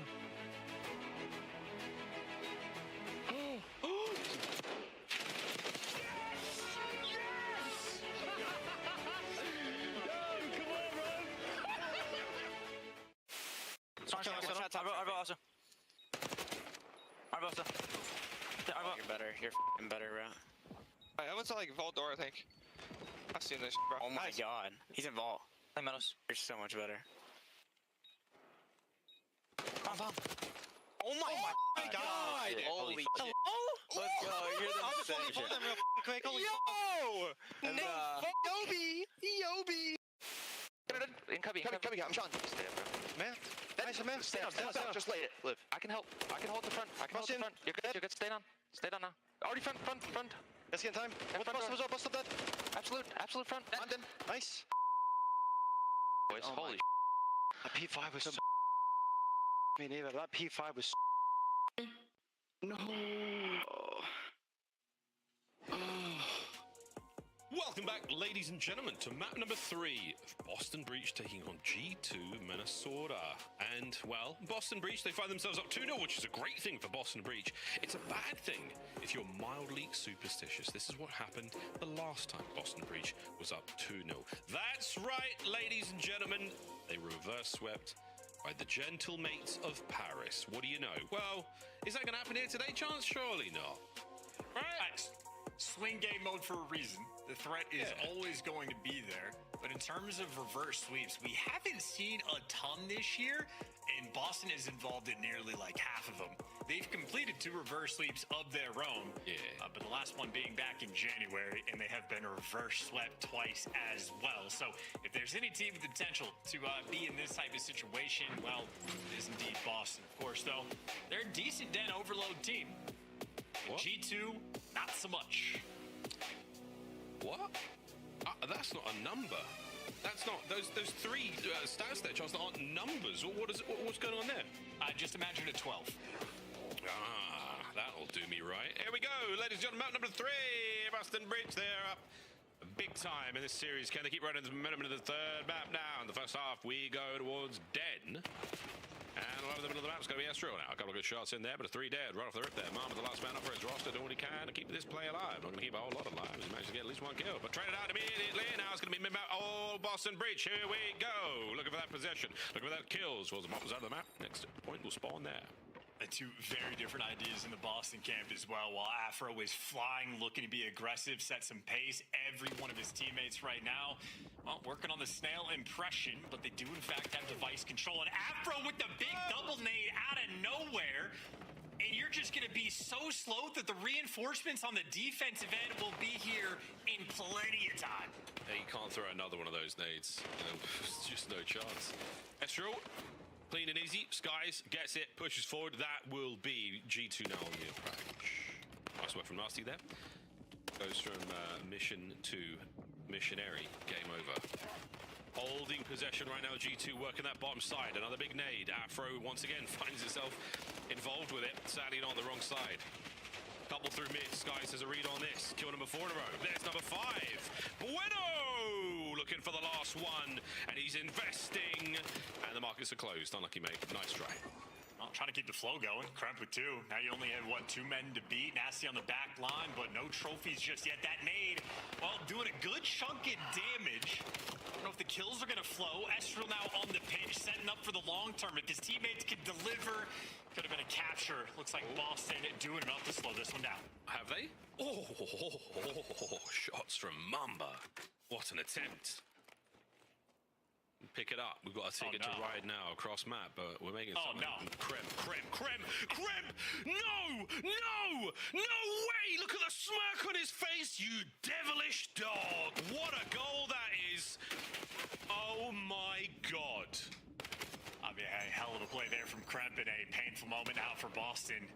Trying to hit the reset and bully their way through the front, but they're not winning any of these gunfights. Nasty's good for 2, and while Purge is good for the next 2, how about these double nades? Back-to-back insane caps. Oh, wow. Overload, you have been a blessing on the Black Ops 7 year. Ridiculous. Don't back up. There could be a guy behind you. You don't know that. You don't know that. Afro, you brave man. Brave man, mid-map pressure now. Purge on a 4, trying to make a play, trying to get a hellstorm, trying to run this bad boy home. You got a single man to kill. The nade is not bad. Not enough to actually kill Krem though, and he is a tough cookie to crack. No crumbling here whatsoever. G2 up. Well, they're going to be taking their time. Another team nade rolling through. This has been the most grenade deaths of any map this year, and we're still in the first half. There's a lot of time to change this. And yeah, Skies, they can't kill him. We've committed quite a lot to get this killed. Nasty can't give the hands. Upside of the map, fighting over the new EMP after the reset. And it's going to be Spar. He should not grab this. He's still waiting for the kills. His boys are in position. You have the numbers. Boston, so you can get this approach be clean. You've still got a journey to go. Oh, we're so slow. I mean, we just got 2 kills in the feed, and we're refusing to push pace. So yeah, G2 get a reset up off spawn, a 3-man white purge, last man standing, has to slow him down, gets eviscerated, and this almost certainly should be a score. Last-ditch attempt, not good enough, and that is 7 kills in a row because Boston forgot to move forward. That did not indeed. That left stick might be broken. Word to Jeremy Stud. Oh, shots from Krem. Into Krem. Astral, looking for his 5th. Nearly. I mean, he did 700 damage in that life. Minutes of play in the first half. Can't say it's not been an eventful one. Here we go. Oh my, nearly. Worth a shot. Worth an attempt. Mamba can't pick up a whole lot more. We're making a big sprint now. Final opportunity. With 40-odd seconds to go in regulation time to make something happen. Looking for those kills. Any more big nades? Yeah, you bet. Here they come. Afro finds his. It's 2 for Afro. Sky's next man. He's down. Afro has killed the whole team. The next man. Oh boy. Estriel. It's going to be... No! What a save, Purge. Kill him. Oh boy. Crimp.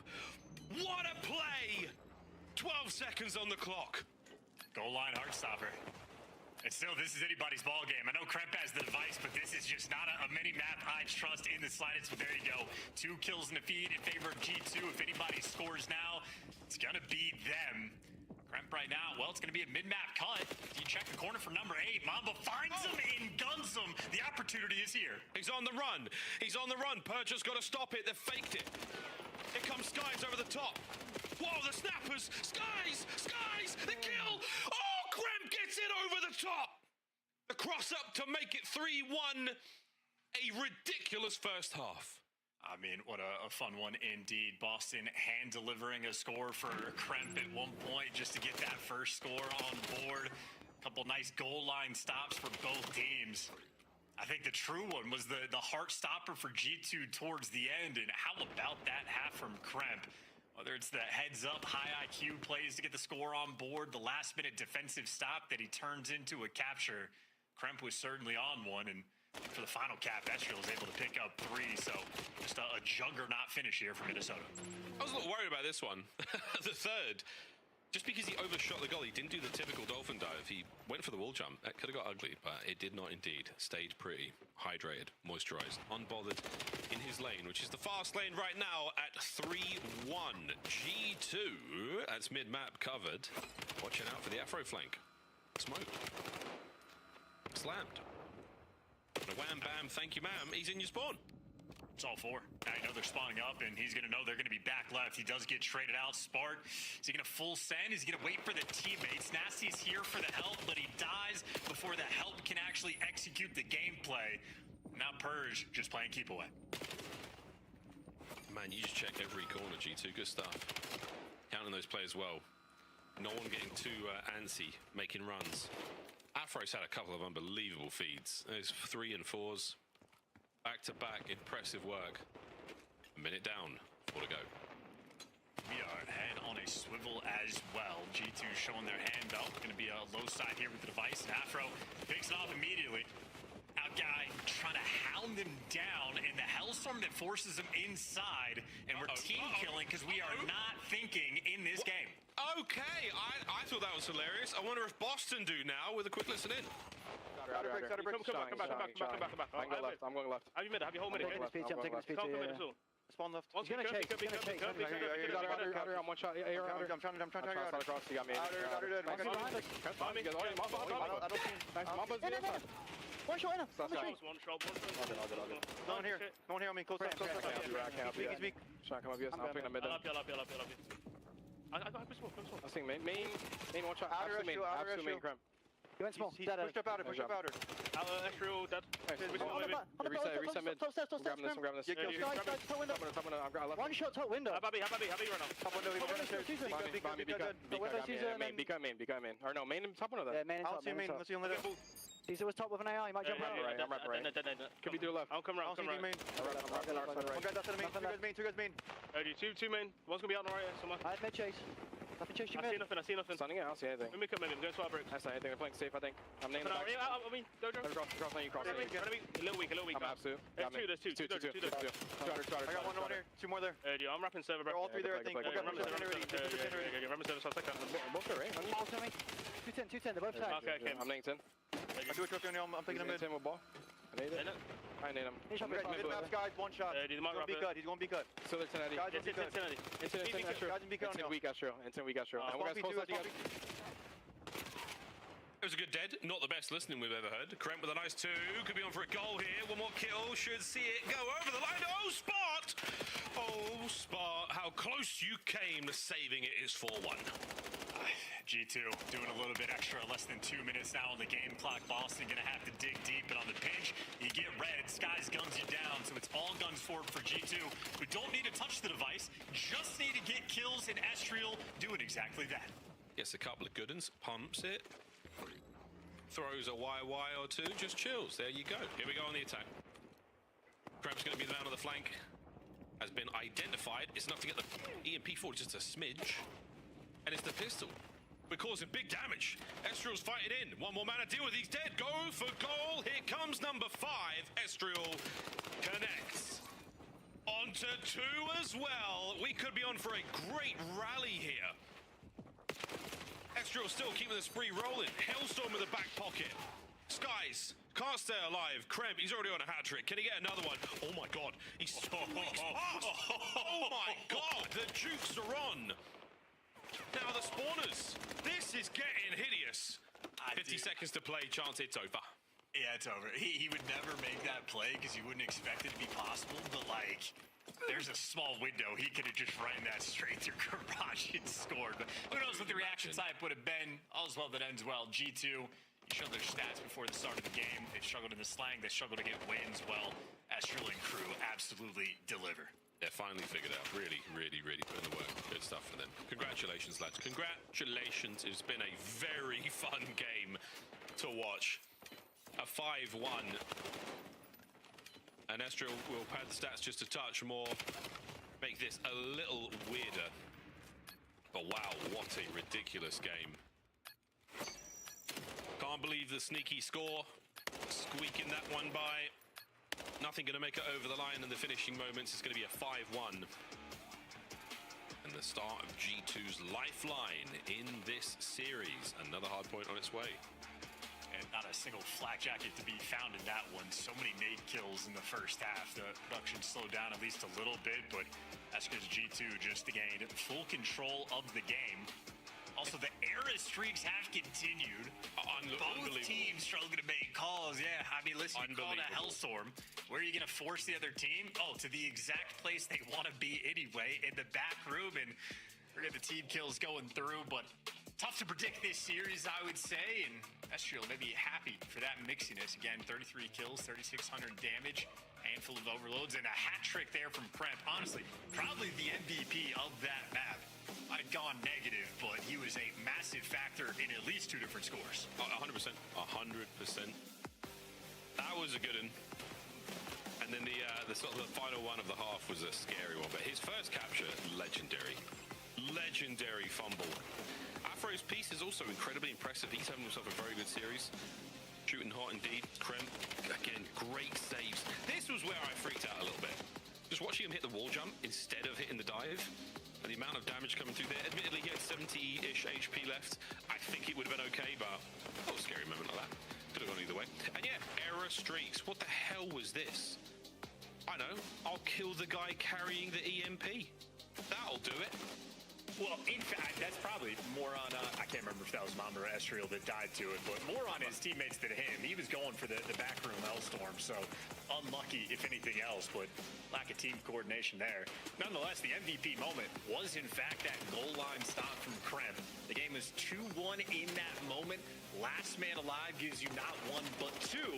And then that is the indeed capture that he ends up turning into the overtime score. So instead of going into half, tied up 2-2, he puts you up 3-1, and an advantage like that in overload at this level is very difficult to claw back from.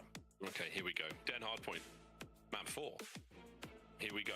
And, you know, you can see that there is a Scar Search and Destroy for Game 5. We'll get there if we We'll get there if we have to. You know what I mean, chat? You know what I'm saying? You know where I'm going with this. You know where I'm going with this. All right, Boston, let's find out what you are made of. A den hardpoint, staying on den. Forgetting all about how that overload went. Chance, what's the game plan here? What are the chance casts keys to victory for Boston Breach? A little bit more aggression, a little bit more pep in the step, at the very least when the situation is working out for you. Maybe for Boston, that means more pressure on Purge and Afro to try to get the ARs in the right positions to lock it down. So rotation's always going to be a key. And I know when you're watching some of like the best teams in the game play on Den as well, you will see 8 SMGs getting rocked out on P2. I'm curious as to how many ARs in this lobby are going to be making that swap. So we're going to get that indication of what pace these teams are willing to set very early on in this game. Yeah, it's going to be a tough one to bounce back from. Again, kudos to the Herculean effort from the G2 boys to run that one home. 5-1, starting to believe, starting to feel good. First 2 maps definitely did not go your way. Fringe is still an unknown variable for them, so I think they were willing to let that one slide, but a win would have been great. Now, though, pressure on Boston. Don't go to game 5. You don't need that. G2, you guys are looking just fine in the game 5s these days. Everything's changing. Fist bumps, complete, connection made. Flesh to flesh, bone to bone, knuckle to knuckle. Let's do this, folks. Den hardpoint, map number 4. I'm getting a bit nervous, not gonna lie. You don't want to get nervous, keep talking. This is gonna get spicy. This is, okay. Boston, for what it's worth, banned Colossus. Okay. I know we called it Kremplossus in stage 1, but recently for G2, it has not been a strong map for them. Boston have had success on it, but instead of trying to deal with Kremp on that map, they instead want to square up on a map that they have been winless on. Admittedly, if you look at the 4th one in line, it is a very close game against Minnesota specifically, so they might have confidence on this map and this map alone. I'm sweating. Let's do this. Let's do this. P1. Who's dipping a toe first? Boston. Get in there, boys. Nasty. What a 2. Right off rip, actually. There's a massive flank all across the bottom side of the map here for the Boston boys. Red, dead, nasty, good stuff. Oh, and a stun. I mean, Nasty over here getting intel on every single player on the map. So that is a situation. That is Nasty versus G2, and Nasty comes out on top. He just wants his teammates to get hill time for him, but instead Purge flying up getting the kills, but that creates the funnel system. Purge makes the play. And now this is the most comfortable minimap you're ever going to have on P1. Oh, this is ideal. Yeah, oh man, word. The dance is on. The damage is great. Purge, he loves the chow. Nasty's still rocking. 3 spree. There's a bit of a contest. It's going to come to a quick close. G2 still back on time. Yeah, Sky's, though, trying to do the Vetty thing, go and flip those spawns, and he is successful. Boston 2 players spawning out, so very strong P1, but Purge right now, the lone defender. Good nades, but still dies immediately. Nasty with the M15 in hand, explodes, and that is a clean 4-man wipe. And it's going to be mixy spawns as well. You don't quite block out Purge, but you blocked out everybody else, and Purge, once again, just sprinting into death. Nearly the perfect nade there to just push all those players back. Massive damage, and now the space it gained. A bit of a flank dealt with Mama Krem. Oof, another there. Purge opens up the rooftops now for business. Boston, time to get back onto the horse, lads. Keep riding this one. Guns are up. Estriel, good for his credit corner. That's all dead. Brilliant work, G2. Your lead change awaits. I think G2 have probably outslayed Boston, maybe 15 kills to 2 on that hill. So, wow, not ideal there. Not a mixy P2 like I was expecting, and instead just a punch right back. Now over towards P3. Well, Boston, 4 bodies here initially, and Spart walks away 1 HP to grab the initial time. Initial. Afro in mid, nice. Biased commentary. Here comes a couple for Spark. Can he clean them up? Good for at least one. Nice is going to be there with EPC. Bites off way more than he can chew. And now Purge has got to deal with a 2-man hit and the player in mid. That's going to be 3 in the feed. Back over to Spark. Trophies are up. G2 setting up for what should be a good hold. And you can see how trepidatious Boston are being, trying to get the break here. Oh, nasty, super stunned up. 20 to go. P3's been great for G2. Oh my God. Kreb is so fast and aggressive. He just repinched all of Boston and ended up running past Nasty before he could approach towards time. So talk about a different pace of two different players and two different teams. And on this rotation, Kreb, first one here, has all of his teammates here for the supports of Boston. Well, you're just going to get pinched out, shot by side. Afro tries to deal with it, but instead you get wiped off the map, and Nasty, the last one of the action, gets taken down by Mamba. Time to G2. Mid-map hit right now. Krem's so damaged. Nice work. Mamba, good for 2. Oh, the third. And the final man. Does he want to have a go? Estriel's there as well. A force break for Mamba. Now massive damage into the next wave of Bostonian players as they desperately try to break time. And this is the thing about rotation for the Boston team, right? They win the opening break when the ARs don't have to move, absolutely locking down P1. Tides a little bit differently, though, the story after the fact. We're going to walk away from the first set of rotations. Minnesota, as bad as that opening break was, I have about a 50-point lead. Yeah, not a problem. Thanks, Mamba, for your 12 kills. Certainly helping out. Not a massive amount of time gained by most players.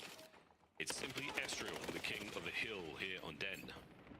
P1 looking good so far in our second set. Not a huge amount of Boston pressure. Reads there for the P2 have been dealt with, so now it's all eyes up. You got the guns at the ready, and Estriel there's got the mid cut. He's going to find another kill. 2 in a row. Hellstorm still in the back pocket. He is living large. Don't call it in. Do not call it in. The series has not had that vibe. Just keep the gunning out. You're 13-5. Keep the gun out the rest of the game. Yep, you're fine. See, your gun's been doing all this. No, don't even think about that streak. Don't even tell your teammates you've got it. If we went to a list and he didn't say that, I would not even be surprised. Lovely work, Estriel. That is a great run. 15 and 4. And 5, sorry. It's a 4 spree. There was a spree there for Kremp as well. So again, the kills for G2 right now. This is their map. They are playing this great. Nice work again, Estriel. Yep, and another rotation 1 over towards P2. Estriel not even going to spawn out. He's going to spawn with him. So all 4 players here. And Boston are not applying any pace. Afro is like hard checking corners at A, S, and D as the new time pops and gets eviscerated.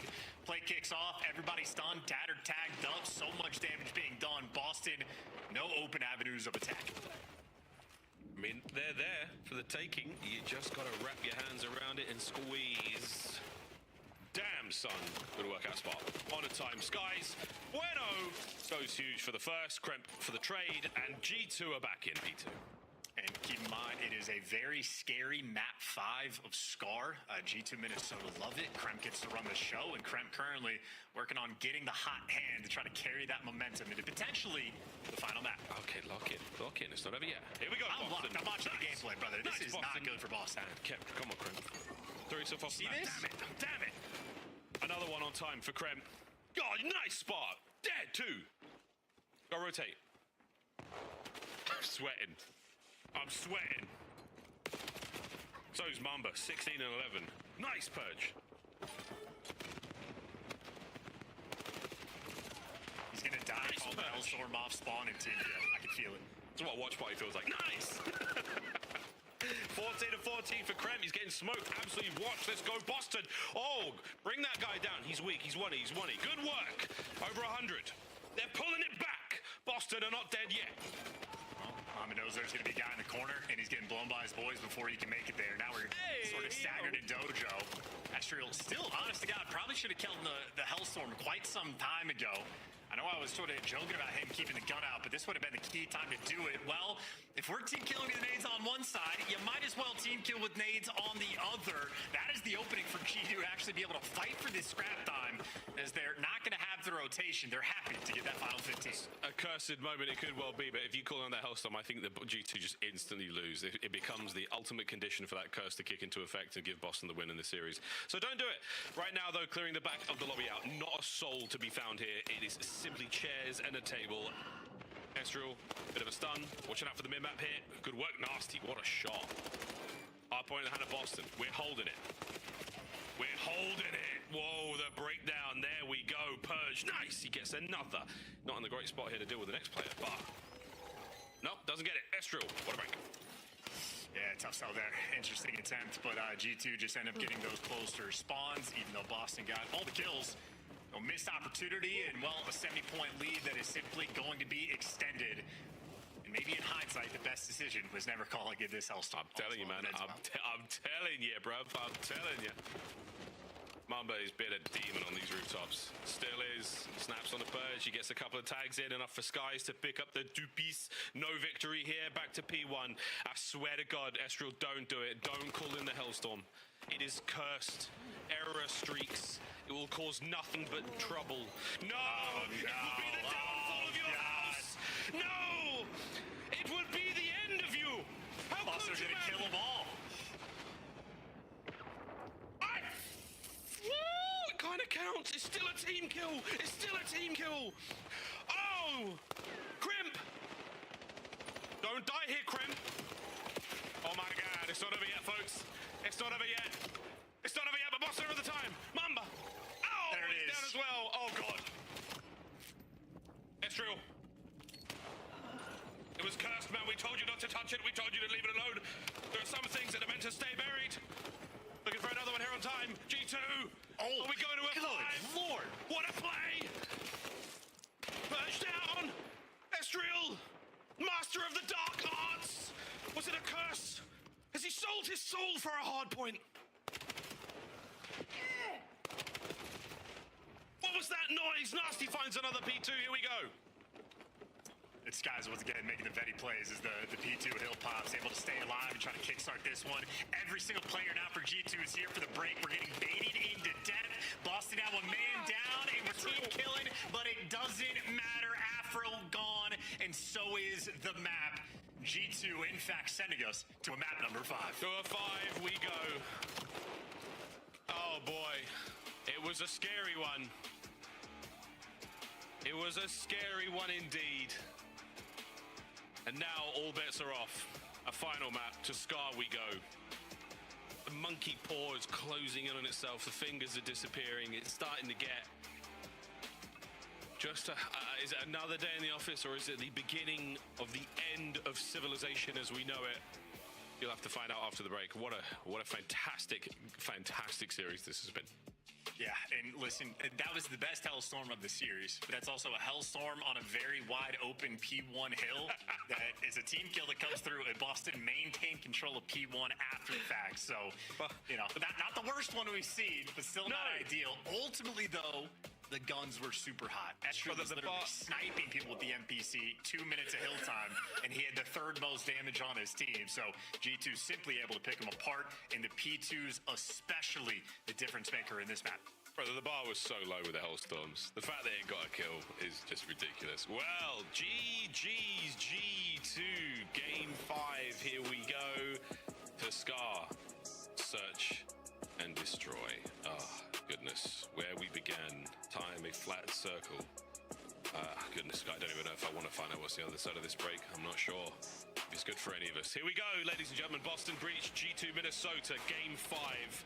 Was it written in the tea leaves? Did you find it in the woods in a sort of pentagram made of sticks? Whatever it was, maybe too many candles involved. We'll find out where the hell we go after this break.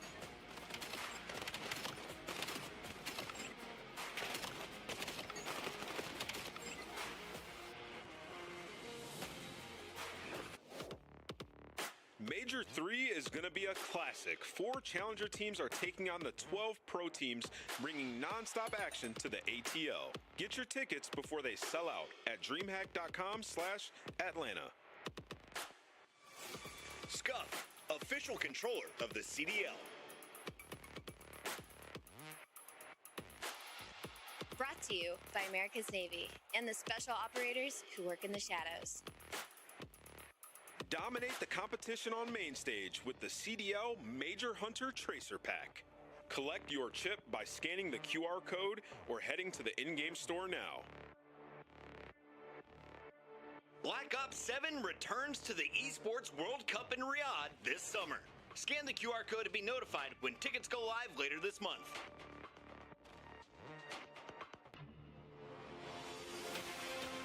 Let's find out who's built for the big save. Heretics ready to dive in. Thanks, Tim. 4 and Snoopy. Come on, wants some more. But Hydra with the switch impossible. He's making top room. So damn happy. It's Sykes.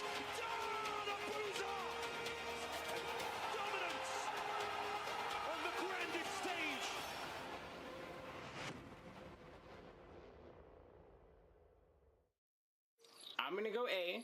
I need you to just watch my middle. Alright, well, I got A. I'm gonna ninja defuse him. I'm okay, I'm gonna ninja defuse him. Just stay alive, just stay alive. Hostiles are setting the device. Disarming the bomb. Ninja defuse. Ninja defuse, told you.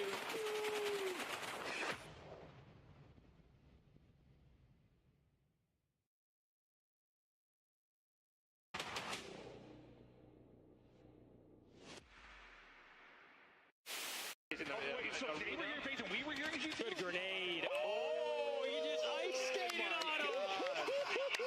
Yo, that was a skateboard move right there.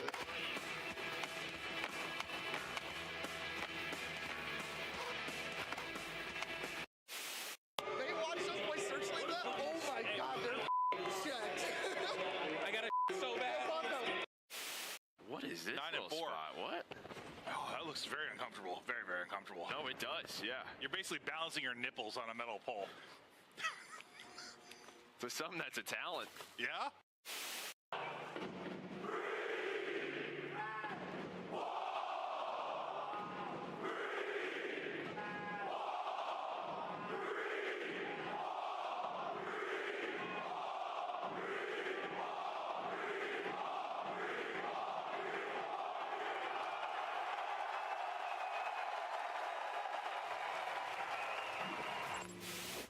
Welcome back, ladies and gentlemen, to Game 5. Just caught off camera there. I do believe the coaches of both teams were wafting sage through the back of those players' POVs, just to get rid of all the bad vibes, bad spirits that could well befall us on this map 5. Mother of God, someone has to win, Chance, that's the truth. But admittedly, G2, their Game 5s, we're on a 2 streak right now. That is a big deal. Like, the storyline for G2 at the start of the year was if they were winning Game 5s, they would have, gotten top 3 at the major. Yeah. They'd have 30 more CDL points. That was the only thing they struggled with initially. So an opportunity now. They got the win spree. It's a clutch up. Complete the reverse sweep as well. But Boston in a situation where back-to-back reverse sweep losses could be devastating for the squad. And of course, we're deciding this on Scar as well. Make no mistake, is G2 Minnesota's map pick.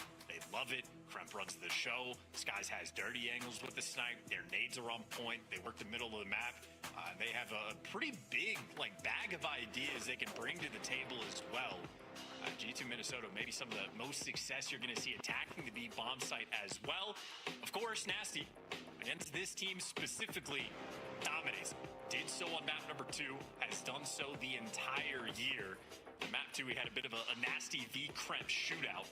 I think that's sort of the containment game. That's what you're going to be focused on for either one of these teams. Kremp loves the playing side of the map, loves to go for these aggressive pinches, and has to be ironed up, waiting for that moment.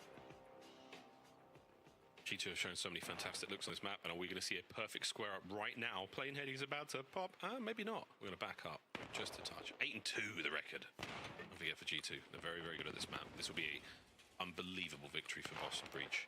The true underdogs right now. A bomb site, defensively sound. Nobody home just yet, and not a lot shown, so Sky's been able to find nothing with that snipe. Well, he's going to be looking towards the A side for the pick. Meanwhile, Kremp sneaking up towards the middle of the map and maybe able to spot a few of these players out on the cross, but Boston just gave up the A pressure, and as soon as they do so, G2 creeping up this direction. 45 seconds to go. Has anybody, there it is, discharged their weapon? Yes. Finally. Rat-a-tat-tat, still very heavy. Not a lot of lethals and tacticals remaining. Nasty gets involved. A-bomb site being planted as well, though, and Purge getting it going. That's the playmaker. And no snipes for Skies. Mamba's dead. Defuse it. Boston. Very, very fast attack. And G2, yep, that's them dead. It's a perfect round as well. I mean, you see them making moves on the minimap at the start. They went and triple challenged the playing side of the map because, again, Kremp loves those ideas. Swinging back and forth, but it's the double shot. I get the read on the pinch, and then G2, I mean, just left caught off guard entirely.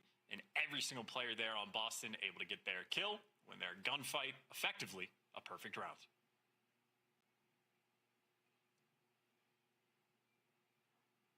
Who's calling the plays right now for Boston? It seemed like a little bit of spark. Again, the S&D kid pedigree showing. Carrying the bomb as well.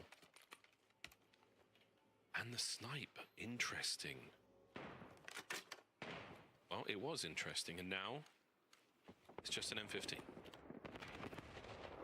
Mamba from Depths is watching the A-Cross. Ezreal is going to be doing the same. So right now, G2 are waiting for the information, and maybe after the fact, going to start ringing out some nades. For the moment, Boston have just now started to truly leave their spawn. Going to be an A approach as well. Purge, just going to be a floater. Worrying about, maybe a smoke play to draw some of the nade heat. Purge, they are so close to you, mate. He's playing reconnaissance in the middle of the map. Again, seen nothing. So close, though. He has crept up. The bomb is being planted. Or at least it was. A big pick there. And here's the Purge. Smoke movement. On plant. Afro playing this unbelievably close. Flank is now wide open. Afro's going to have to contend with a few. Stay patient. Wow, the timing was outrageous. What a kill. The second not good enough. Spot on the flank. 1, 2. What a round.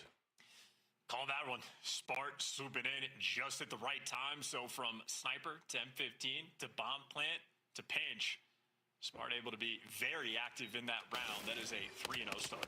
Nice work.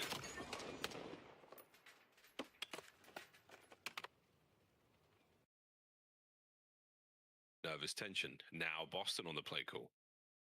Fro and Spart, a little bit of discourse here. Play call. Rip a quick bit of cloud and get back into the round 3. Here we go. All 4 SMG players wearing glasses. All 4 ARs. Either contacts or 2020. Oh, weird, isn't it? Is it? I don't know. Nades. Nobody home. Afro. Oh, he's hitting it. He's through. He's through. He's hitting it. I think we got, yeah. Surely, yes, guy sees it. But that's more than enough just to keep the back of your mind now that Afro is on the flank. A minute to go.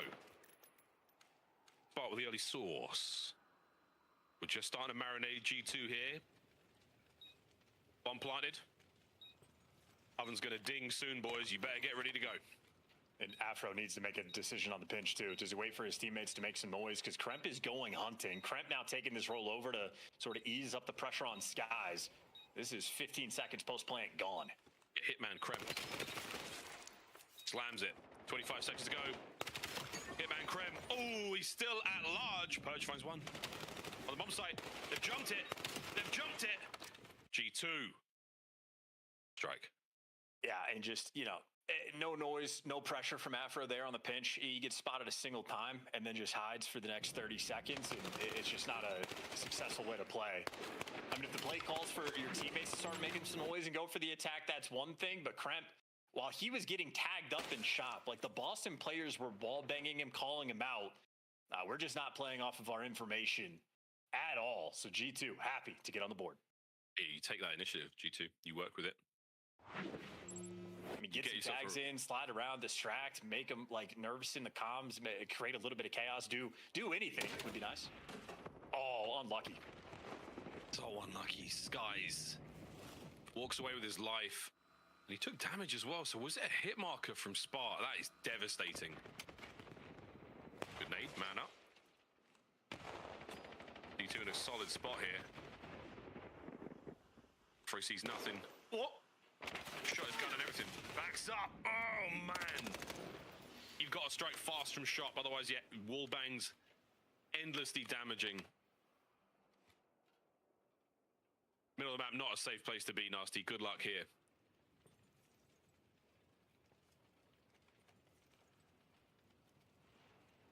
Probably doing his very best solid snake. Sniper over his shoulder. Doesn't connect. Causing problems, though. Are we going to check this? Left stairs. He caught Mamba here in the previous round. Sends it. Closes the kill. 2v2. 20 seconds. Nervy. Got to go for the plants as well. And they're getting spotted out on this cross. So Skies now has him trapped. The play call is going to be over towards B. And Purge, great damage, but you still have to plant this bomb. And if you're Skies, just go hop it, get this kill. Purge should be caught out, and there you go. Survive and you win. He's escaped. He's free. It's done. It's 2-2. Guys, big time veteran play. Yeah, and even, I mean, it works out. I don't know if he's telling Kremp at that moment just to fly out for the chow, or if Kremp just trusts himself in the gunfight, but either way, it pays off perfectly. Just barely able to get that kill, and I mean, we saw it on the overload as well, or in the hard point too. Skies, very consistent with these Vedi style plays. Vedi, he's been here before.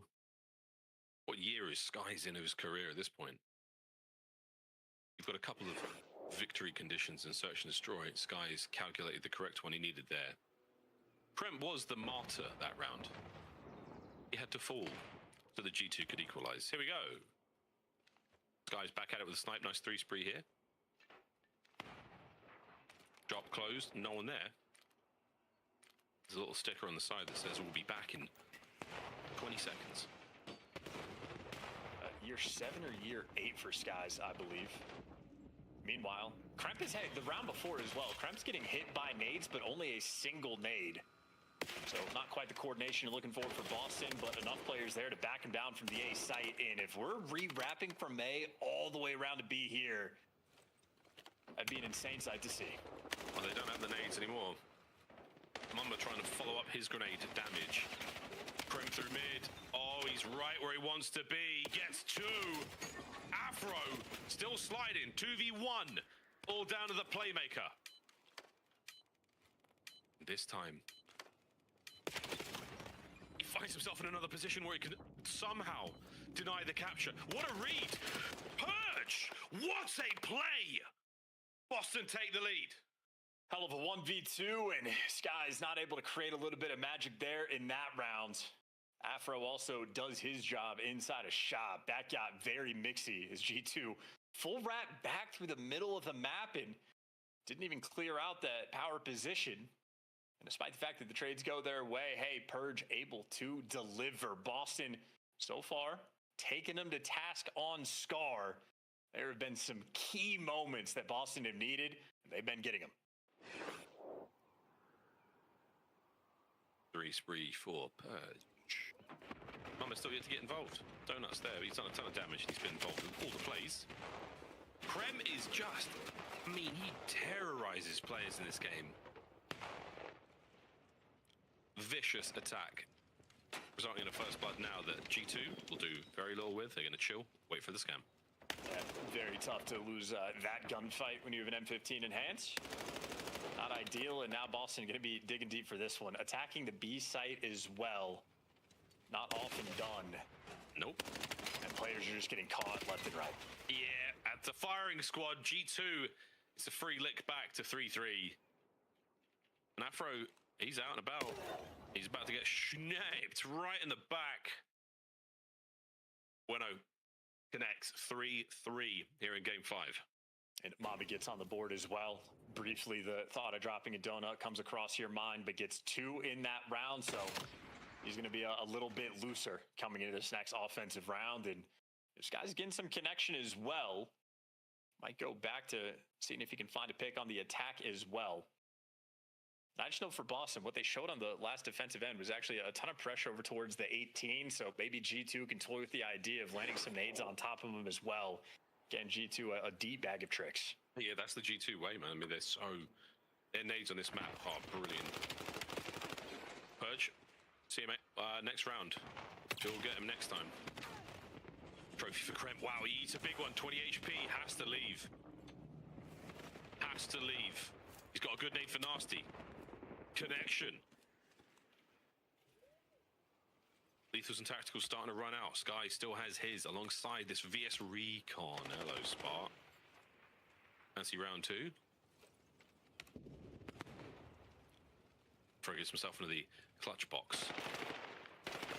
Still. Oh, doesn't play it slow and safe. Jumps up, kills Estriel. Carrier down. Kremp looking for the trade and success.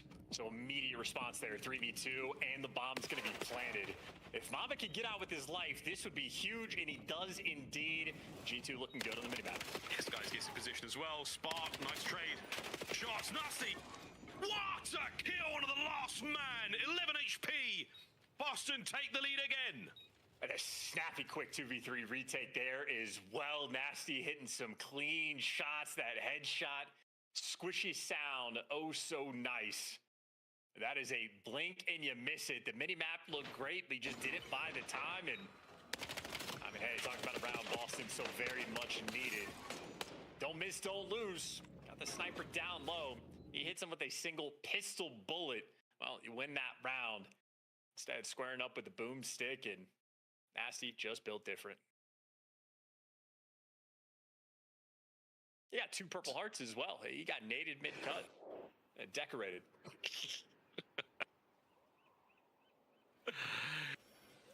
In the United States, he gets to get on planes ahead of people, which looks pretty cool.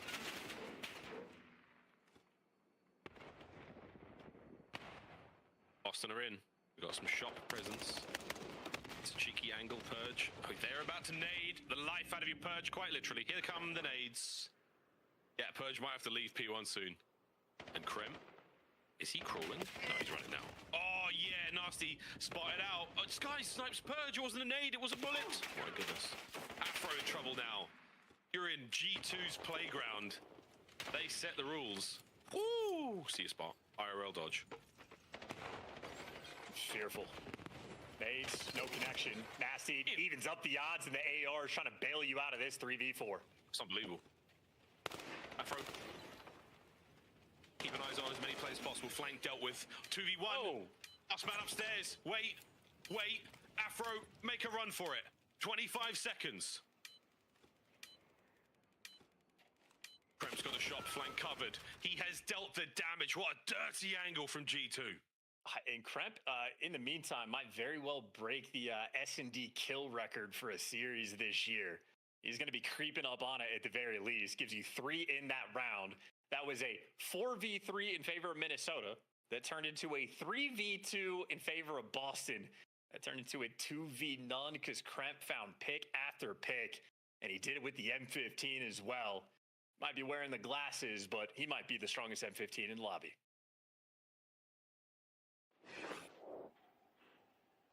Or 4 here in the 5th.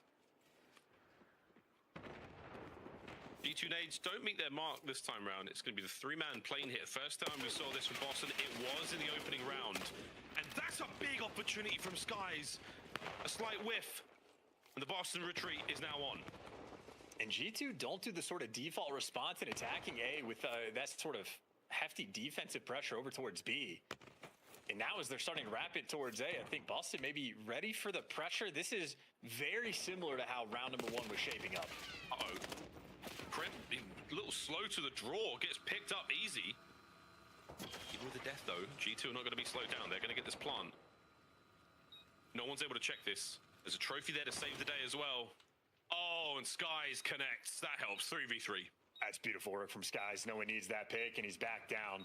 Now the pressure's going to be on Estriel on the front line, being a little bit sneaky, a little bit creddy. Well, he's caught out with no support. No support. Afro pushing the advantage. Oh, and it was a duel against Skies. The damage is superb. Now Purge, to deal with the last man, he's buying as much time as he can. Purge on the 3 spree, and Boston breach match point. Dude, and Purge getting vertical as well. Those wall hops just to be able to finish off the second kill that he got there in that round. I mean, top-notch stuff rolling through. Skies tries to bail you out of the round, but I think the support after the fact is not there. Estriel just gets left out to dry, and ultimately the teamwork for Boston just a little bit too clean. Always having an extra man in every single engagement.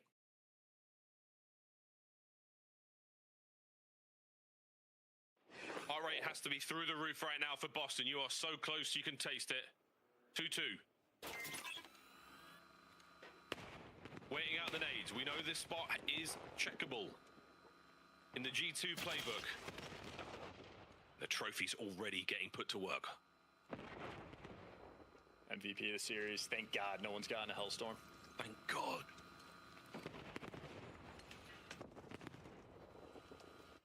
Might as well over the A-bomb. Afro is going to get a little bit closer, but Nasty is gone. Reinforcements now from G2 able to funnel over to the bomb site. Purge. Unbelievable damage on those players on the approach. None of them go down, and Afro will finish this plant. No trophy. Here we go. P2 hold for the 3v4. They are wall banging the hell out of shop just to get the clearance. Players up top. A lot of trades rolling through. Purge and Afro holding it down. And Purge still alive, and that is all you need. The playmaker and the heartbreaker. Boston get the map win. Should never have called in that Hellstorm. Should have never called it in. It was a curse, I tell you. It was a cursed streak. Foul dark magic. Boston in game 5. Their first victory in 2 months. Well deserved. COD gods smiled upon them today. And also cursed the living hell out of them, either way. Purge, 12-5. What a game 5 that man just had. Yeah, check out those first bloods, by the way, Miles. That is only 2 there out of 10 rounds for Boston, and they still managed the clutch up. Purge responsible for so many of these clutches as well. He stepped up his gameplay in this stage.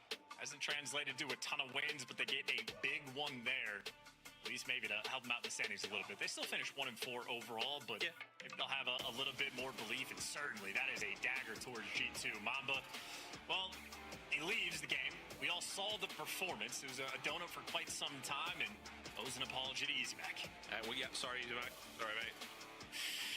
Wow, what a great series that was. Another 5. You know what's going to happen in the next series, though, boys and girls? Game 5 as well. Yeah. Damn right. What a Saturday this is. The last Saturday before we go to the bench. What a good series, guys.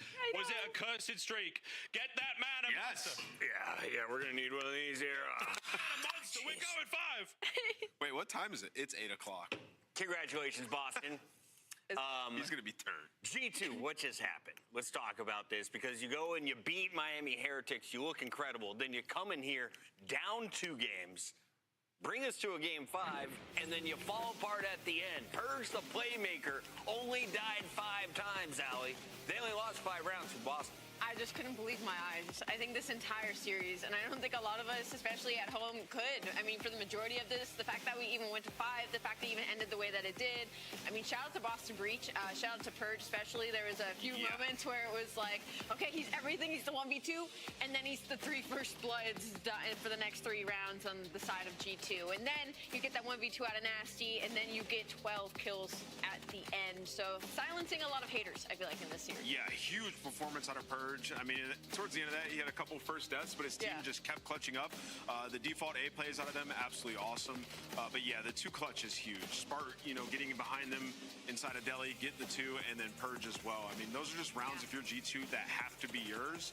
I know Skies was finding some picks with the sniper defensively, but on some of those rounds, even when you find the pick to either even it out or give yourself that first blood, when the retake has to come in, it's still difficult because you have a sniper and they're hiding, right? So when you close that distance, you have a pistol. There's really not much you can do, so it's almost like being a man down anyway. So I think they need to reevaluate their SCAR just a little bit for teams that play that way if you're going against a team like Boston. What a treat.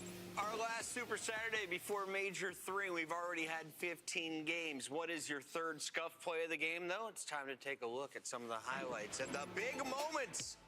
Here it is, end of Hardpoint. Walk me through it, Ant. Oh this was wild because just before this, you saw Spark in the hill calling an Hellstorm, and I'm like, I hate it. I love it. I hate it. He hates because it comes down to the very end, and in this situation, Kremp had found a massive 2-piece in the middle of the map, and you're thinking they're going to win. That kill right there to start the trade sequence, massive from Nasty, rips Kremp off the heady to give them an opportunity to close the distance in the hill, and from here, it's just a trade battle. Nasty wins another huge one to close this one out. Just a wild ending, and we knew we were going to be in store for a crazy series from this map. Wow, I couldn't that even better. I feel like it set up the story of the way the entire series goes, with these bang outs, these trades. I mean, I even think back, Mamba finding the 3 and close out in that den was just like, the series was crazy. Now, you guys mentioned at the start of this qualifier, Boston had the hardest strength of schedule of any of the 12 teams in the CDL. You got 1 win out of your 5 matches, so your bottom 4 seeds going into this next major, that doesn't really mean much, right? You're starting in groups anyway. So what's the expectation for Boston from here? I mean, beat the challengers team that is going to be in your group first and foremost, and obviously try to make a dark horse run. I mean, that's really the only opportunity they have the next couple of majors. But yeah, for them, you just said it. They had the hardest schedule imaginable. Their last two series, you go up 2-0 on the Gentlemates, you choked out reverse sweep. Same situation here, but you closed it out. So there's been linear progression for this team, and that's all you can really ask for given where they were. And that means you're most likely playing the easier teams come Major 4 qualifier. Before we get to that, though, we got to go to our Monster Winner Spotlight with the only Byron. Mr. Plumbridge, can we talk about this Game 1 victory? Because you set the tone with the hard point. What was going on in this series, and how did you clutch up twice in the final 12 seconds? Well, the map 1 should have been a bit cleaner. Chris called in a streak on the P2. Should have saved it with P3. Might have wanted to save it. Got very hairy at the end, but other than that, I thought we played it pretty good. I mean, it was just kind of trading hills in the second row. Yeah, absolutely. You guys played it great. And obviously, we go all the way to a Game 5 here. It got a little bit dicey. I've been following your Twitter and your performance of the year. You've been very solid, and I've seen that you've been frustrated. How do you deal with that? You know, coming off the season you had last year, this year obviously hasn't exactly gone your way. Yeah, I mean, sometimes it goes bad. I mean, you have two options, right? You kind of give up, or you just keep trying every day. We keep working hard. That's what we've been doing over here. I know the results haven't shown recently, but we've had a pretty hard schedule, like with a new team. So I feel like we've shown progression throughout the stage. I mean, we've been playing the teams closer and closer as it's gone on. You have to kind of just trust the process, really. Yeah, for sure. And I think going off of that too, I can imagine the frustration when maybe sometimes, because from our side, you know, with you guys sticking with this roster and kind of battling through this stage, there has to be something we don't see, right? Like something that you guys believe in, that you see in practice, that you put in the work every single day. So tell me what that feeling is like and what your favorite thing is about your team that maybe we don't see or have access to. Favorite thing? We've lost a lot of games in a row, but we've kept it pretty vibey here, which is quite hard to do. Yeah. So I'll take my team for that. I see people, like, they say stuff about vetoes, but then they don't see practice. Like, everyone's wondering why we keep picking Den, but Den is good in practice. It's like one of them, you know? Like, that's what practice is for, so it's a weird one. Nasty, we get to see you on land in Atlanta. We miss you at Birmingham. I know a lot of fans are excited for that. I miss missing that one, too. Well, cheers, man. We'll see you in just a week. See you guys then. Bye. That is Nasty. Monster Winner Spotlight complete, which means we have one more match to go on the other side of this one. Cloud9. Let's get weird, shall we? You won't win this next one. Yeah, Riyadh fans are praying.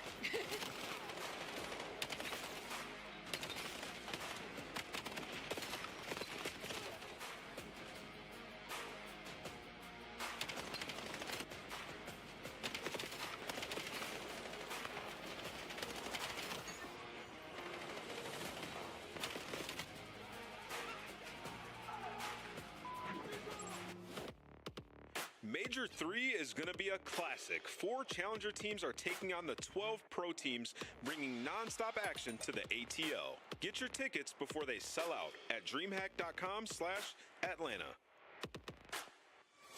COD Champs tickets are on sale now. Come see the best teams lock in for this season's grand finale in fabulous Las Vegas. All 4-day passes come with early venue access. Head to FazeVegas.com or scan the QR code to get your tickets now. Brought to you by America's Navy and the special operators who work in the shadows. Scuff, official controller of the CDL. Monster Energy, the official energy drink of the CDL. Here they Be careful here. 3, 2, 1. Don't line up. Oh, what a flick. Wait, he's going back for more? Oh! Simple. Oh! Three! That was gotta give him that! That was good!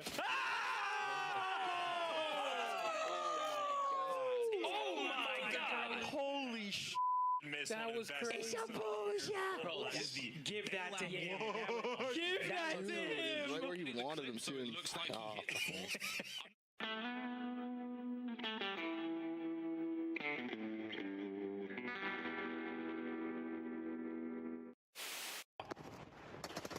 Second tick is done. Abizi is cheesing. Abizi is cheesing.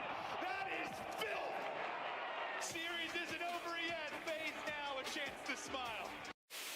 Well, hello there. We are are back and ready to kick it into the map 3. A hot contest so far.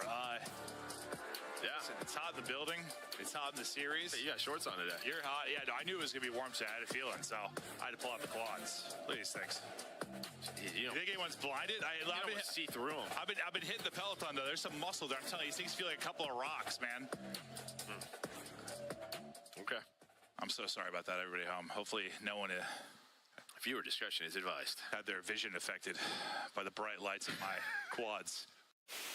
Can he find another? 3 lives now for the Stallions. Hey, this is just a round of S&D. It's a round of S&D, but we saw how that one went. Dylan and Rex, last Hermano, does not survive. Ultra clean, efficient, no time wasted, and Scrap, never a player that says any mean things about any of his opponents. An incredibly nice young man. Unbelievable gameplay.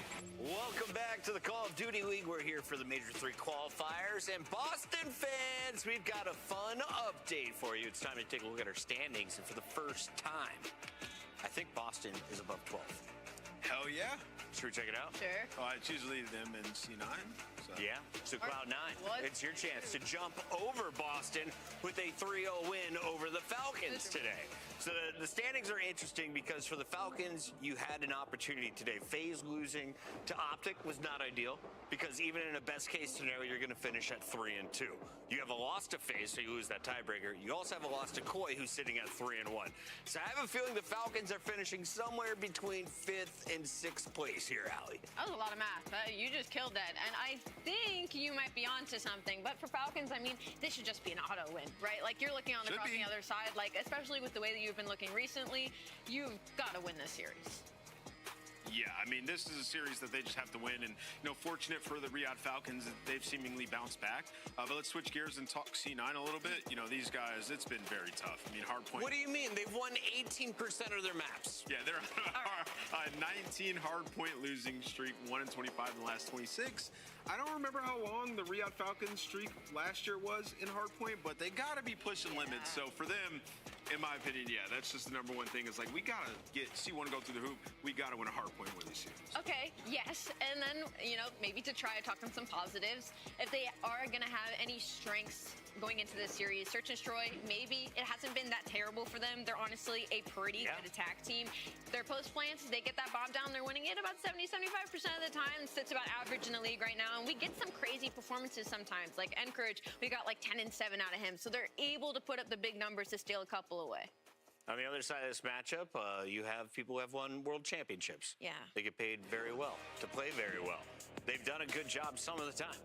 Some of the time. On land, not so much. Sometimes maybe good.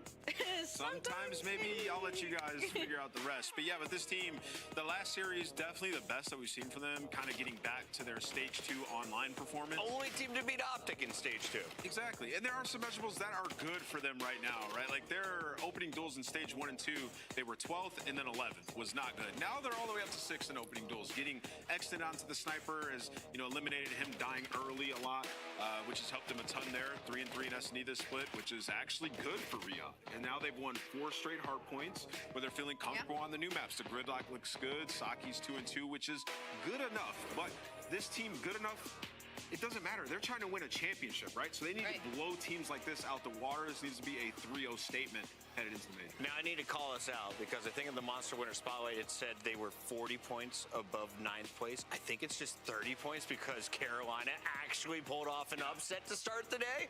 So, Falcons, you might feel a little extra pressure. Allie, 3 matches is not a huge buffer if you're on the border of making champs, especially when you have 3 returning world champions. So, how do you start this week off right? How do you finish strong going into Atlanta, a land that is going to be super crucial to your season? Easy answer 1, you take the opponent across from you very seriously because Cloud9 has been prone to just have some weird series sometimes. Especially also, Search, too, just win your best hardpoint that they have right now in this series. 2-0 on gridlock so far this split. They're going to get that map 1. Win your map 1 pick, ride that momentum, you're going to be fine. I pick Falcons. Same. I sure hope so. Give me the Falcons. I also picked We did this earlier. Yeah. And the Ravens won. Let's go Birds. Shift and study. It's all you. Could be something in the air, Chris.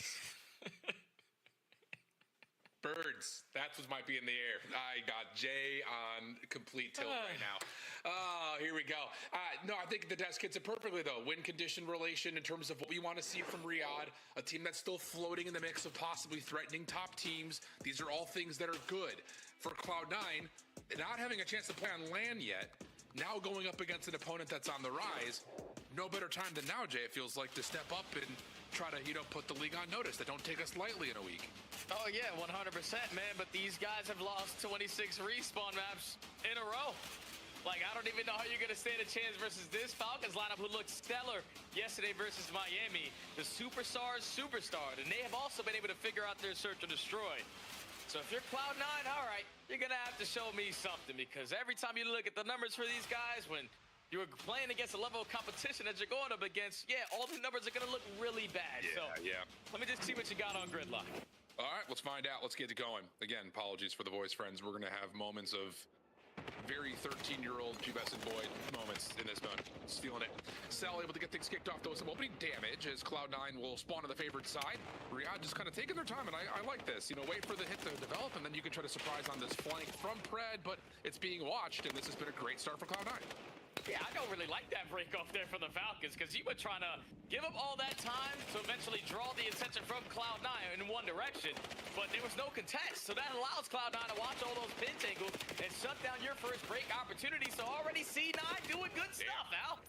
Look at Nezra. I was going to ask you, kind of going into the series, what has been an evaluation of this team on the individual spectrum since they were picked up? And I know that initially we were really looking at Nezra and saying that on his POV, the eye tests really does come out favorably. A 5-1 start for him as Hides able to lock down over towards the bus stop, and we got 40 points on 1. The rotation looking good for 2, and Falcons are coming out really, really slow. Yeah, and Oak is still sitting at 0-0.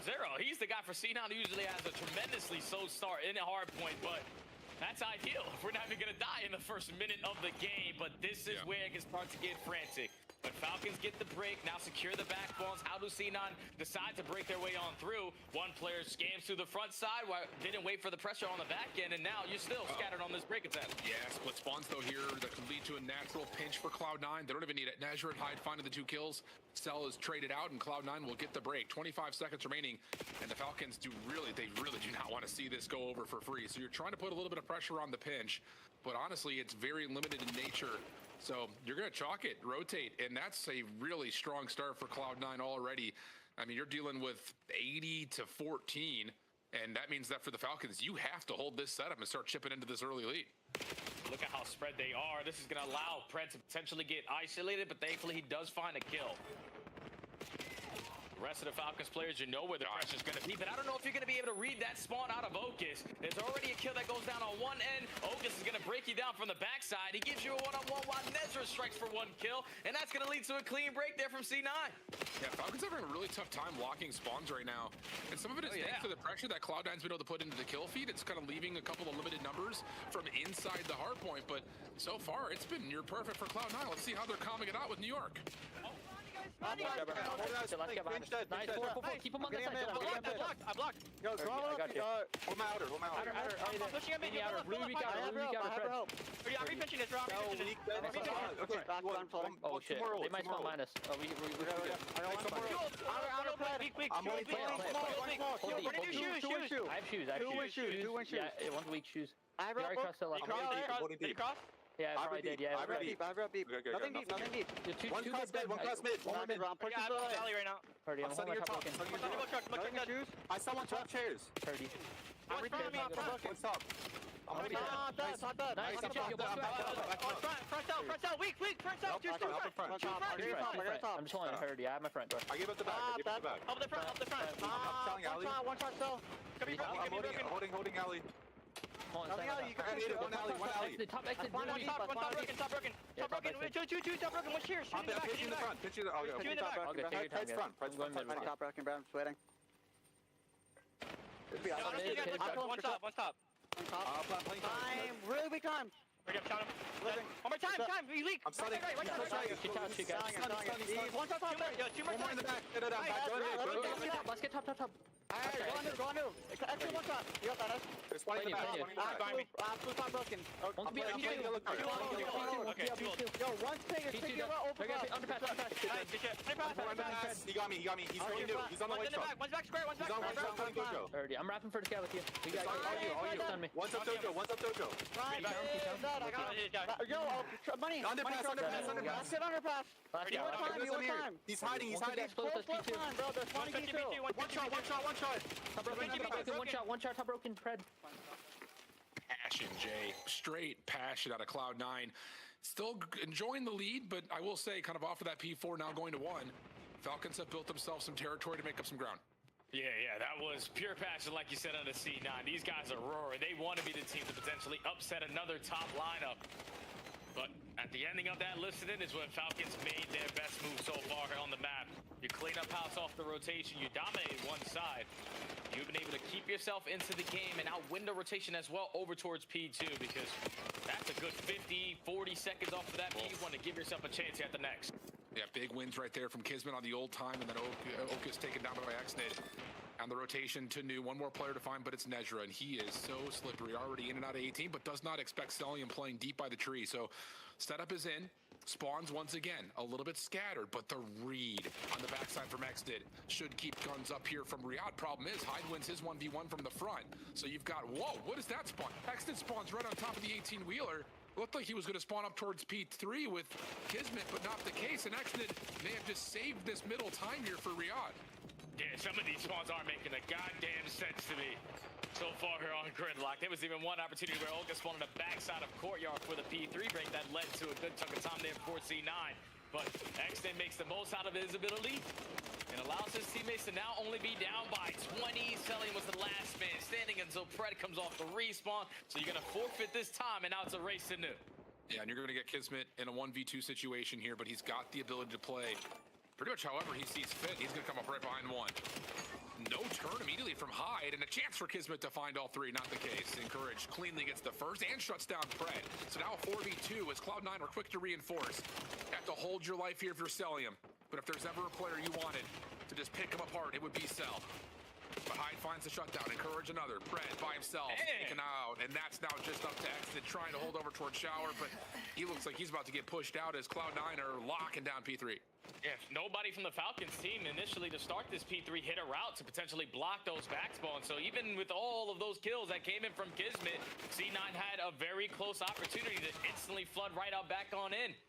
And now this has led to a phenomenal hold here at the P3. Falcons are just not looking like the same roster as yesterday. It's still a 60-point difference, but that's a good sequence of kills. You're going to have 2 players from C9 spawning all the way across the map. You desperately need to locate these guys and lock down this P4. And they're able to cut through top broken, which is great news. That stun is going to connect it. They expect a second player. They do now with the shots coming through, and Hyde will only be able to find 1. Pred now trying to lock down the front door. Kismet quickly through mid-map, trying to keep the staircases safe.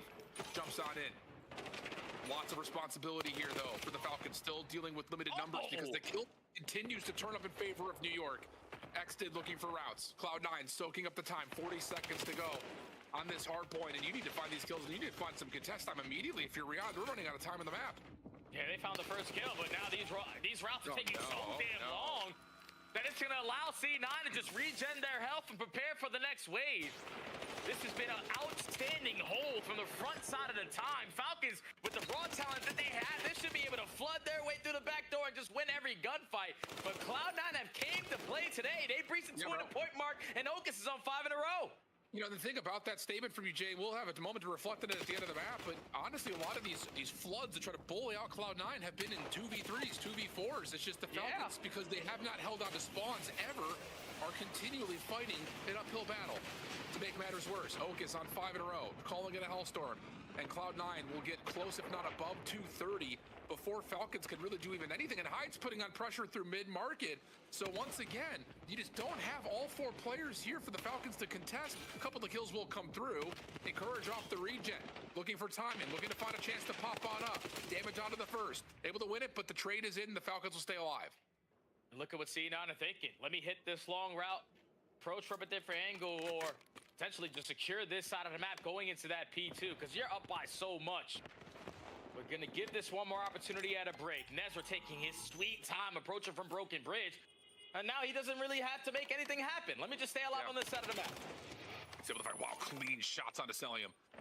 Pred trying to find the trade. Stun comes through, but Nezra cannot equal the task of Pred pushing forward. Okus behind the play. Can he get here in time to help out his teammates inside of mid-mail? And yes, the answer is yes, but Xnit's double will give an opportunity for the Falcons to get here first. It will be a 2v1 for a small moment. But Encourage takes down his teammates, so neutral time. Encourage too weak to hit, but look at High making the play quickly through the underpass. Xnit trying to pick up the pinch, should turn the attention of the Falcons members around this area, but Hyde is hard to find. Eventually the kills come through, and the Falcons are working on a comeback.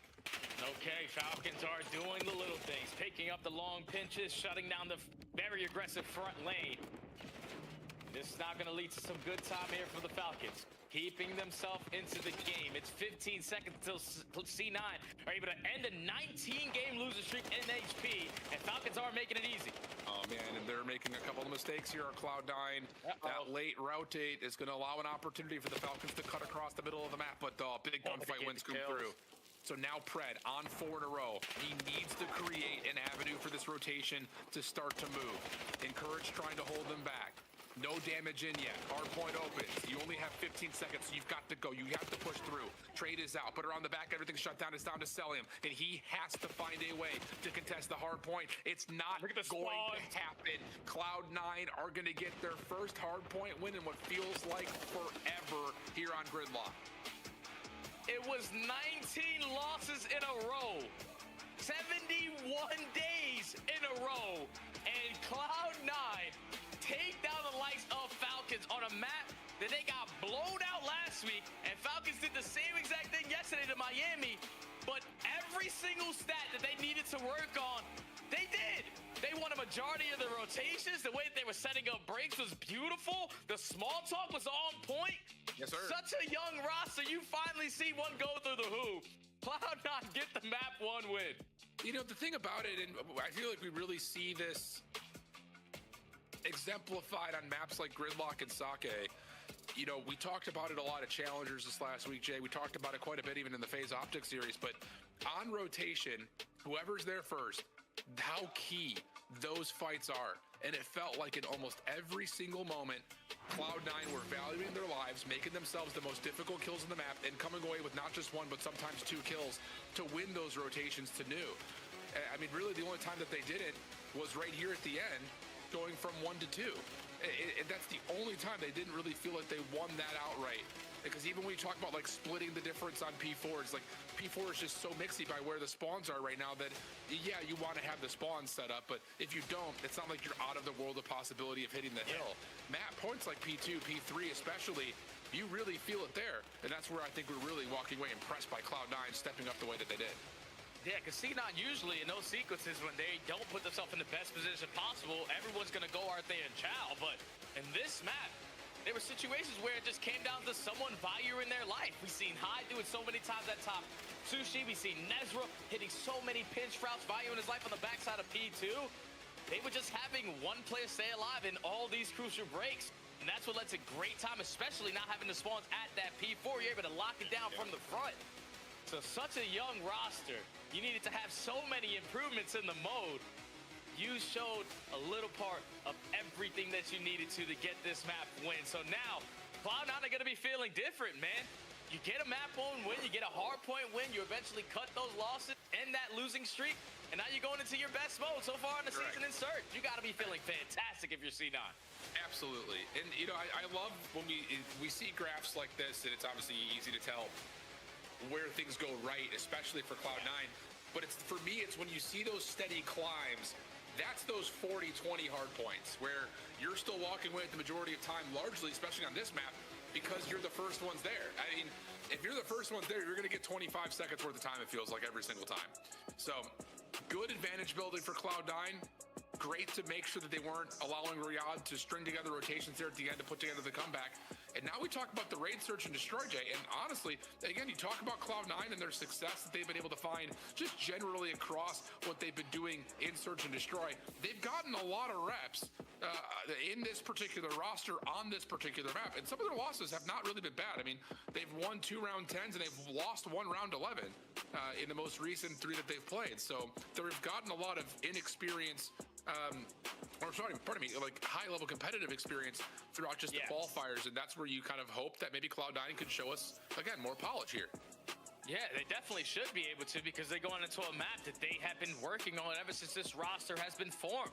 Raid, Search, and Destroy has been their go-to. You've seen them play it so many times. You know, Hyde loves to swim like he's a dolphin. Get into the tiki, order himself a drink, and then pop a 2-piece right after he takes a sip. Those are the things that you have to be paying attention to if you are the Falcons, because they've so far, this stage, shown drastic improvements in their Search and Destroy. And I think Nameless hit it right on the head. To go from 12th overall in First Blood to 11th overall in First Blood to this stage, going to 6th overall, middle of the pack, and that's due to Xdid just whipping out a sniper. That's what I want to see for the Falcons, developing more in their Search and Destroy gameplay, because this is realistically what's going to take them deep into tournament. Agreed. We talk about it a lot, I think, especially when we were trying to learn the identity of this Falcons roster at the beginning of the year. Was it going to be Kismet? Was it going to be Celium? Who was going to snipe? And we saw both. And in both instances, you sit there and you feel, I think, more of the negatives of not having a Celium AR, not having a Kismet playmaking SMG. So someone else has to step up and carry the mantle. And for Xdid, he definitely has been putting in the time, and this stage, he has definitely upped the game in terms of bringing some sniper presence to Riyadh. And it looks like Xdid, number 4 in green, will be sniping through mid-kitchen here. So it again allows Pred to play an island on that Tiki position, and the rest of Cell and Kiz will just play over towards ring. But I think Kiz is seeing that cross right there. And yeah, that's good preparation. Cloud9's gotten free first blood. Yeah, I don't know what Kismet was thinking. All right, let me just push into Art with no info, but thankfully Pred is able to make up for the numbers very quickly. Find that player and hide in towards Tiki. 3v3 with 55 seconds, and I love this play out of the Falcons. Everyone regroup. If the bomb play goes down, cool. Let's not give up our life in a one-on-one. And don't give up an exit. That's the biggest part. Pred's going to try to feel things out, checks the bomb. Shrugs off Encourage from trying to punish that position. And it looks like for Cloud9, this is just about trying to kill noise and see if they can find some contact. But honestly, they're not going to get much unless, okay, now you know. Now you know you have to commit to this bomb plant with one on the flank, and that's exactly what Encourage does.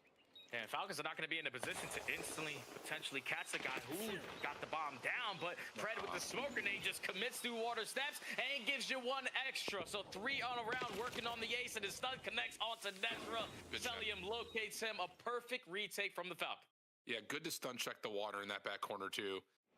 Just to know for a fact. They love to play it, bro. I mean, they were, I won't say like the initial adopters, but definitely the early inceptors of trying to play through water almost every single time there's a B play.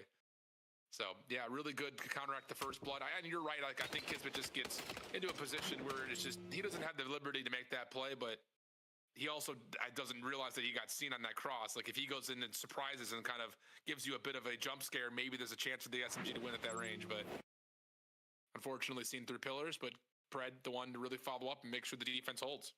Yeah, I love that play out of Pred, because he was the guy who initially shows face in front of Okus on that flank and then doesn't waste any time challenging that gunfight. Let me regroup with my teammates, and it works out. So Falcons fantastic on the opening round. Now they go to the offense, where we're going to spread the map a little bit, try to get Reed, who's being thrown at us, but Xdid, he gets caught. Kismet looking for the exit back through water steps. In trouble. Cell right there to help, though. Good damage comes through. Kismet surely able to follow up on that, but he's lost them. Until finally, Hyde is taken care of, and now it's 3v2 for Riyadh. Once again, counteracting the early first blood. With the numbers, you're just going to play for some information. You already had Pred clearing out so much space in towards ring. He's telling the teammates, yo, guys, bring the bomb towards me, get it down that laundry, and someone watch a flank. This should be a GG on the round. It definitely should be. Well, Encourage and Okus will try to put themselves together here to figure out this 2v3 retake with the bomb now planted. Encourage has not given up any information or angles through pillars, so you know for a fact that this post plant is largely living on the outsides of the map. Here's the first shoulder. Nice damage coming through Encourage on that little bop up, but the problem is there's help nearby. And Pred still on 4, able to get number 5. That's on low health, too. What a bold challenge that turns into a potential kill streak on the way. Yeah, and that's Pred, again, making the big play. Taking all that space away at Laundry when the early gunfights were happening at the B site. Giving the comp to my teammate, it's free, guys. Just get it over towards me, get the bomb plan. We still have the numbers, but gathering in the information on the backside of Laundry, you spot out Ocus, change up the spot. Get the info onto both, so someone goes to help you. Still at least the Pred finding the final two. So far, flawless here in this SOD. Yeah, very. The 5-0 from Pred, again, has him probably pretty close to a Hellstorm at this point. Ocus gonna snipe. Takes his time, cannot connect. Too many nade damages coming through. Pred's gonna find kill number 6 here off the get-go. This time, first blood and a second. He's on 7-0. That was all from top Laundry. A stray nade from Hyde. Does land, though, onto Kismet, so it allows Cloud9 to still play for the bomb collection here at Ring. The Predator is still alive, man. We have yet to deal with him in any of these rounds. He already gathers the information that the pressure's going to be at A, so just going to back on up. Allow my teammates to assist me. The only way you beat me is if you plant the bomb. Hyde, whoa. I mean, the shot from X that came through, I thought he was just going to try to throw maybe a bait shoulder and see if Ocus can take the angle away, but tried to jump the corner. Xned's able to connect, and that's a flawless round for the Falcons. So it feels like an opposite series right now from what we were expecting, Jay. I mean, yeah. It's unreal. Who would have thought that Pred would be putting on the screen the best performance that he's ever had in Search and Destroy? Not only with the kills, but just his decision-making on the map. Understanding we got the numbers, no need to force an extra gunfight. Let me just back up to my team, regroup, and then we fight. He is making big plays right now in the Search and Destroy. This is the guy you need. Well, it's the guy that they're getting. Nades over the top here from Xned and Celium, putting pressure over towards B. Pred. Yep, there it is. Hellstorm out. That will lead to a rundown over to B, and likely a plant behind it. There's the call-in. Everyone taking their space, largely staying alive towards Laundry. Nezra at basketball would be the only one who really has a chance to contest the exit of Xned. He gets into Tiki. Kismet's able to find first blood towards Ring, and the Cloud9 defense is in shambles. Yeah, now he's just going to get out of dodge, just keep Ocus's focus on Kismet, and that's going to allow his teammates to have the heavy advantage on this side of the map. It's already 15 seconds gone. You're still trying to locate where the hell Kismet went if you are Ocus, and now everyone's got to come in through water. Yeah, it's just not a place to be, but wow, big gunfight went there onto Pred. No, Kismet too strong, and then the follow-up kill over towards Bedroom does come through. Initially, that kill from Hyde, you think, well, maybe hold on a second, especially if you can get Kismet from behind, but not the case, and the Hellstorm pays out for an easy post-plant 4v4. That's how I want to see teams using Hellstorms in Search and Destroy. Take your space. They are sitting in buildings to not die to a Hellstorm, and Kismet is one of the best at doing that. Puts himself in a position at front Laundry, gets the first blood, forces Ocus to put a lot more focus on him than help his teammates on the retake. And eventually comes back through water steps. Closes out the round there for Falcons. Again, flawless. 4-0 is the count. Now you don't got to worry about a Hellstorm if you're C9, so let's go ahead. Yeah, should be a quick plant here, and we're going to be able to have a chance to evaluate the Riyadh Falcons retake towards A. This is by design. No one was even over towards A, so they should have something in their playbook. Nades over the top is what happens first. Hard to say if those tag. Xned's got the scope pretty much hard set, and that nade does land. So now you do know that there's a post plant at Laundry. Oh, and a hit marker. That's tough, but this is all about trying to set up this pinch through driveway. Can you find the kills here if you're the Falcons? Yeah, and Courage is the most important player here. Keeping this side of the map sort of safe for his teammates, but Xned finds that kill. Now he's going to try to make his own play and get caught, and it's a 3v2. All you have to do is stall out time. You got 10 seconds left. You got to hop this if you're Pred. And he won't. They're too busy trying to play for the kills. So Cloud9 just kill off too much time and space, and hey, I mean, you're right. You talk about the importance of Encourage. He gets the read, he stays alive. That's an extra 4 or 5 seconds right there from the players that likely would have won the round for Falcons if they were able to find that kill quicker.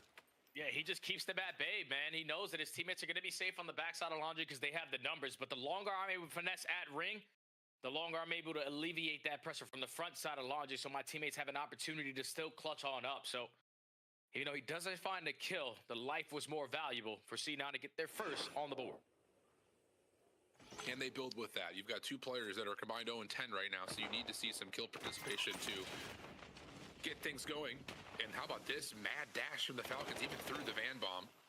Okus for first blood. Xdid trying to follow behind it, able to secure the trade. Pred's also found Nezra over towards this pinch on Art, and he knows that there's another. This is not where you want to be stuck right now if you're Cloud9. Hyde will drop, and this will be a 5th round most likely for the Falcons unless Encourage can turn up.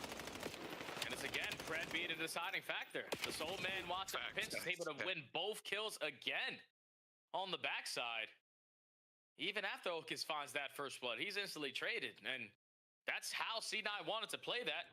All right, Okus, you show FaZe. Potentially, if you get a first blood, even better. We're going to instantly work that bench. But Pred is just ready for it, man. This guy's not getting caught off guard today in search and destroy, and now Falcons at game point. Yeah, man.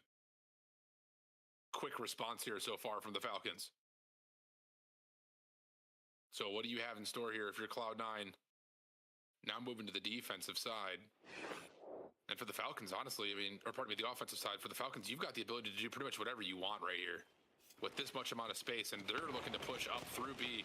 Love the idea. Nades and stuns, keep away the angle. Hyde able to get it over towards Pool. He's seen the cross by Kismet and co. I don't think they realized that Hyde was the one taking shots because of the focus over towards the heady. But Exnid, Pred, still, they respond to the first blood. How many times have we said that? That's at least the 3rd or 4th first blood that's been counteracted. Pred now on the pitch to win the game. Not quite. Nezra avoids the agency with Encourage, but coming across this angle would be difficult. He's able to get the kill and get away, though, so for a possible 1v3, Nezra's up to bat. Trying to spot the info onto Celium. He does hit with a headshot, so you have the advantage in this gunfight.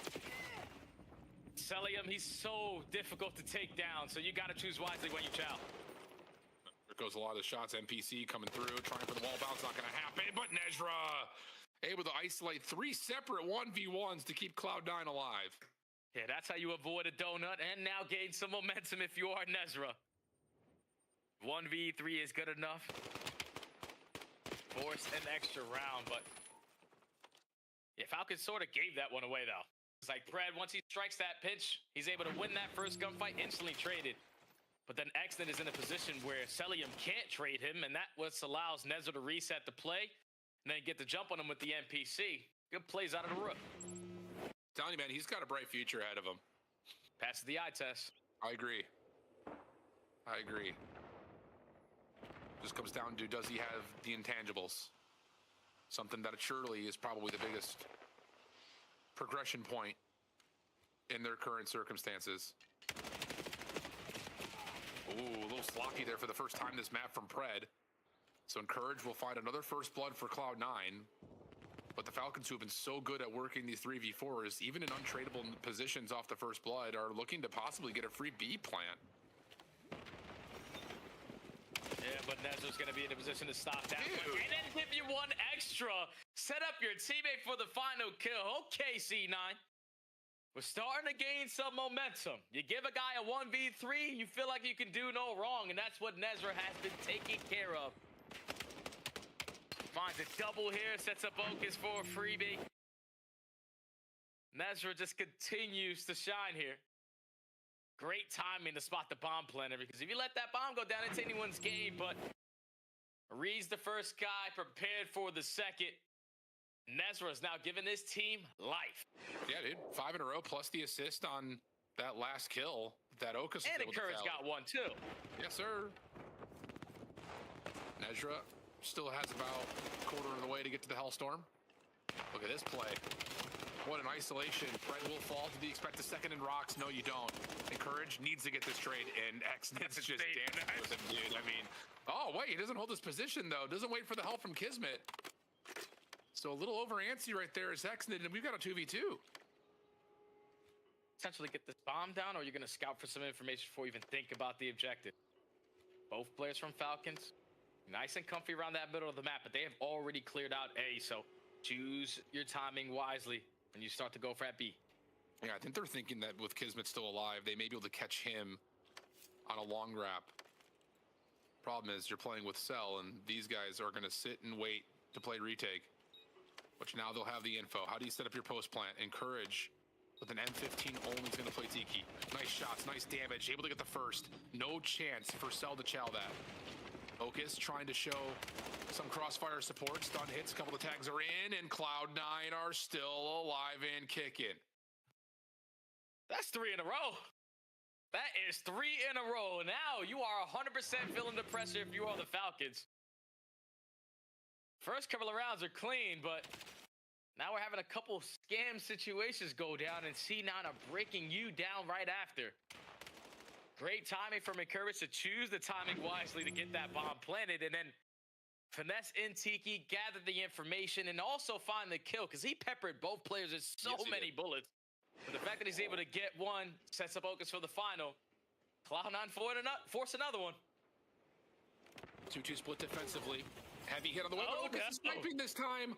And Ocus will grab one. I don't think anyone saw Nezra hit the water route. He may pop up and find the rest of this Falcons hit, but he's going to go clear bedroom first. So now you need to get a read on this rotation. And Courage has got that covered. Hyde here to help. Kills coming through. Exit in trouble. Down to 10 HP. But still alive. Trying to hunt him out is Nezra. Nice shots from Exit, but the trade is in. Just down to Pred. And will it finish for the Falcons the way it started? Underneath the AR of Pred. Not going to have a chance to break the S&D kill record if he wins this round. This is the guy you want in this situation.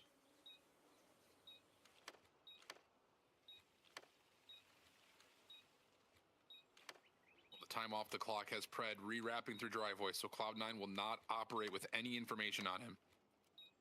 And Pred is going to try to guard this from pillar side, but there's the smoke. This may force him to have to go check. Encourage holding, immediately taken out. Ocus has to go. Has to win this gunfight. First shots are clean. Oh, but he's trying to play the chase, and Pred's just going to throw shoulders. Oh, no. Wouldn't have had time to get back anyways. So it'll end there. The Falcons able to respond. And unfortunately for Cloud9, the giant comeback effort largely cut short. And I don't want to say that's a game knowledge thing, but that's just a tough situation to be in right there if you're Ocus. Yeah, that's just a world champion going to get some young bucks. Okay, they're not going to instantly hop to defuse. They were just showing presence at kitchen, so they're not going to be in the play. But Pred couldn't have played that any better. Stalls out 15 seconds before they even get towards the bomb site. Then when the smoke grenade is down, you're not realistically in a position to even play the trade in towards pillars. And that's exactly how Pred wanted it to go down. 10 non-traded kills, 14 and 6 with almost 1,600 damage. The Predator took over. Yeah, man, what a map for Pred. Huge. And more importantly, just holding Cloud9, having two players at essentially 0 and 13 at one moment in time, 0 and 6 and 0 and 7. So big response there from Riyadh, even though the comeback effort from Cloud9 is tippable. And now we take a look at the exposure overload. And I'll say for the Falcons, you know, in the overload in particular, you really have to feel pretty positive with what you've seen over the course of the last couple of days. I mean, their scoring average is getting higher, which I think is probably the biggest news for them in terms of positives, because they may still not be the best overload team of the game. They had that long stretch. They've been a little bit more 50-50 in this stage, but at least you're getting more offensive looks in this stage, which is big, Jay. No, definitely big, man. And I can't wait to see what they're able to do when that map comes around, because the series is all tied up at 1. Falcons gained the momentum of what Pred did, but now we're going into overload and exposure. We'll see you guys right after this break.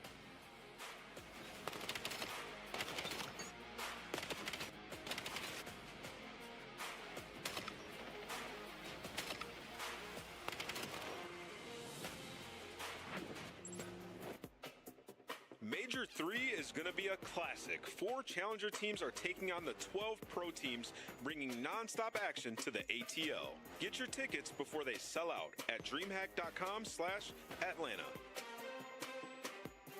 Scuff, official controller of the CDL.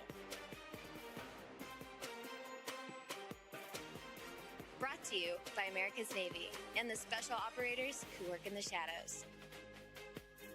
Dominate the competition on main stage with the CDL Major Hunter Tracer Pack. Collect your chip by scanning the QR code or heading to the in-game store now. Black Ops 7 returns to the Esports World Cup in Riyadh this summer. Scan the QR code to be notified when tickets go live later this month.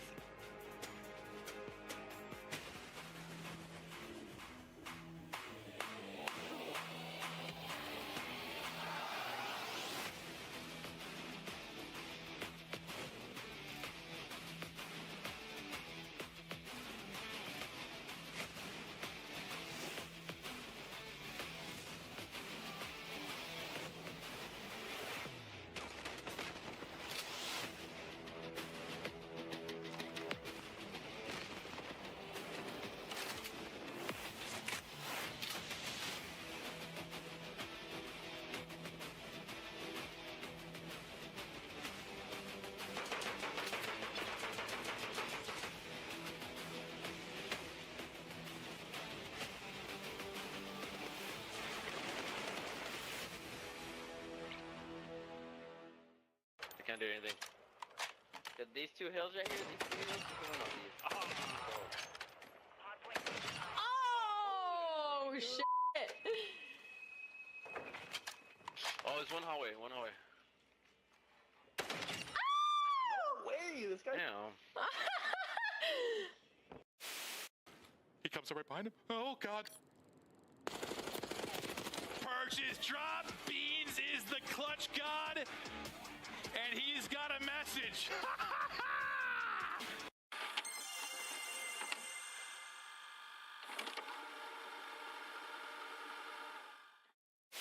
Hands wide open. 4-3. 1, 2. No! Oh no. It's real. Oh no. Oh my God. It's over. That's a G. Definitely no Rocket League. G2 just hooked them. Oh my God. GG, man. He's done. Wow, bro. Wow. Look at him. Look at him talking.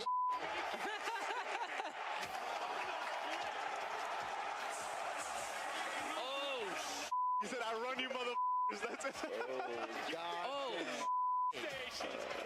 That was a breakdown. Behind one. Top one now. Frosty dead. I'm in their spawn. There's gonna be another one on me. I'm pressuring. What's Rook today? One's on me. That's two. Right, nice. Respond to shit. Yo, come B, come. Or you, yeah, go. We have it. You guys are good. Nice. Go, spawn dead. My God, Caesar.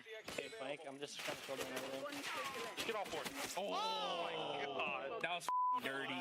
But like, good. Just no, I was working picks, bro. I was working picks.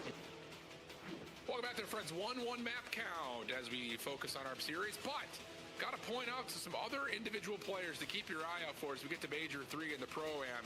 Kicks Chirac Esports. You might be sitting there, mild fans of the CW, and like, why does that name sound so familiar? Well, he started the year jumping into that Falcons team last year and impressed everybody. Went back to Saudi, came back out this year, and how did I classify him, Jay? He's like that D1 scholarship basketball player that turns down the option to go play pro and then shows up your local YMCA. It's just bouncing on everyone. That's been his Challengers run so far. Oh, yeah, he's been outstanding for Rock Esports, man. Obviously, they've already guaranteed their spot at the Pro-Am, but they have been one of the top teams in Challengers. Even though it's from the EMEA side, they still go to Talent event and get top 2. That team is outstanding, and players like Kicks are one of those guys you desperately need to be on the lookout for because he has a shot that'll blow you away. But enough about him, and back into this series. World champions versus some amateurs, but the series is tied at 1. Cloud9 looked good in the opening respawn. Can they provide here in the overload? And again, talking about the Falcons, their kill potential has turned into some score potential. And offensively, they have looked much cleaner with much more opportunities in front of them, including this opening breakoff. They may just go ahead and score this. No trophies, though, so nades will have some impact. Kismet gives you 1, and no! Not quite able to get over the threshold, so Stellian, the last one standing, would have to do it by himself. Nezra is able to find the trade, and he will grab the EMP and get the heck out of there. All right, fantastic goal line stop there from Cloud9, and it's all due to just encourage when they at 1v1 gunfight. That allows you to have the numbers, and then one guy for the Falcons only has a pistol, so we should be able to get this stop, but now it's the finesse game. We're trying to find our spawn, but we're not getting any kills. Falcons have us surrounded. Yeah, careful here. Nezra is just looking for some space to breathe. He luckily creates it himself by finding Kismet. But everyone else on the team needs to start finding a couple of kills here as Okus, nearly gets the soul turn on into Xnid, but Nezra running with him, we're able to find the kill. Kismet playing over towards the tank. Not going to be revealed by that nade. Good awareness, though, from Okus once again. Makes life easy for Nezra, who's on 5. And all of a sudden, he just needs a couple of bullets for an assist. He may get an early Hellstorm on this streak. Yeah, we're already finessing because those spawns for Falcons come at the B point, so let's get over towards A if we possibly can. But Xnid finds 1 kill, slows down the push. Now C9, your job is to slay around the middle of the map and encourage ready for gunfight number 2. Rotation should be over towards B because Hyde is in a position to stop them. Well, here they go. Hyde around the corner. Riyadh under some trouble. Let's see how the Falcons are going to come out this defense as they move over to A. I hear you long. I'll take it down. Give me lift. Come on. Back phone and cars. Reset. I'm dead. Where they go? He hides first, going for front P4. One went left. They're going left. That was okay. I'm going to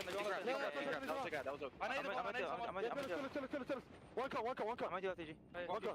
I'm going in there. Yeah, good finish. They're trying to see me, guys. They're Jimmy to one right. Yeah, turn me. Right, hold shoot. Yeah, go.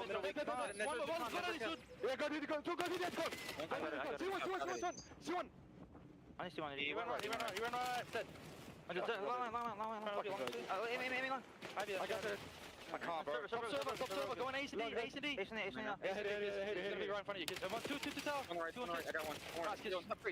Pushing up first. Open first. Yeah. Reset mid. Yeah. One life. I don't see nothing. I have the right.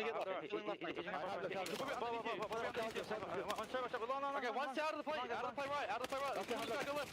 Yeah, I'm taking that. How long does he? Long again.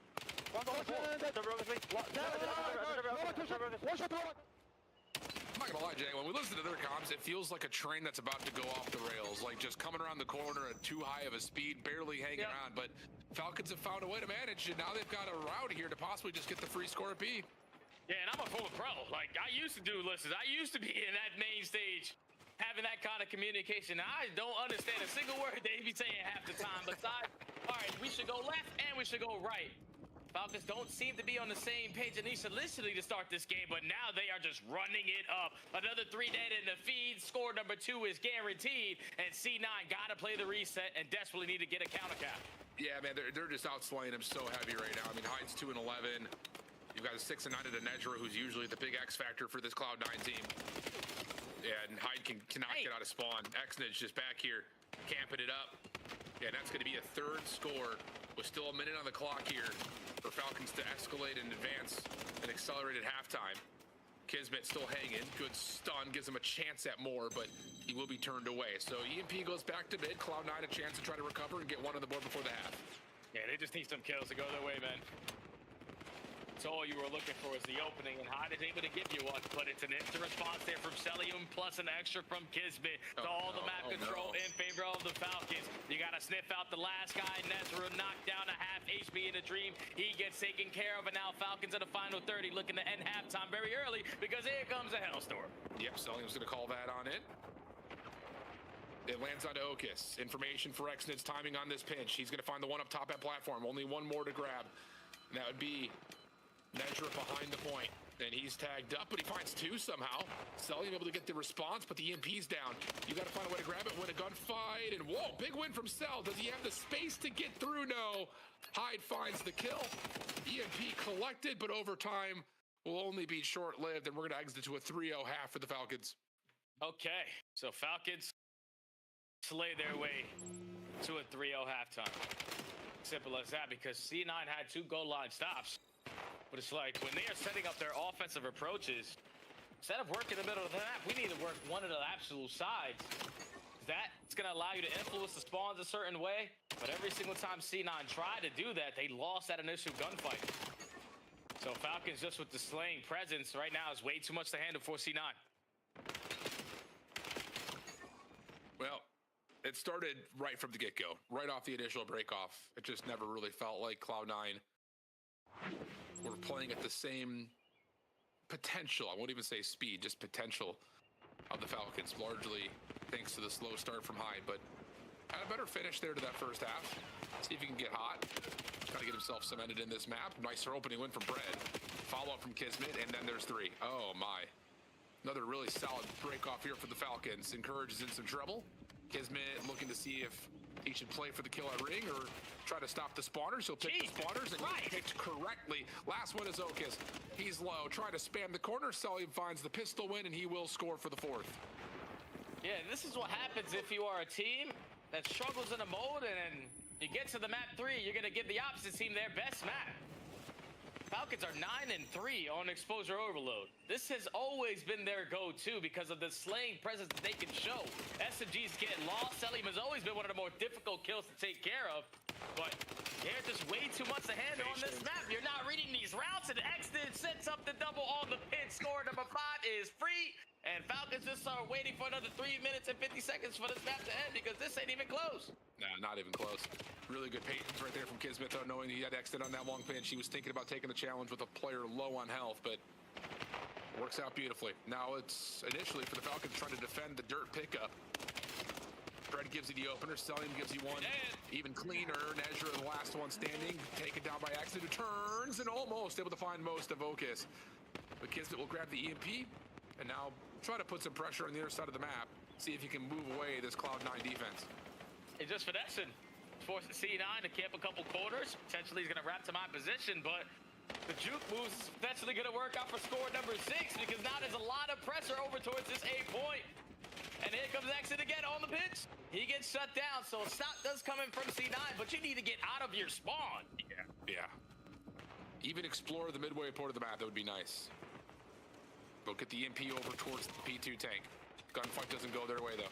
It's just the slaying presence. It's just too high for Riyadh. 19 and 10 from Cell, 24 and 12 for Xdid, and a quick capture puts it to a 6-0 tally. And look at the setup for the remaining Falcons members. Already in position to stop Cloud9 from getting out of their spawn. This has got to be so annoying if you're C9. Like, it's one thing if we're getting whooped, but we can't even come off spawn and have breathing room to take 2 steps. Falcons is hitting all the openings, winning every single gunfight until this moment. C9 get 3, but you don't get the 4th, and it's the guy who shuts down the play. Yeah, Kismet, one more, almost. Hides low. No immediate trade. Sellium trying to follow up, is able to find Ocus. Hyde still kicking, though, over towards P3. And he's going to just come up right behind Sellium with no real concern. So favorable positions now for Cloud9. I mean, it still would take a miracle for them to come back into this map. And it looks like this hit towards A will come to a bit of a pause as Cloud9 are waiting to see if they can take down another wave while the Falcons try to push back into the middle of the map, and that will be successful for now. Yep, but here, look at Kismet. I choose the right corner, and that 1 kill is going to be just enough to slow down this play. And then if I get 1 extra, you stand no chance at scoring. A minute 30 left on the clock. Trying to finesse is going to be Ocus with the EMP. He gets knocked down to shreds. And, yeah, it's just a minute and 20 until Falcons are up 1-2. Yes, sir. 2-1. 2-1, 1-2, whichever you like. So, that's what I'm talking about, man. I mean, we've really seen this out of the Falcons. Their ability to put together offensive looks and convert on them, I feel like, has been so much higher in these last couple of weeks. And one of the main reasons why I feel like they've been on this little bit of a hot streak. We're going to see it come to fruition here once again. Fred, 6-0 to count. Cloud9 just looking for something desperate, but Nezra, one more 1v1 in front of him. Kismet, no problem there. He's up to 25 and 17. It just, everywhere you look, it's a 1.5 KD or higher. C9 get 1 on the board, though, Al. Still not going to change the outcome of this map. Falcons are just way too much to handle, and realistically, Falcons in Overload might have the best roster for it. Because if you think about all these players individually, Sellium has always been one of the hardest kills to find, or hardest kills to take down. And Overload, you need to value your life tremendously. Pred has always been one of those SMG players who loves to camp his corners and guarantee his kills. And Kismet with the finessing play alongside Exton, who's just not afraid of a gunfight. This team is just set up from top to bottom to be one of the best Overload teams in the game, and they continue to show it. Yeah, man, and you go back to, like, was it the Stage 2 qualifiers? In Overload in particular, we're sitting here like, dude, outside of OpTic, these guys are the best Overload team in the game. Now, the stage, unfortunately, didn't provide much when they got to land, but there was that stretch where they went on, like 8 out of 9 Overloads. And watching them put together 4+ scores just about in every single one of their Overloads here this stage. It looks like they're kind of rebuilding that same favor that we had during the Stage 2 quals. This is a really, really important mode for a team like Falcons who, let's be honest, like we say it all the time, like some days they show up and look incredible, other days they show up and look miserable. But if you can put a map 3 in your pocket, it gives you at least a little bit of forgiveness for maybe dropping your hardpoint or dropping your search and destroy, whichever team you end up on. For the picks and bans in the first 3. So good stuff right there from Riyadh. They're expected to come out and do this to Cloud9, and we get what we expected. Yeah, that is what we were expecting out of Falcons. Not what we saw on that map, number 1, being laid off the rotations, not really in sync to set up these breaks. But here on the Overload, sometimes you don't even need teamwork, just someone to have a pop-off moment on one side of the map. And every single time Cloud9 were ready and waiting to get every goal line stop, just kept on leaving an opening, and Falcons kept on seizing that spot. Just way too much pressure. It's like they had 7 players on the map. And now C9 gotta win another hard point here, Al. Yeah, bro. Yeah, could they go 2-19 on the last 71 days? I mean, it's just like, I know we discount, this Cloud9 roster quite a bit, but I will say, the thing that you have to give credit to is their improvement metrics when everyone's playing at around, if not at their potential, they're clicking. Like, they're putting together good setups when they get rotation wins. They're finding good timings and winning good gunfights on rotation to win them in the first place. And honestly speaking, mostly because of the nature of how they re-entered the league or just entered the league, they have a lot of reps trying to break kills. So their breaks are starting to become a little bit more clean as well. So like they are putting it together. It's just, like we've seen even on overloads in the last couple of weeks, it's just the ice of being able to finish off a map. You can stay in it all you want, but being able to find the winning moment was something that was really elusive for them. And that's why I think you built a little bit of hope, for Cloud9 that looking back at the gridlock, you're up 80 points, you start to get come back on, but you still are able to close out the map. That's really important for the mental for New York. No, 100%, man. Just seeing one go through the hoop finally after, 19 attempts at so many different maps. We couldn't see one. We couldn't even have one of the hard points go down to the wire. A majority of them have been blowouts, but if you're going to be able to fight and have responses off of giving up full 60s, winning rotation, and then having your own full 60, and then when the chaos is brewing, the communication being on point to be able to read some of these routes that they were able to do in that map, number 1. Even though C9 got blown out of the water there, you saw that Hyde was all smiles. We stood no chance there in that overload, but then HP, we've had a couple reps on it. Yeah, let's do the little things, and we're going to try to force that game 5. Very similarly to the same storylines that we were talking about with the gridlock. You just got to be able to get there first, put yourself in a position to win. We saw Cloud9 in particular on this map have an opportunity to beat Carolina, but obviously come up 3 points short, mostly because you just get behind the 8 ball. And it's just like, I feel like there's like that moment where you see the light at the end of the tunnel and all you want to do is just sprint towards it. And you sometimes forget about the little things that you need to do right to make sure that your opponents, no matter who they are stopped. Because let's be honest, like as much as there is, a pretty big gap between the top teams in the standings and the bottom teams, everyone's still a pro player. Everyone's trying to do the right things. So you cannot just hit the gas all willy-nilly or take your foot off the gas on the opposite front. You have to still play good measured COD, and we'll see if Cloud9 can see another one rattle home here on this Den hard point. Yeah, between the two guys that we saw have pop-off moments in that map, number 1, Fred was able to still drop a 1.29. Thankfully, the comeback was brewing there for the Falcons to improve those numbers, but Nezra from start to finish was the guy hitting the routes, was the guy value with his life, was the guy popping a double off the rotation and make it easier for his teammates.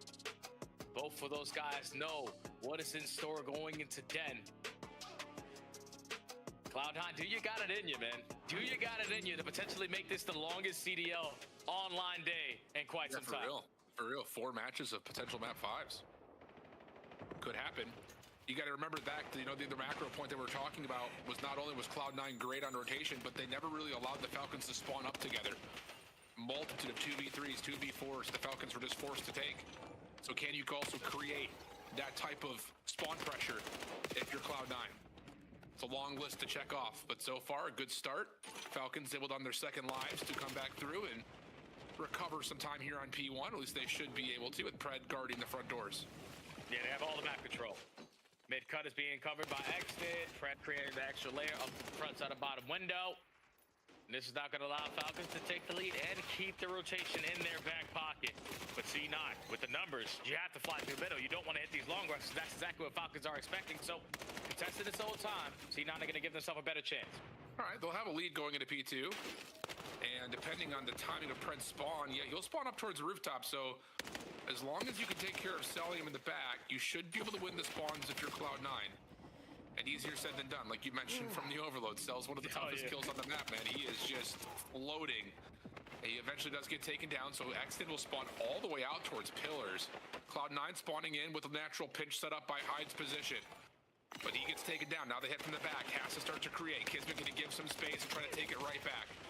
Unfortunately, though, he runs into Exton, or I guess Exton runs into him. And Nezra's double will give Cloud9 the break here at 30 in the clock. Yeah, that's another beautiful setup there from C9. What's the little things you need to do to break into P2? All right, let's go around the back with multiple people so we can take care of Celium. And by just putting yourself in that position, blocks those spawns for Falcons to get those close roof spawns, because Hyde on the opposite side was that guy creating that extra space. So C9 again impressing me in their hardpoint game, how they're executing their team plays for these breaks. Now you're almost up by 20, and it's a battle for the rotation, but Kismet finds 2, Falcons able to stabilize. It was an unexpected spawn from Kismet. Cloud9 don't get that read. They thought they were blocking, but Kismet spawns up and makes its way through the overload zone right behind the play. So now Falcons in control, trying to gain a little bit more space away, and that will force Cloud9 to be in a really tough spot, trying to hit through mid-cut, but Hyde gives you an opportunity for a couple. Trade is out, and Kismet's on a killing spree of 5, so opportunity for potential streaks, but as he's shut down, now Cloud9 should have the numbers to at least neutralize, if not win some time here at 3. Yeah, off of that good spawn, Kismet made the most out of it, because if he falls over towards that side of the map at Cobble, then it's an easy break for C9, because X-Men gave up his life for free. And now C9 still not willing to give this up for free. You're going to test this to the very end. And you have pressure over towards Dojo. So all you have to do is just win that next fight. But Celium is doing Celium things. So hard to kill. He finds 2 and is trying to look for kill number 3. But for now, C9 got to try to fight this. Yeah, but look at the follow-up. Because of the time that Celium was able to gain, 3 members from the Falcons push right through mid, help out. They get a couple of extra defensive spawners now for this hard point. Xnid, ooh, a little pull away from Okus. Looked like he had him dead to rights. And Kismet spawning through the front will realize that he's the only one spawning front, so he's just going to hold this position, see if he can catch Cloud9 off guard. Nade catches onto 1. Good patience, watches Nezra fall right into his lap, and now it's just down to finding Encourage, which Xnid does quickly. Falcons back in the lead. Yeah, that's a lock-up setup there if you are the Falcons, especially with Kismet is laying in those cruddy spots and also finding frag kills. Allow the Falcons to have a perfect response after a scattered P3 with a full 60 hold. But Cloud9 again aren't deciding to cut their losses. They're still going to pressure this. They're winning a majority of the fights. They're trying to push Falcons back so they can have more free roam around that middle of the map. 20-point difference now going into our second set. A decent time. The problem is there's not much of an exit here. Pred thinking he could maybe push up towards couches, but hits the brakes at maybe the worst possible time, as Okus will find him pretty darn quickly. But now Xnid working on the route around the back. Takes care of 1 inside the hill. And nice slide out to chow out our Encourage. And that'll be enough to get Riyadh over the 100-point threshold. Cloud9 still spawning over towards the P2 side of the map, but they need some kills quickly because Riyadh is watching everything. Yeah, that was just a gap that should be open there if you are C9, because you found a majority of the kills, but no one watches the OE, the flank at broken. And Xnid again finding the opening. It's now going to allow the Falcons to continuously grow this score up. C9 are trapped towards mid-cut. They are trapped on the backside of couches because you don't want to flip these spawns, but you are forced to take these gunfights. No immediate trade onto Okus. Kismet will be there to eventually find the final bullet. Nezra low will drop. And the spawns, because P1's still open, are over towards Dojo. Not where you want to be if you're Cloud9. So Xnid will try to keep the spawns away from that P4 position. Pred putting on pressure on P1. And at about a 60-point game here, the Falcons will lock down the back, and they should get a pretty solid read here that Cloud9 is largely getting from the front. Yeah, and they have trophy systems that can help them in this gunfight. You're walking with 3 for 1, make it 4 for 1. Now you create that extra space. Yeah, I'm not going to lie, Falcons, there's no way they lose this map, Al. It was a full 60 at the P4, 45 seconds at P1, and you win the rotation over towards P2. Cloud9 looking like they ran out of juice. Yeah, need something. You need something quickly. You're going to have 1 more attempt to really get a concentrated break here. Everything else is going to be finesse. Good first 2 kills. This is an important moment right here for Cloud9 if they're set to put together the comeback. Can you take care of Xnid? Good double chow. That will clean things out right. That's not bad time. It's just down to, can you overwhelm the Falcons on this rotation? Kismet's already low, but he can wait for Xnid to find the freebie, but not going to happen. And now the pinch from the other side is starting to develop. Celium by himself overwhelmed. This was working out pretty darn nicely. If you can get this trade into Kismet, Cloud9 will get the early time, and they will find that kill. So hold on a second. Cloud9 have a linchpin to get back in. Okay, C9. That team nade is not going to help, though. And Encourage is also going to fall. So now you have to watch so many different angles. A moment where Cloud9 thought that they had hope to potentially fight back in. Wait. As the initial kill doesn't help, but Hyde and Nessa, they get 3, and now it's all on Celium. Dude, Nezra, that is unbelievable. He is the last man left in a 1v4, finds one, takes a couple of pre-fire shots to push off the second. Help is on the way, and he turns that into 2. Unbelievable little 2v4 between Hyde and Nezra. And now all of a sudden, we're cooking with what feels like a brand new game of COD. Spawns for Falcons are good. Celium, last one standing at Dojo, will drop. He will spawn out, like you mentioned. Opportunity for Cloud9. Gotta go, man. Gotta find a couple extra kills. Exit is able to have the crossfire be set up to take care of Nezra. But now there's pressure towards the back lines. All you have to do is take care of the guy sitting all the way in the backside of the plat. You do, just not quick enough. So Falcon's still trying to stabilize him on the back line. Oh, nice shots from Encourage, though. Now you're going to start to have a chance to win back spawns. Beautiful. And now you've also got that kill from Hyde from the front. Oh, my. Cloud9 are going to decimate that setup from the Falcons. They're going to have spawns. They're going to push. Look where the Falcons are spawning. They're spawning all the way bottom left side of the map. They might not even see this hard point in the next 30 seconds. We're playing some good Call of Duty if you're C9, but so is Pred. He hits the long routes. Now going to put himself in position to block that back spawn, but Nezra quickly on the trade. Bad frag. You know that Falcons are all going to come through the front door. They're going to attempt at this final 15 break. Unbelievable timing on that kill through statue. Last 10 seconds. Falcons committing. Here comes Nezra trying to follow up, able to find one, and Celium will win out the scrap time. Hyde is going to try to bully. This doesn't want Celium there, but now you're limited on numbers to rotation to new. Ooh, that moment doesn't feel very great for Cloud9. So Falcons will get a lot of free time here on P1. They eventually take care of Cell. Now it's just down to, can you crunch in? I'm actually surprised they didn't call the Hellstorm in here. Yeah, we should. Especially if no one's going to hit around. It looks like the teammates are ready and waiting for Encourage to invest this Hellstorm. But off of the first attempt, you get shut down, and now you're instantly going to have to call the spawn, and it might not lead to time. Encourage, we got to do better with that Hellstorm, brother, because that needs to be instantly invested as soon as the hill popped. Well, it's called in now. 2v2 over towards the Dojo side of the map. Kismet staying safe inside of 10. The other 2 members of the Falcons staying covered, or trying to stay covered over towards couches. Okus, 1v1 with Cell. Trying to hold on to the hard point.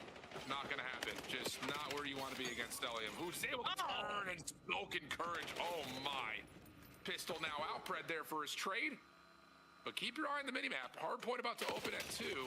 Nezra there first. He wins the opening gunfight. Can he stay alive? He's better than that. He wins another gunfight. Spawns are still going to go to the Falcons, but you have a chance for Cloud9 to get into the hard point early. Yeah, and this is where C9 to get your trophies down, set up crossfires, because you know Falcons are going to have all the numbers towards the back door. But we need to find a trade. We need to whip out extra NPCs, and it's Nezra. It's High, combining for 2, but Falcons are still in. This is just about winning the gunfights right now after Cloud9, and they are not able to do that unless Hyde able to give you 2. Gives a chance for Nezra to try to jump in. He would have to win the 1v2. Help is not here yet, but it's on the way. It's taking just a little bit too long, though. And XDid will get to 4 in a row. Now off the regen, finds number 5 and number 6. Maybe the game-winning play right there. Cloud9, scattered spawn situation. Nezra's able to give you 1, and XDid is likely to get overwhelmed here in the back staircase. So extra lease on life here as Riyadh are going to get possibly beat on rotation to new as well. Momentary lapse of decision-making for the Falcons have Cloud9 giving another lifeline. Oh, yeah. Pred decides to hit 5 seconds of time. Now you were desperately looking for a very quick break to close out this game. You can't give it to it for free if you are C9. 2v2 so far in the trade battles. Hyde gets 1 extra. Encourage is finessing. Is Hyde here to play that trade because you have the numbers? They are all at Cobble. Brad's over towards mid. Rest of Cloud9 able to make their way in, at least largely, to the hardpoint area. Hyde and Nezra trying to get involved, but team nades landing all over the place. Yeah, really good nades from the Falcons, who now can overwhelm the remainder of this Cloud9 defense. Encourage would have to go galactic, and he's done well. He's got to win this last gunfight on the time, but here comes Hyde, and Encourage will actually get everything, so the spawns will move. Riyadh stuck at the middle of the map. If they get wiped here, there'll be a chance for Cloud9 to wrap this over to new. Oh my! Okus is able to find 3 while Falcons are heavily committed to get that final 5 seconds at that old time. Now again, you are late off the rotation, but Pred is able to find that opening kill. Do they get the tick? They get the tick. They get the tick. Oh no! That's so unfortunate. You saw it happening. You do everything right if you're Cloud9. You get the wipe when you need it most. You force them to spawn in the worst possible spot, and you see the Falcons go to this split off their spawn. One player to the front of roofs trying to get the P4. Another through mid. The other two, I want to say, just hit from the front or help out that play through mid-cut. And the one remaining Cloud9 player who was just trying to use the hard point as like an alarm system is just not able to stay on the hill for contest long enough. So the Falcons will stop us from getting all map 5s all day long, but a hell of a comeback effort there for Cloud9. Oh, yeah. Big shout out to C9, man, because all of the stats, you could throw them out the window. Those guys are playing some really efficient Call of Duty at times of that game. But the real losing moment of this hard point is when they give up a full 60 at the P4 by consistently trying to break through the front. They get over to the P1. No one is applying pressure through mid-cut, so Falcons have more angles to watch. And then eventually Exit hits you with a pinch, and then you win the rotation over towards P2. You gave yourself an opportunity, though, back into the game at the ending of the third set of that P4 when you had the Hellstorm. We just don't use it properly at the P1, and we don't get any time off of that.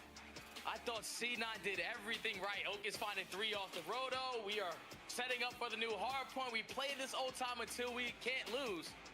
But Falcons took the high risk, and it was the high reward. They get the series in 4. Wow. Lot to motivate, I think, Cloud9 to try to finish things off, but it is Falcons closing things in 4, keeping our desk perfect, at least on that particular match, as we head back to finish the day. Alan, go rest that voice, my guy. We're going to need you in Atlanta. Let's talk about a 19 out of 20 potential map day. We almost saw number 20. You saw Cloud9 with the setup towards the end. But we didn't have enough time left in the game. We don't see this often, I would have loved to see it go to that next hill because they were setting up to hold it, man. They just a fraction to extend this map. But yeah, I thought Jay and Alan hit it kind of perfect. The opportunity they had, I mean, it's P1, you have a Hellstorm. You really didn't have anybody on a deep route at the time, so it's the perfect situation to just rip that streak and put Riyadh in the blender. But, you know, these are late-game scenarios that C9 just haven't really found themselves in, right? And they just get a little bit frantic. Now, albeit the guns were hot, some of the decisions, just not it. You know, trying to bang the front on P4, obviously not the best play that you can make there. At least have a little pressure through server. I think that was in the first rotation. And then the streak. Those two situations, this game gets away from them. Yeah, I think for Cloud9, like, I love at least some moments I saw from them throughout the hard points. I mean, you steal away that first one, which is already destabilizing for a majority of us, not to mention for Riyadh Falcons. But even in this game 4, I mean, you brought it back to within 50 points, which I can imagine the Cloud9 differential and hard point is nothing close to what they were able to keep it today. So some positives there for the sake of Cloud9, but for the side of Riyadh, you handle business. And I think in a good way, you go down that 0-1, you lose a map you didn't expect to, and then you're able to come back and just clean sweep the rest. Yeah, I mean, if you're looking glass half full for Riyadh, obviously they're not going to be happy with this performance at all. Yeah. But, like, their back against wall having to win an S&D was massive for them in the game, too, and Pred really showed up in that 1v2. So there were a couple good signs, but, yeah, overall, the hard point's got to be stronger for Riyadh. It's time for our Monster Winner Spotlight, the last of the evening. This one's with the Bulldog and Kismet. This was an unexpected grueler against Cloud9. Is the rest of the league leveling up, or why was this a tough matchup tonight? Yeah, I mean, those guys are all, they're going to get better as time goes. I mean, I think they're good players. I don't know. I think today we were just kind of shooting ourselves in the foot a little bit. It's our first time playing this late of a match, and every game went map 5, so we're just falling asleep over here. So we just need to make sure we need to lock in a little bit on if we play those late matches again and just do our thing. Kismet, I got to ask a follow-up on that, because I've had this monster, right? And I cracked it during the third match, and I've been nervous because I'm like, I don't want to get too hyped and ruin my championship Sunday tomorrow. So how do you manage that as a player? Have you figured out your caffeine flow?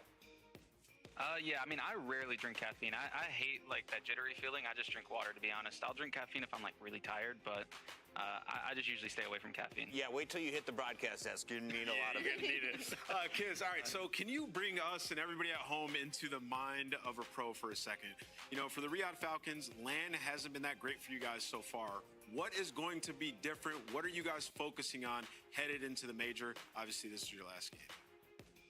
I mean, for us, it's just all mental, right? We know we're all really good players. I've said it in other interviews. We're world champions for a reason.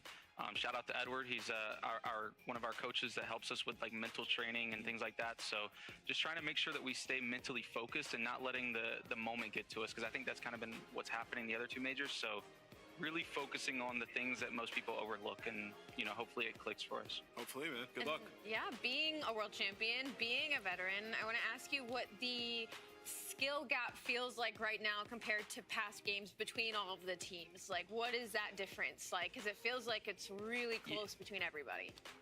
Yeah, I mean, I've obviously played for a while now, and I've played against some really good teams and not so great teams. And I think this year, I just think there's better players in the league, but also the talent's kind of dispersed among multiple teams. So any team can really have that takeover potential and win, which I think is pretty good for the league, rather than having like one or two just powerhouse teams. So, I mean, I think as it goes, I mean, everybody's getting better, but there's just a lot of talent among a lot of teams. We saw it today. Congrats on your win. We'll see you next week. Yeah, appreciate it, man. We needed that. That is the Falcons, 10 more points. That's going to keep their lead over Carolina. And, of course, we got to check in on everything that went down today, including your scuff play of the game. It's Brad 1v2, and you said he's in takeover. Yeah, this is massive, for Riyadh and for Pred in general. You don't want this game to go further. I mean, it was 5-1 at one point. They were coming back, so he gets this bomb down, repositions. I think C9 just gave him too much space on the map in general this round. And once you get this bomb down, it's planted for your side if you're down low on the ramp, and for mid. So it's too much to clear. You see Encourage drops the smoke, which might be one of the dumber plays I've seen, but and what's funny is, like, not to knock on that, because gets Encourage respectfully are on an each street combined at this point, but Encourage just stood in the smoke on the bomb, not even diffusing, by the way. It's a hard one. It's little stuff like that. That's just silly. You're shooting yourself in the foot. How about this, though? Exceed looking so good in this match. He was not the only one. Works popping off in the respawns, and Craze with a great game 5. It's the Royal Ravens upsetting our Minor 1 champs, who looked red hot going into Atlanta. This felt like another team that just really needed a win today, like how Kismet just said in the interview. Carolina was that other team for me, and the fact that they got this versus a team like LA, where for me, going to the major, it was them and OpTic that were kind of like my favorites from the way they've looked this stage, and Carolina now with this win just begs the question again of, like, we really just don't know who's about to come and perform something. Yeah. I mean, they beat Thieves, and they went game round 11. I mean, like, those are two quality Chris Lair had to drop 27 on him in Search and Destroy to win that game 5. Here is a look at your OpTic versus FaZe matchup. Speaking of Chris Lair, did this match live up to the hype? It did, but Simp went crazy, but he scammed at the end of this map. He dropped 40 in map 1 for the L, though. Isn't that enough? He kind of scammed. I mean, I gotta be honest. I listen, Simp's unbelievable. He honestly is sometimes above criticism, but yeah, he scammed. He scammed at the end of this one. But yeah, I mean, go game 5. You're testing a lot of maps. I think FaZe and OpTic both feel good. Yeah. It was banger. I think, throughout the entirety of this, it kind of just felt like an impending OpTic win. Like sometimes you just have that feeling. So unfortunately, that's kind of what I had during this series. But regardless, it was still a banger. It was still incredibly entertaining to watch. Both these teams terrifying heading into next True or false, Plaza's gone before we get to champs. Nah. Ooh, I think it's gone. I think so. Let's get it out. Let's get it out. It's as fun as this was, I don't think this is going to test the best of the best teams. Fair enough. OpTic's 4-0 on it, so it might stay. For now. Oh, OpTic fans, hey. Here's a look at a guy who had to play Takeover in his own right. J, the Playmaker. Only 5 deaths, only 5 rounds lost in the Search and Destroy game 5, but it was a grueler versus G2. Boston Breach, all smiles from Nasty. His first win in over 60 days, Rosalie. That's got to be traumatic. I remember seeing this. We were going to game 5, and I was like, if Boston loses, like, this is going to be traumatic at this point. Like, 2 back-to-back versus sweeps, and also just the level of schedule, knowing you were that close, like, that has another level of mental weight to it. So big ups on Boston Breach, icing up. I feel like, and multiple times in that series, I mean, you go back to the hard point, and you're like, they had to ice up for that as well. So Boston Breach really showing some tenacity today. And Afro, of course, is coming off that Birmingham land win, so hopefully he can get the guys who missed out on Major 2 a little bit of extra energy. But great day from Purge when he needed to shine. Mercules stays in our MVP conversation, and Works puts up some Rookie of the Year numbers. Pred, though, was he the star of the Falcons tonight? Yeah, I'd say so. I mean, I can't really pick a star from that series. The hard points are way too good. It was ugly. Yeah, wait, I'm not gonna... You're playing the worst team in the league. It was kind of ugly. Yeah. Let's take a look at our standings, though, because it is beautiful if you're an OpTic fan. Everyone else has an L, but you have a perfect record. No one else can do that, which means you have the #1 seed. And we have an interesting Sunday, Allie, because the Thieves still have another match to play. Koi are in the mix against a very dangerous Cloud9. And, of course, we'll see what the Gentlemates have. Are you ready for a Sunday? I am ready for a Sunday. Honestly, it should be kind of fun. Who are you going to pick, Gentlemates or Miami? Definitely Miami. That's a She hard never picks Gentlemates. She hates choosing the Gentlemates. She's Is it April? never done it in the That's where I last take the lead. 2 years. No, God. If you haven't booked your tickets, book your tickets to Atlanta. If you haven't told your mom, let your drive. parents know. It's about time for you slackers. And for those of you who forgot, it's Mother's Day. Get a card tonight. Say Puckett says, I love you. Or Krim will call your mom, too. That part.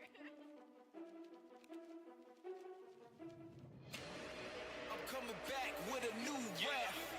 Lighting up the dark on a new path. Never can be stopped, I'ma prove that. Tough as a rock, I'm a shot, I'm a champion. Brighten up the night like a full moon. Ready for the challenge, overcome it too. Never can be stopped, yeah, the chains loose. Ready for the fight, do it right. I'm a brick by brick, never stick by stick. Oh, hell nah. Baby, grit by grit. Oh! It was inch by inch, step by step. Quicksand so thick, pain bite like a bit. But I got a fire in me, it just lit like a bomb tick. Wow, what do we got? Lyrics in the mix, make you smile and take a pic. Hit another level, every single day. But we gaining power, victory awaits. We about to break through the gate, stepping on the scene like a great. What's going on, guys? With a new rap, lighting up the dark on a new path. Never can be stopped, I'ma prove that.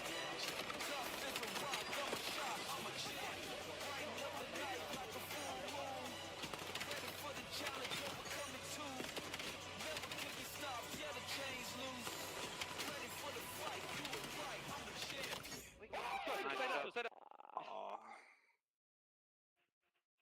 My bad. Look at the round one. Here we go. Look at the round one. Bang out. Oh, it's a bang out. Oh, yeah. Oh, no. It's all no. That's what I'm talking about. And it's won by the boys. Run it back again. It's another bang out. Let's go, baby. Let's go. Hit it again. Run it back.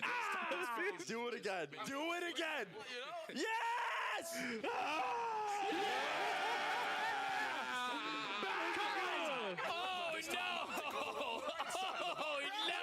Right back to it. Come on.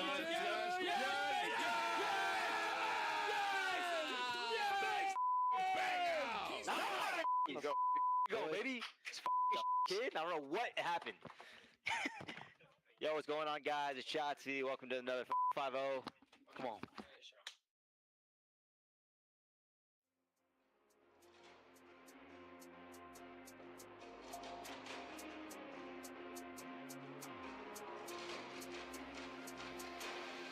My price went up, you can't afford me. I'm everywhere, I know you can't ignore me.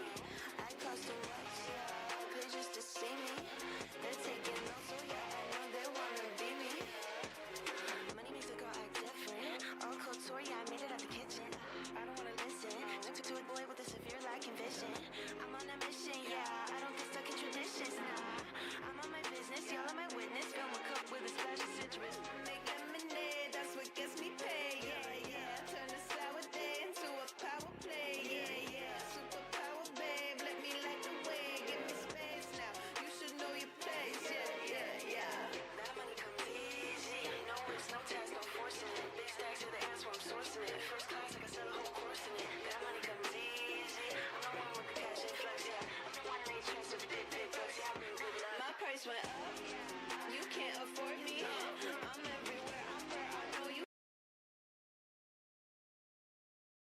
Ladies and gentlemen, boys and girls, we have an absolute heater for you guys today. I do not know if you guys understand how rare it is that like a map this unbelievably good comes out, where this is legitimately Infinite Warfare zombies put into Black Ops 3 zombies and made into a brand new DLC map called Zombies in Spaceland. This is Zombies in Spaceland. Oh no, I ruined the intro.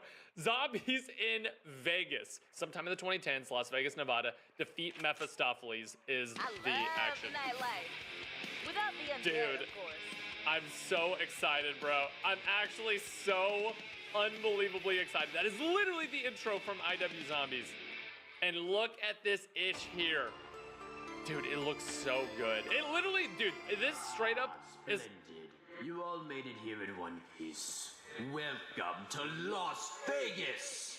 Now, I know it might be tempting to spend the night tapping away at a slot machine, but you must remember why we are here. Your lives, and more importantly, my life is at stake here. So, when you are ready, preferably right now, come meet me in the projector room.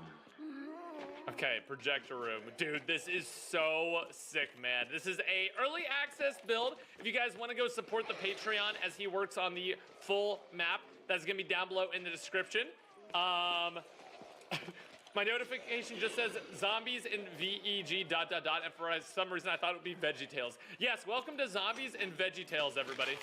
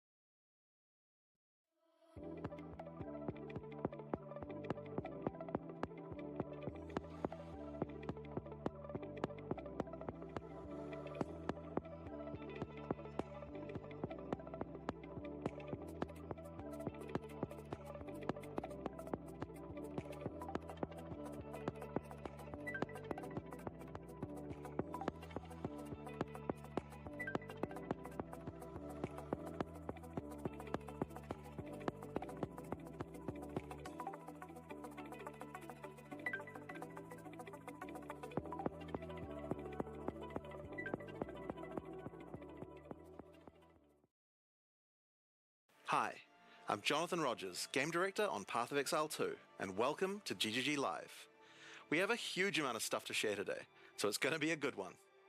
Twitch drops are enabled on today's livestream, so you'll be able to claim the Red Queen's font hideout decoration by following the instructions below. Okay, so with that out of the way, time to roll the trailer for Path of Exile 2, Return of the Ancients. Those in darkness who once lay dormant now return.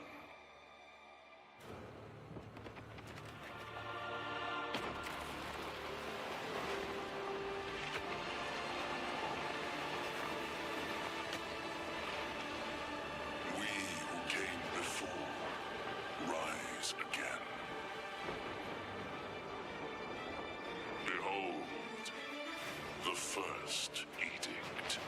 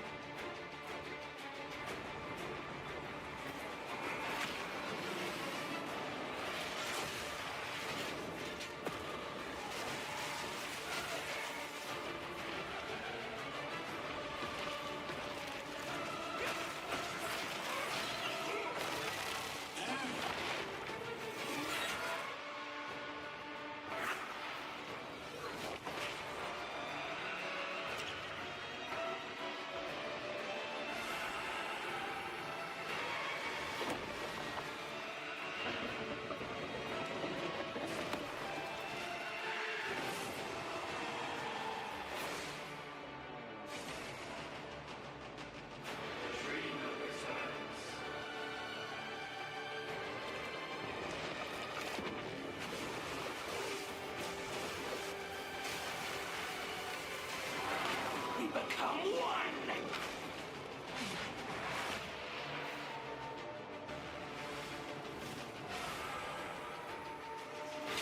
You are completely alone.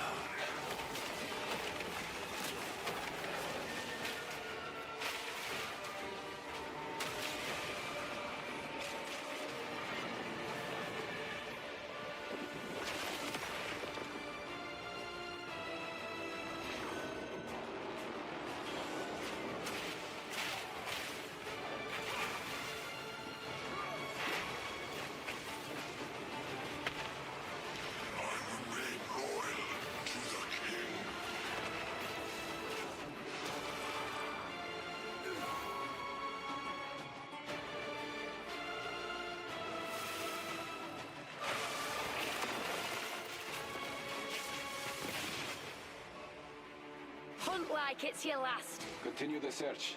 See what you can find.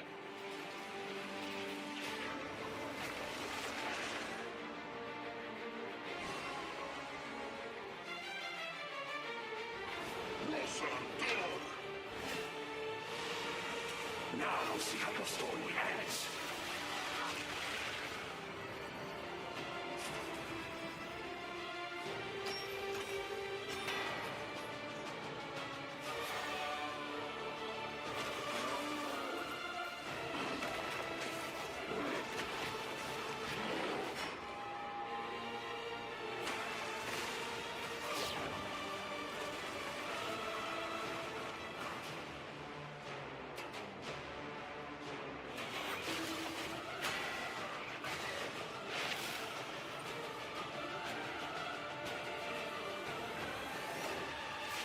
To face us is to face oblivion.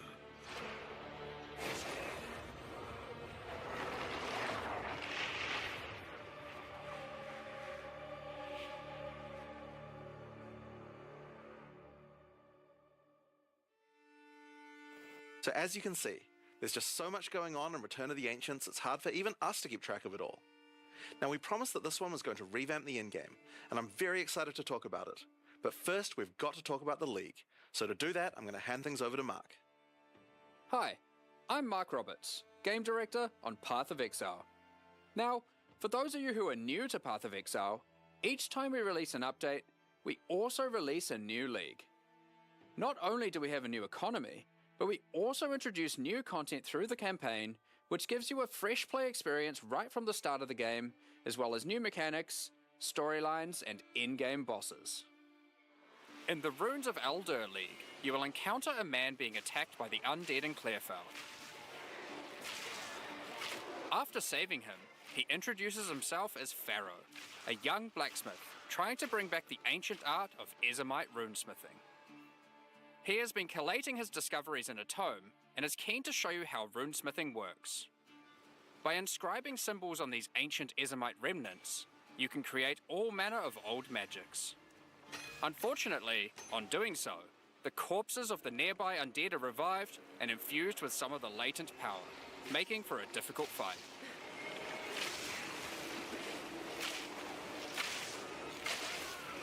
After defeating these monsters, Pharaoh realizes that runesmithing is a dangerous business, and he is going to need the help of someone a little more martially inclined to discover these secrets. He lends you his tome and asks that you note down anything you discover when you return to him. In each area in the Runes of Eldur League, you will find a remnant, and as you approach it, you will notice that some symbols are already present, and some are waiting for you to fill them in. Depending on which symbols are already present, you will have different options for which items you can create using this magic. For example, if you combine Tempest and Lightning, you can create an Orb of Augmentation.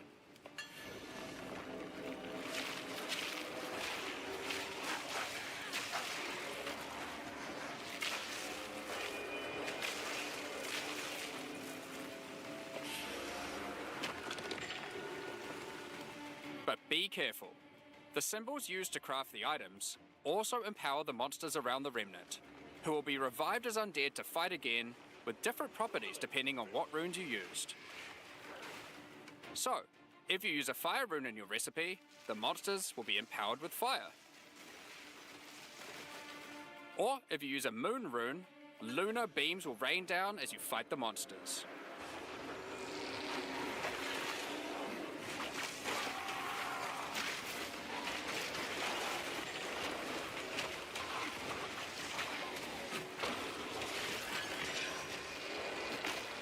After the fight, break the remnant to receive the item you crafted. As you get higher level, you will start to find remnants with more slots for more runes, allowing you to craft rarer items. As the number of slots increases though, more waves of monsters will be added, with each wave being empowered by more and more of the runes.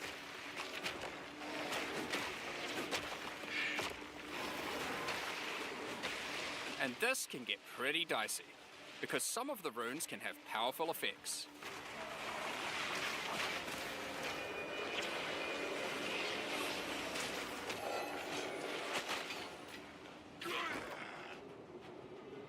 Like the Oath rune, which will cause one monster to be nominated as a leader, spawning waves of minions.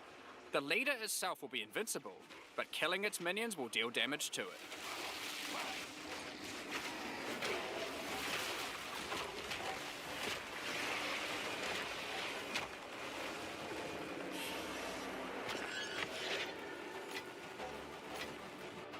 Some recipes can get pretty large, requiring 6, 7, or even 8 runes. But don't worry, you won't have to remember them. Pharaoh's runecrafting book will record all the options, allowing you to simply pick which one you want to craft, given the existing runes that are already on the remnant. To expand your knowledge and to allow you to craft more items, Pharaoh has asked that you keep an eye out for signs of runic magic around Rayclost. He wants to document anything you find in order to rediscover the secrets of Ezomite runesmiths of old. The first of these can be found in Ogham, and reveals to you an ancient secret, buried deep underground. The runic magic which the Ezomites believe to be their own is actually of Kalguran origin.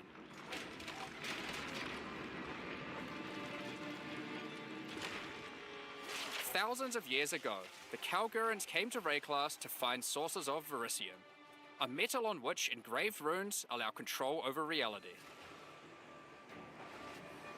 Pharaoh is determined to learn these ancient ways and gain mastery over them.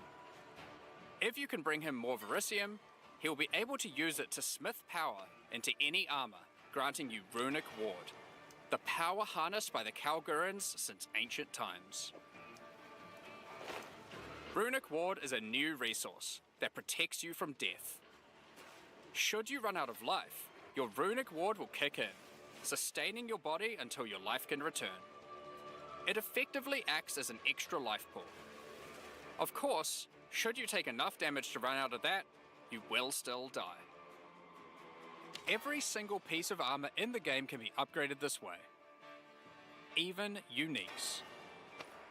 Some are just a strict upgrade, giving Runic Ward with no downside. Others are more extreme, sacrificing defenses to get a much larger amount of Runic Ward. There are even some that add new modifiers to uniques entirely, making them much more viable for higher level play. But the Kalgurans use Runic Ward for more than just a defense. It can also be used to power many other magics. Instead of using gems created from corruption, the Kalgurans used runes of power and fueled them with Runic Ward. Many of the options available from Remnant crafting are new types of Kalguran skills that exclusively spend Runic Ward to wreak havoc. An example is Triskelion Cascade. Using it will cause your next spell to be triggered multiple times in a Triskelion pattern. You can use it with skills like Ice Nova that you cast from yourself, or with something you target at a distance, like Comet. There are also skills to modify existing effects using runic magic, like Frost Flame Nova. Using this skill on a pack of burning enemies will transform the Ignite into Frostfire, both burning them and building up freeze at the same time. You have basic buffs like Hollow Shell that guards all nearby allies,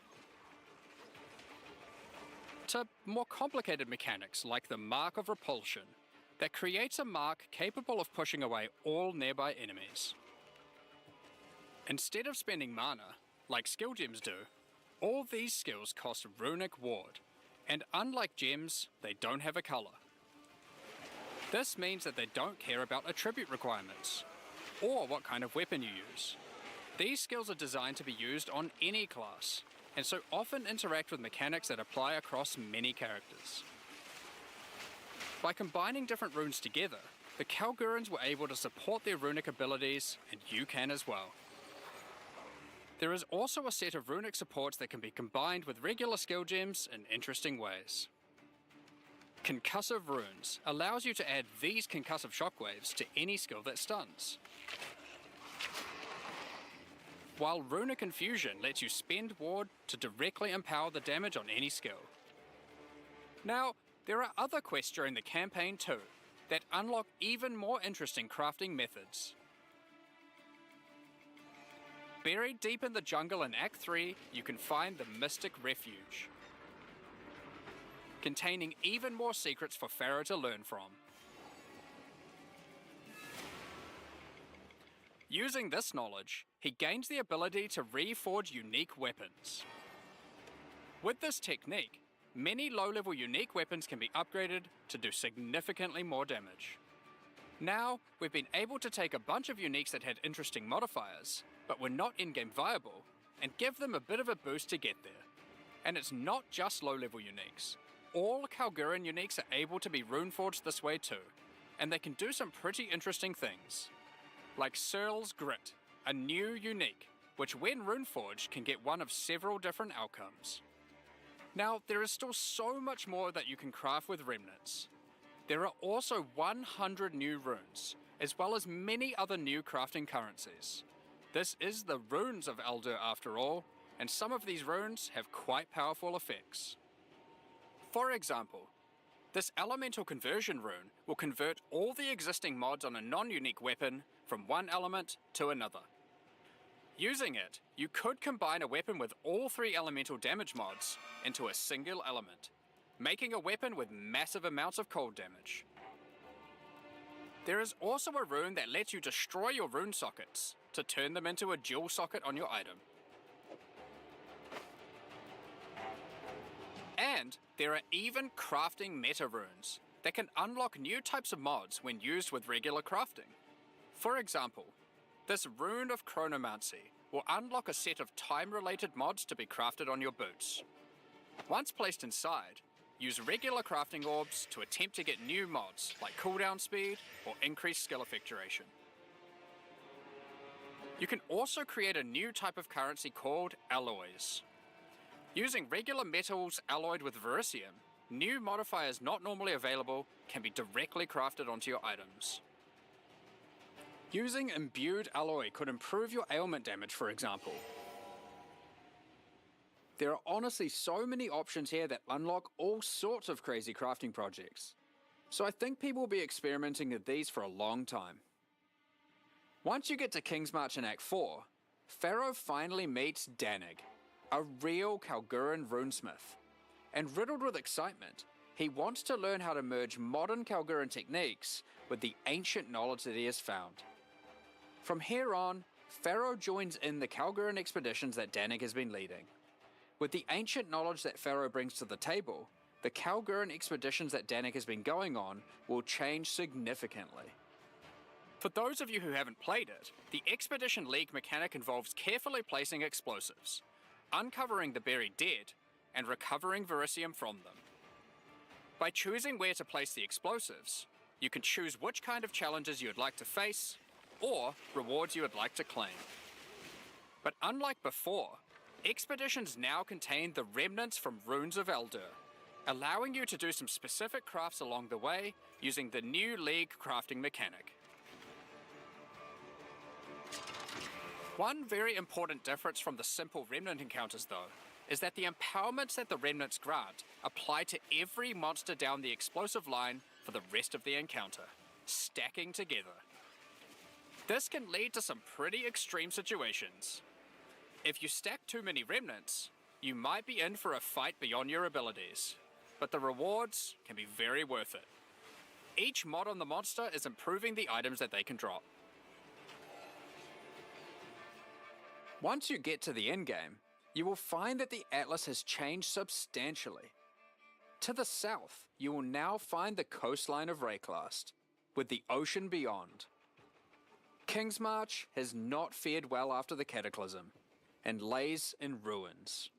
Rog's shop has been destroyed, but he is much more concerned about his wife, Gwenin. He would like to launch an expedition deep into the ocean to find her, and this begins a new major mechanic for expedition, exploring the ocean. Previously, a logbook was a single encounter. Now, using a logbook, you can send ships to explore an area of the ocean to the southeast, uncovering a range of islands to begin your search for Gwenin. You can hop from island to island, doing many new encounters. There are islands with expeditions, grand expeditions,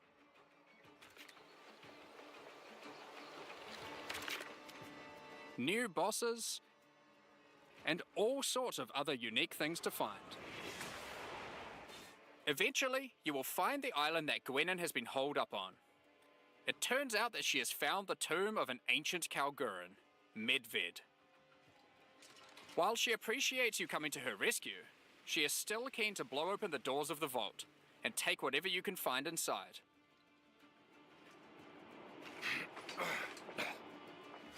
It's just a shame that Medved isn't as dead as you previously assumed.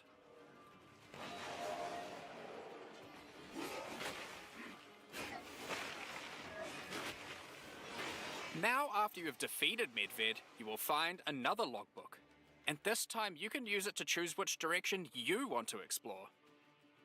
The ocean is vast and contains a huge number of new islands to find. With each logbook, you can explore one sector, and you can go as deep as you like. There are all sorts of interesting objects to uncover and dungeons to explore. Many of the islands have expeditions with totally new mechanics. So for example, here is a volcanic island with voltaxic sulfite. Blowing up the sulfite will unleash extra waves of enemies. But there is also this wall with a suspicious light coming from behind it. On blowing it open, a giant ogre comes out, and he is determined to eat as much sulfite as possible. The more sulfite mounds that you have blown up, the more empowered and the more rewarding he will become.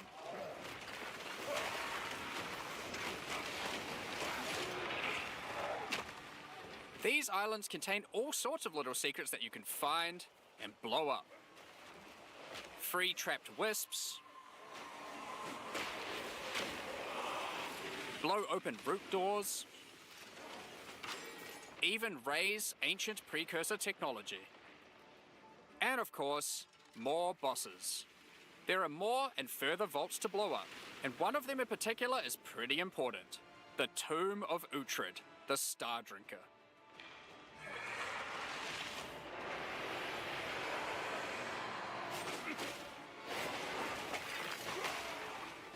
Uhtred was responsible for calling down the meteors of Verisium, which the Kalgurans used to power their ancient magic.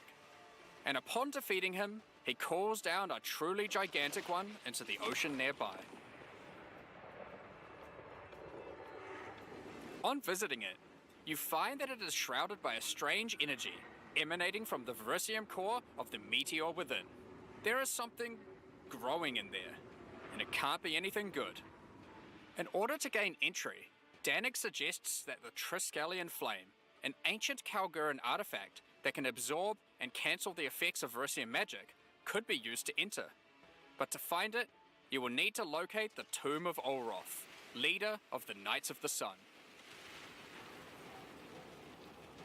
Defeat him and gain access to whatever eldritch nightmare is growing inside. Now, we're not going to spoil the boss, but one thing you should know is that the Verisium that makes up the core of the meteor is of a quality that has not been available for millennia.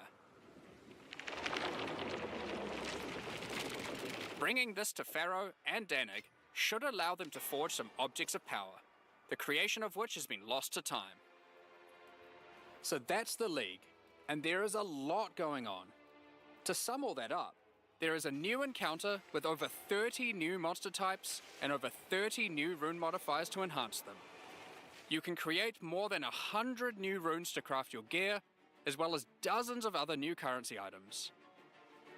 And there are new quests added to the campaign to unlock even more new crafting options. Rune forging armors, upgrading uniques, dozens of new Kalguran skills and supports, tons of new islands to discover by exploring the ocean, 5 new bosses, including a new pinnacle boss, and a bunch of new uniques to top it off. But there is still a ton more to come. It's time to talk about the massive changes to the endgame. But for that, I'll hand it back to Jonathan. Now, as Mark hinted at before, the endgame atlas is very different now, and the ocean to the south is the least of the changes. The entire area around your starting location is now teeming with new questlines and things to discover. Will you investigate the strange forest to the west?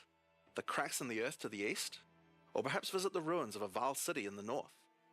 The atlas now has fixed points of interest at specific locations, giving you specific objectives that are easy to find. Like before though, no matter which objective you choose, going to towers to see what's out there is always a good idea. The first time you do that though, something new happens. The earth shakes, and a gigantic fortress rises from the earth. A remnant of the ancient precursor civilization.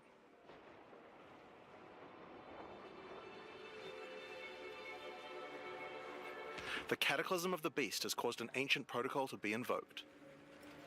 Should corruption ever take hold to this degree, the world must be scoured and purged of corruption. You will need to make your way into the fortress and activate the gates. Gain the keys to reach these ancient precursor weapons, and disarm them. But this will be no easy task. The fortress has many areas to explore and many new things to find. You will power up ancient machines, fight new and deadly foes, discover many new areas, and uncover some dark secrets. Now, the Fortress is the first of the new full in-game storylines that we're adding in 050, and there's a lot going on with it. But not only that, it has some pretty cool new mechanics as well. The areas inside the Fortress are special. Many of them have new mechanics or rewards that they grant. Like this map, where all the rares are contained in essence crystals. Or this one, which replaces all monster packs in the area with strongboxes. Or this one, which spawns in as Mary Spirit that always moves on from a rare after you kill it, allowing you to chase it through the entire map.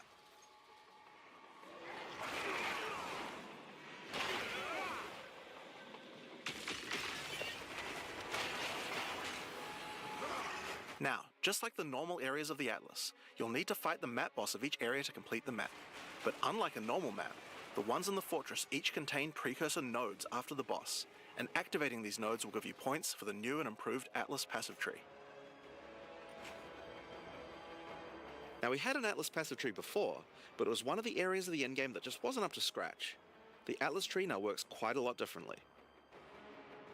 We have significantly upgraded the kind of mechanics that you can find on the Atlas tree.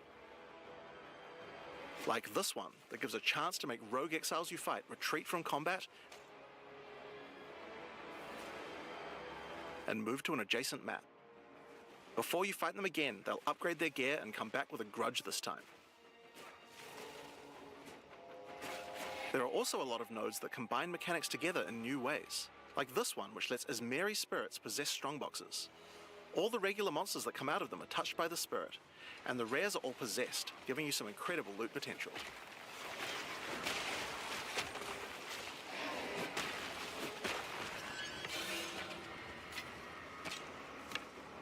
You get points from every single area you complete in the Fortress, and unlike before, that means you can allocate the entire Atlas tree. Yes, this whole tree can be yours. This change is pretty important, since it allows us to be able to create many types of bonuses that we wouldn't have been able to create before. Like this one, which gives a chance for cities to be invaded by another faction, and can even allow it to contain 2 faction leaders, allowing you to get 2 crisis fragments. If we'd done this kind of thing in the old tree, we would have wanted to spec into it before running a city map, then unspec out of it before running anything else. With full allocation, we can have cool bonuses like these. Now obviously we still want to make sure that you have choices that define your in-game Atlas build. So many nodes in the Atlas tree are now multi-choice. Everyone will get the node, but which bonus you choose to use is up to you. Do you want your powerful boss maps to contain more essences, summoning circles, or rogue exiles? But there's also nodes that contain more unusual things. So for example, on this node you can choose. Do you want to give a chance for shrines to instead be given to the map boss in the area, making them more challenging but dropping special loot? Or would you rather give a chance to be given a shrine buff before entering boss arenas, making for an easier fight?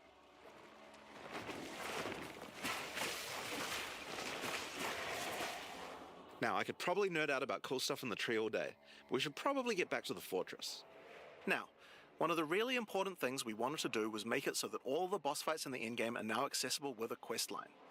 That means that to fight the Arbiter of Ash for the first time, you don't need to get lucky by finding keys. They will be in fixed locations and there's a quest to get them. But the Arbiter of Ash is no longer the pinnacle of Path of Exile 2. For that, you'll need to travel into the very center of the Fortress. An incredible challenge awaits you should you choose to go there. After the storyline, you still unlock keys for pinnacle bosses in the usual way, exploring the world and finding the keys required to get to them. But we have added a lot more interesting things to find out there as well. There are now all sorts of mechanics that can spawn on maps in the wilderness. For example, some maps might spawn as a rogue exile hunting ground, containing multiple rogue exiles who are there to hunt rare beasts. You might come upon them in the middle of a fight and be able to take out both of them. Or a map of champions that makes all the natural inhabitants of the area into magic monsters. Or this one that causes all shrines in the area to release Asmeri spirits when used. Once you have explored and found your keys, you can return to fight the Pinnacle in the Fortress again. But this version of him will be harder, and not only that, he will have new unique rewards as well. Each time you fight him, you get the ability to activate one section of the Fortress, and any maps that you didn't finish there will be automatically completed, giving you all the Atlas points. So if you're the type of player who doesn't want to explore the fortress, and instead just race out into the infinite atlas, you still have a way to get all those points.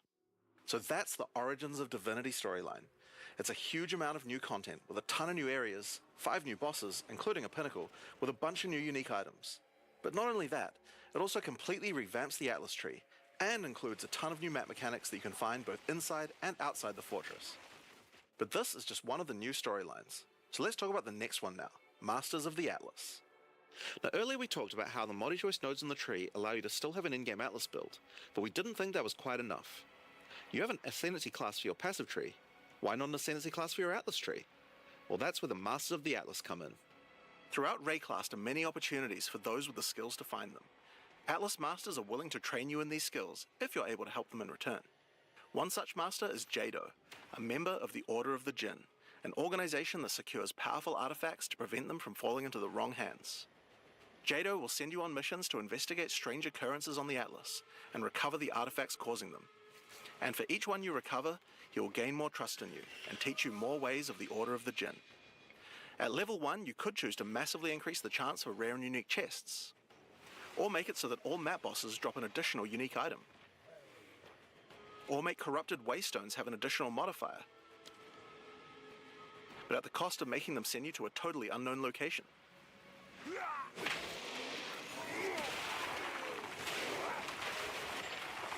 Each mission you complete for Jado will unlock another row of abilities, and give you another point to allocate, letting you choose how you want to specialize. But there are other masters too. For example, Hilda. Hilda is a member of a guild of monster hunters. She will send you on missions to assassinate specific deadly creatures around Rayclast and harvest their parts. In exchange, she will teach you her monster hunting skills, like this one, which adds a 25% chance to upgrade any map boss to a powerful version. Or this one, which makes his Marian spirits no longer possess rare monsters, making them go for the unique bosses in the area instead. You might notice that many of the effects on these are both upsides and downsides. So Hilda, for example, can make it so that you only get one attempt when fighting pinnacle bosses, but in exchange for that, they always drop 2 uniques. Because of that, we wanted it to be easy to swap between them depending on what you're doing. As you unlock each master, they will appear on the side of the screen. Simply click whichever one you want to use to run the map, and all the bonuses you have selected for that master will be activated. This allows you to have a few different strategies that you can quickly pick between, depending on what you're running at the moment. Now, one thing that's been pretty obvious is that the endgame leagues we created when launching Early Access in 010 were not really up to the standard of the leagues we did since then. Fate of the Vaal and Rise of the Abyssal just have a lot more going on than Delirium or Expedition, for example. We wanted to do a serious upgrade to all of these mechanics before we do our 1.0 release, and so that's what we've done. All 4 of the leagues we launched in Early Access have been upgraded with not only new quest lines, but new mechanics, new crafting systems, new uniques, and new pinnacle bosses. One of the really important changes we made to all the leagues is that you can now find them on the Atlas in specific locations, and each one has a quest line that will lead you there to being able to complete the league, along with its Atlas tree and its pinnacle boss. This is true even for the leagues that we didn't do major redesigns to, so let's use Abyss as an example. When you first encounter one in the endgame, you'll get a quest that leads you to the east, where you will find these mega abyss cracks in the earth leading away from the Well of Souls. All the maps along the cracks will contain abysses with special properties, and mapping along these cracks will close the Atlas scale abysses, giving you points for the Abyss Atlas tree. At the end of each Atlas abyss, you'll find an Abyssal Depths, with the boss fight for one of the Abyssal factions, giving you a guaranteed way to fight them. And after completing all 3, you'll get a key for the Well of Souls, allowing you to fight the Vessel of Kulamak. This kind of thing makes an in-game league so much more friendly for new players, giving people obvious goals and a guided experience to complete them. Alright, so let's talk about the first of the upgraded leagues, Delirium, and its new storyline, the Hare and the Raven. As you may remember, during Act 4 you were tricked into releasing an ancient entity from a Karui prison known as Tangmazu, the Raven Trickster. Tangmazu delights in breaking the minds of those who step through his mirrors, and when touching one, he will attempt to destroy your mind with twisted abominations generated from your worst fears. In Return of the Ancients, the first time you approach one of his Delirium encounters in the endgame, you will find Elder Maddox locked in a trance. His mind is trapped in one of Tangmazu's delusions, and you will need to free him.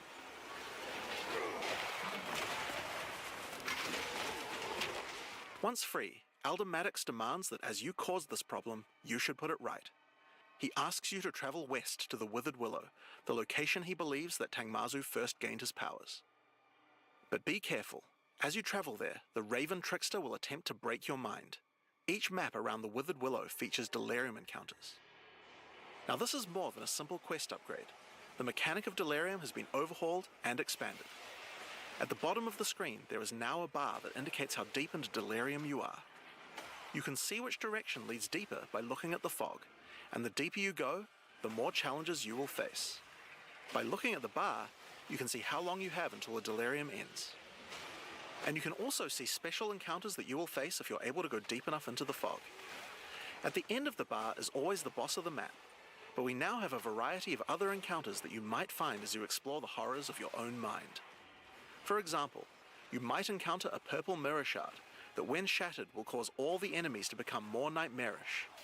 After hitting this, you'll notice the delirium demons are enhanced, significantly more powerful, larger, and scarier in general, along with more rewards. Or should you encounter a red mirror shard, you'll be sent into the depths of your mind.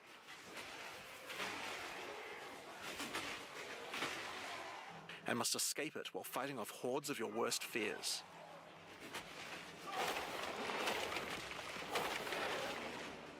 If you are able to do so, you will gain a powerful amulet with 2 instilled notables on it.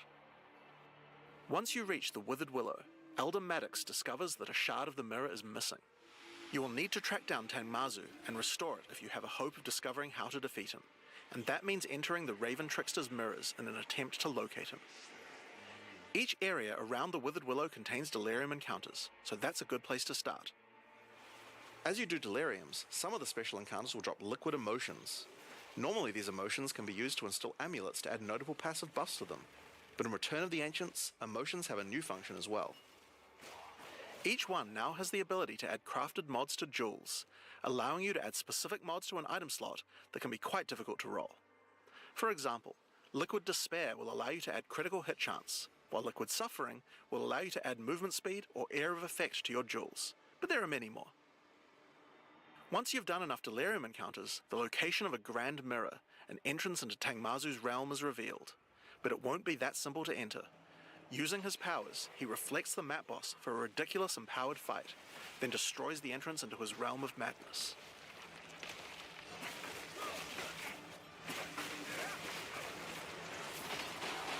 In order to find him now, you'll need to let the insanity fully into your mind. A strange fruit is left behind which you can consume to fully embrace the madness in an attempt to reach the Raven Trickster's realm. Consuming the fruit will cover an entire area of the Atlas in fog, and every map you do in the fog will get progressively harder and harder as you explore the deeper reaches of your mind. At some point you enter a new layer.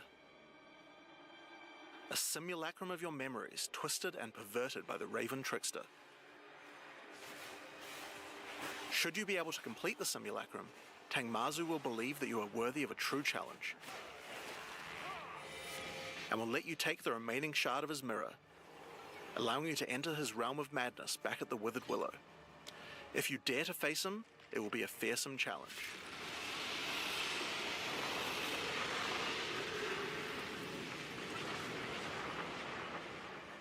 So, that's the new storyline of Delirium. As you can see, it's not only a quest line, there are new mechanics, new crafting options, and new boss fights. But one question you might have is, what happens after? Well, once you've completed the story, Grand Mirrors will start appearing on the Atlas sometimes after completing Delirium encounters. After doing the Grand Mirror, you can select where on the Atlas you want to do your fruit-induced drug trip and get another key to fight Tangmazu.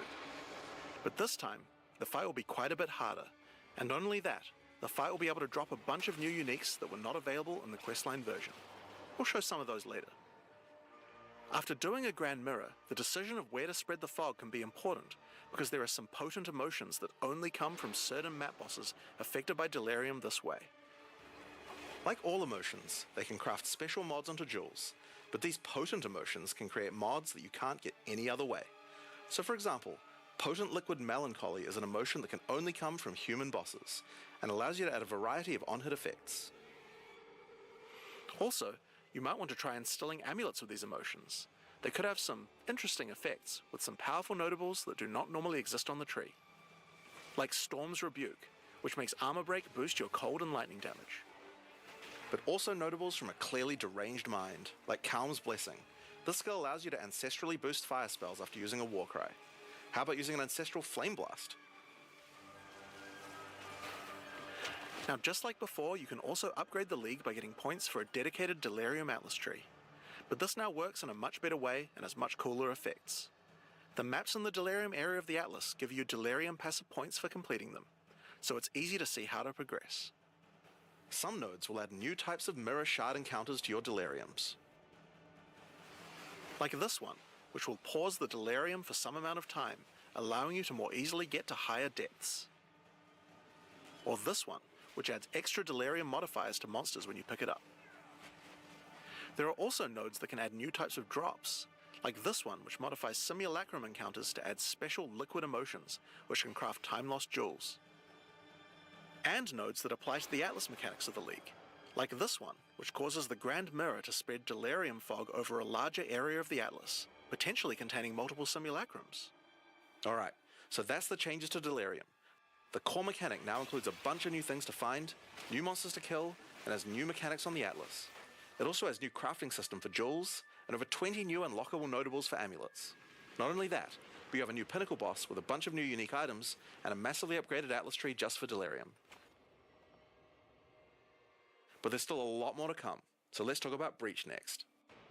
When you first do a Breach in the endgame, you will find Aelith, one of the Keepers of the Flame, an ancient order of monks dedicated to preventing the Hiveborn from entering the world. As you seem to be a keen slayer of demons, Aelith would like to recruit you to the order and asks that you travel to their monastery to the south. On the way there, you'll start to encounter more breaches, and will notice one of the first changes to the breach mechanic.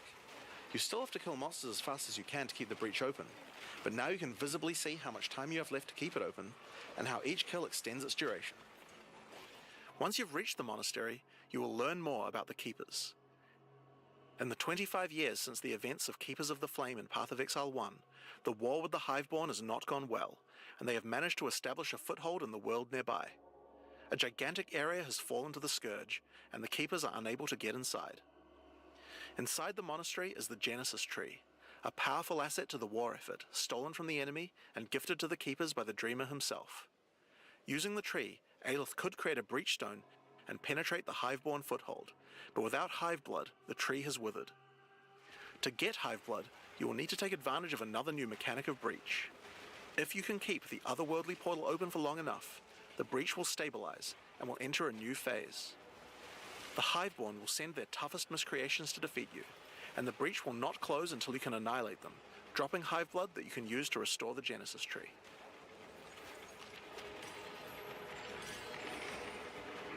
In some cases, you may even attract one of the deadliest foes the Hiveborn can offer, a Marshal of Zesht. These monsters also drop womb gifts, and if you take these to the Genesis Tree, they can be used to craft items to help you in the war against the Hiveborn. Given that 25 years have passed since the beginning of the war, the tree has grown and withered many times, but with each cycle it learns and expands its abilities. When you first open the Genesis Tree, you will notice these holes into which you can place your womb gifts. Each womb gift can be used to create a different type of jewelry, and must be fertilized with Hiveblood. So for example, you can place this amulet womb gift into the tree, and it will give birth to a random rare amulet. But the Genesis Tree is capable of much more. As you continue to feed the tree, its branches will regenerate, and allow you more and more control over what kind of items it will birth. So for example, this branch of the tree will allow you to control which base types of amulets can be birthed.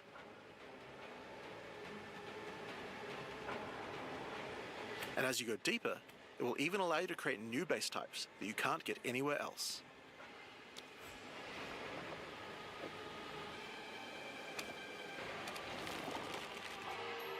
Like this one, which gives you an entire spirit skill for free. Or this one, which has a rune socket in it. To the left and right are branches that will let you control which mods the amulet can get, including making sure that they're higher level, or controlling which specific mods that they will always have. With 15 points to allocate, you will have to choose wisely how you want to specialize your crafts, but it's worth noting that this tree doesn't have any cost to respecing it. You can enable or disable the nodes at any time by clicking on them. On rings, we've also added some really interesting new crafting options as well. You have a bunch of new base types like these, but you also have entire new classes of mods that can be added. The right-hand branch of the ring tree adds an entire new set of caster mods to rings. From basics like extra elemental damage for spells, or more niche options like this mod that increases the rate you gain seals for Unleash.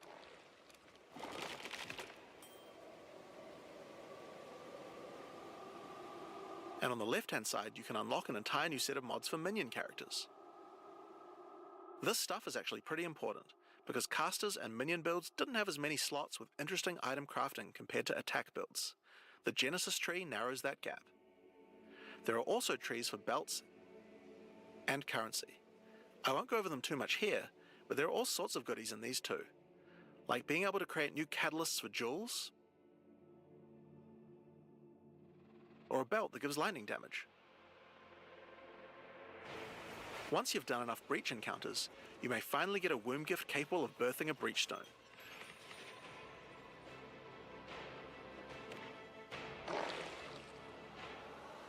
And you can then use it on the Hiveborn incursion.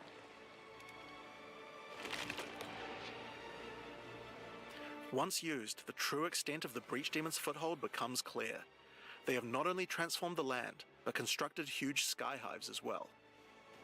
When you enter the outskirts of their realm, you will discover breach hives. Using the power of the Keepers of the Flame, these otherworldly structures can be burned away when walking through them. But for each one destroyed, more of the Hiveborn will attack when you attempt to purge the hive.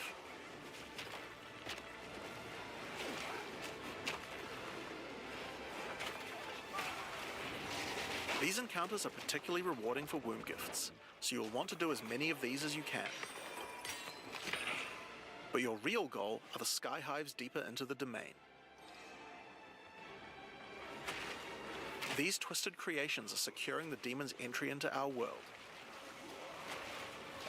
Inside the very center are the Breach Lords Tool and Ash, and you will need to defeat them if you want to get rid of the foothold once and for all.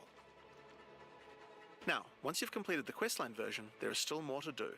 You will find other breach domains on the Atlas randomly in your travels. For each one, you will need to find a breach stone, destroy the sky hives, and defeat the Breach Lords. And doing these encounters is what will give you access to fight Zesht, the existing Breach Pinnacle boss, which you can access by communing with the Dreamer himself inside the monastery. While completing the questline for Breach, you will also be gaining points for the Breach Atlas tree, and there are a lot of cool new options here. This node will cause breach hives to spawn outside of the Hiveborn domains on the Atlas. And this one will give Aelith additional abilities that you can use while attacking a hive. Like this one, which causes all Hiveborn in the next wave to be magic, drastically increasing their difficulty in exchange for way more items. There are also nodes that allow you to control your rewards, like this one, which adds a set of new lineage supports to the Marshal of Zesht.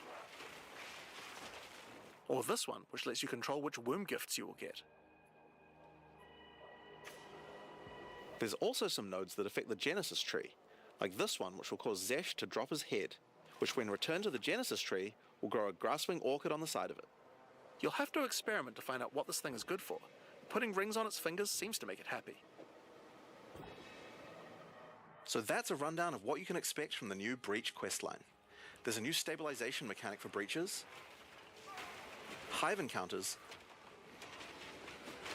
and Hiveborn incursions on the Atlas. But you also have a huge new crafting system and new bosses as well. Alright, so let's talk about the Rite of the Nameless storyline next. When you first complete a ritual in the endgame, Aoife, a lost spirit, will appear. She appears to need your help, but isn't able to communicate more than a few words, beckoning you to come to the Wildwood. Like the other leagues, Ritual now has a place on the Atlas to call home. The Wildwood could be found to the west.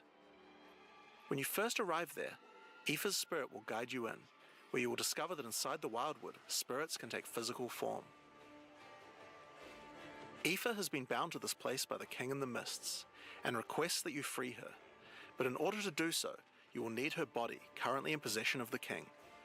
To reclaim it, you will need to gain an audience with him. Inside the Wildwood, there are many ritual encounters to complete. Like before, in each area, triggering rituals will resurrect the nearby bound monsters to attack you, and killing the monsters will give you tribute. In addition, each ritual you do in the area will add the monsters from the previous ritual, making the encounters much more challenging the more rituals you complete. Once you've completed them, spend your tribute to get items. Now, an important change to the rewards of Ritual is that all the items in the reward window are now uniques or omens, making this league's rewards much more valuable than before. In order to gain an audience with the Nameless King, you need to sacrifice tribute to him. Any remaining tribute you don't spend can be sacrificed this way to fill up this bar. Once you have enough tribute for an audience, return to the Wildwood to divine his location with the Nameless Shrine.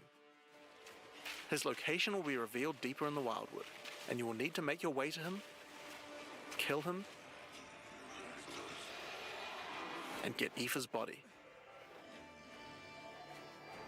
Using her body, you can attempt to release her spirit, but this is when you learn about the true threat of the League.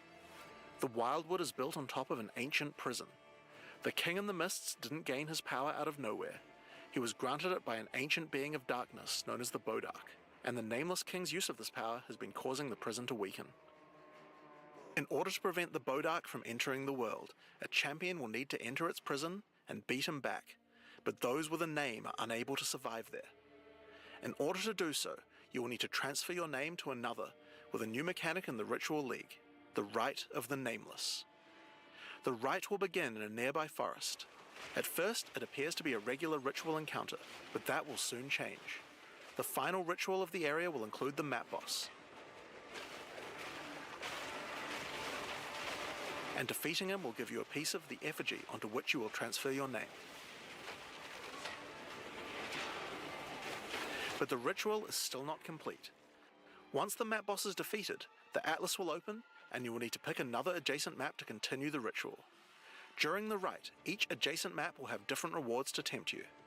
So for example, if you go in this direction, you gain significantly more tribute, but if you go in this direction, the uniques in the reward window will turn into currency instead.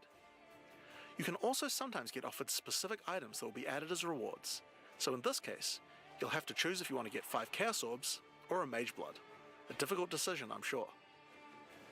Now, as this is one continuous ritual, the encounters in the next map won't start from scratch. They contain all the monsters that were gathered from the rituals of the previous map as well, making them harder and harder. And that includes the map boss too. You will need to defeat both map bosses in the final encounter for your next effigy piece. And it still doesn't end there. Pick another map, another reward, and add another map boss to continue until the ritual of the Nameless is complete. It will take 5 maps in all, and will be an incredible challenge. But once complete, you can return to the Wildwood to perform the final rite. Transfer your name to the effigy, adorn the crown of the Nameless King, and enter the prison. Now of course, once the Pinnacle boss is complete, the League doesn't end there. As you do rituals on the Atlas, you can continue to give tribute to the King in the Mists for another audience.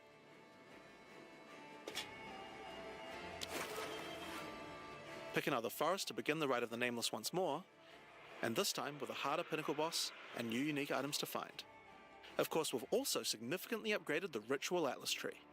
Get points by completing maps in the Wildwood, and you'll be able to unlock some pretty cool nodes. Some of them affect the Rite of the Nameless, like this one, which extends its duration. You thought fighting 5 map bosses at once was hard? How about 6? Or this one, which makes maps during the Rite have more reward mods, often having 2. You also have nodes that allow things to combine with other content, like this one, which gives a chance for rituals to be created inside summoning circles, adding a random boss to the ritual encounter. There is even a node which adds a new type of possible ritual, the Audience with the Queen, which causes the Bride of the King to sometimes appear. Okay, so that's Ritual. But let's have a look at what this means for endgame content as a whole for Path of Exile 2. When you include the expedition changes made by the League, we have a total of 5 new in-game storylines, each of which has a hub, crafting systems, areas to explore, NPCs, and a Pinnacle boss as a capstone. not to mention the Masters of the Atlas storyline as well. But more importantly, you now have immediate quests as soon as you arrive at the endgame, and goals with obvious progressions that you can see how to finish. Each endgame questline has a progress bar that you can pop out from the side of the Atlas screen at any time that shows you how far through you are, and buttons that will take you to the hubs for them. Overall, it's just a way better endgame experience with a significant number of fun objectives to complete. But just in case you didn't have enough goals, we did have one other thing that you might want to complete this league. These are called challenge leagues after all. Where are all the challenges? Well, players of Path of Exile 1 will be used to the fact that each league comes with a series of challenges that you can complete in order to prove that you are indeed the best. We haven't done these yet in Path of Exile 2, but it's time to change that. If you're able to complete them, you'll earn pieces of the Knight of Alder armor set. Opening the challenge screen will show you a series of 8 challenges. After completing each one, anyone in chat or in the forums will be able to see your prowess. In addition, you'll get a statue to put in your hideout showing anyone you trade with how many challenges you've completed. You'll earn the first piece of the armor set after doing 2 challenges, and the full armor set after completing all 8. So that covers all the content you'll encounter in Return of the Ancients. But what about some new tools to fight against these new pinnacles with? Well, we also have some new Ascendancy classes as well, but to introduce them, I'll hand you guys back to Mark. As Jonathan said, we have 2 new classes to show you today, the Spirit Walker and the Martial Artist. Let's start with the Huntress's new class, the Spirit Walker. The Spirit Walker has developed an affinity with the Asmerian animal spirits. She is able to infuse the power of multiple spirits at her choosing. On the bottom part of the class you will find paths for each wisp you would like to commune with, be they primal, vivid, or wild. Each one can give you different abilities that align with the stag, owl, or bear. Each ability gives you a method to become possessed by wisps of that type, and a new ability when you spend them. The stag allows you to summon stampedes when you attack. The owl grants boons in the form of their feathers, which adds extra projectiles and enhances the projectile speed of your next skill. And the bear simply summons a giant bear companion to your side. The bear will maul, slam, leap, and do intimidating roars to debuff your enemies. Now you can specialize more into each of these wisps, but if you want to combine all 3 of them, then a new hidden power will be unlocked, the power of the Sacred Wisps. This node is free, and enhances the quality of all 3 of your spirit animals. Your bear will take some of the damage you take, and grant you life regeneration. Your stags will become more aggressive, leaping towards enemies, and your owl-empowered skills will leave a trail of soaring ground behind them. But that's not all. The Spirit Walker has other powers beyond wisps, such as Idolatry, which can give you large bonuses for using idol socketables in your equipment. And this one, which is my absolute favorite. The Spirit Walker, having attuned herself with nature, can gain the ability to tame beast bosses, opening up a whole suite of very cool options for your build. Maybe you tame the mighty Silverfist in the jungle depths. Or maybe a 3-headed chimeral beast in the chimeral wetlands. Or then there's a giant frozen owl beast, Rakar, the Frozen Talon. There's so many choices. You're going to have to experiment a bunch with this one, and I'm very excited to see what bosses you all choose to have as your trusted boss companion. Next up, we have the Monk's new Ascendancy class, the Martial Artist. After decades of training, he has mastered 3 of the 7 Hollow techniques. Channeling Hollow Form technique allows the Martial Artist to create illusions of himself, which then use a skill of your choosing. Perfect for turning skills with less area of effect into ones that can obliterate packs with ease. Should you find yourself overly vulnerable while channeling, you might want to take Way of the Mountain, which causes you to be covered in stone when you immobilize enemies, mitigating large amounts of damage. This can even enhance your attacks too. By hardening your weapon in stone, you can deal even more damage. After taking Hollow Focus technique, you can manifest your spiritual energy into objects.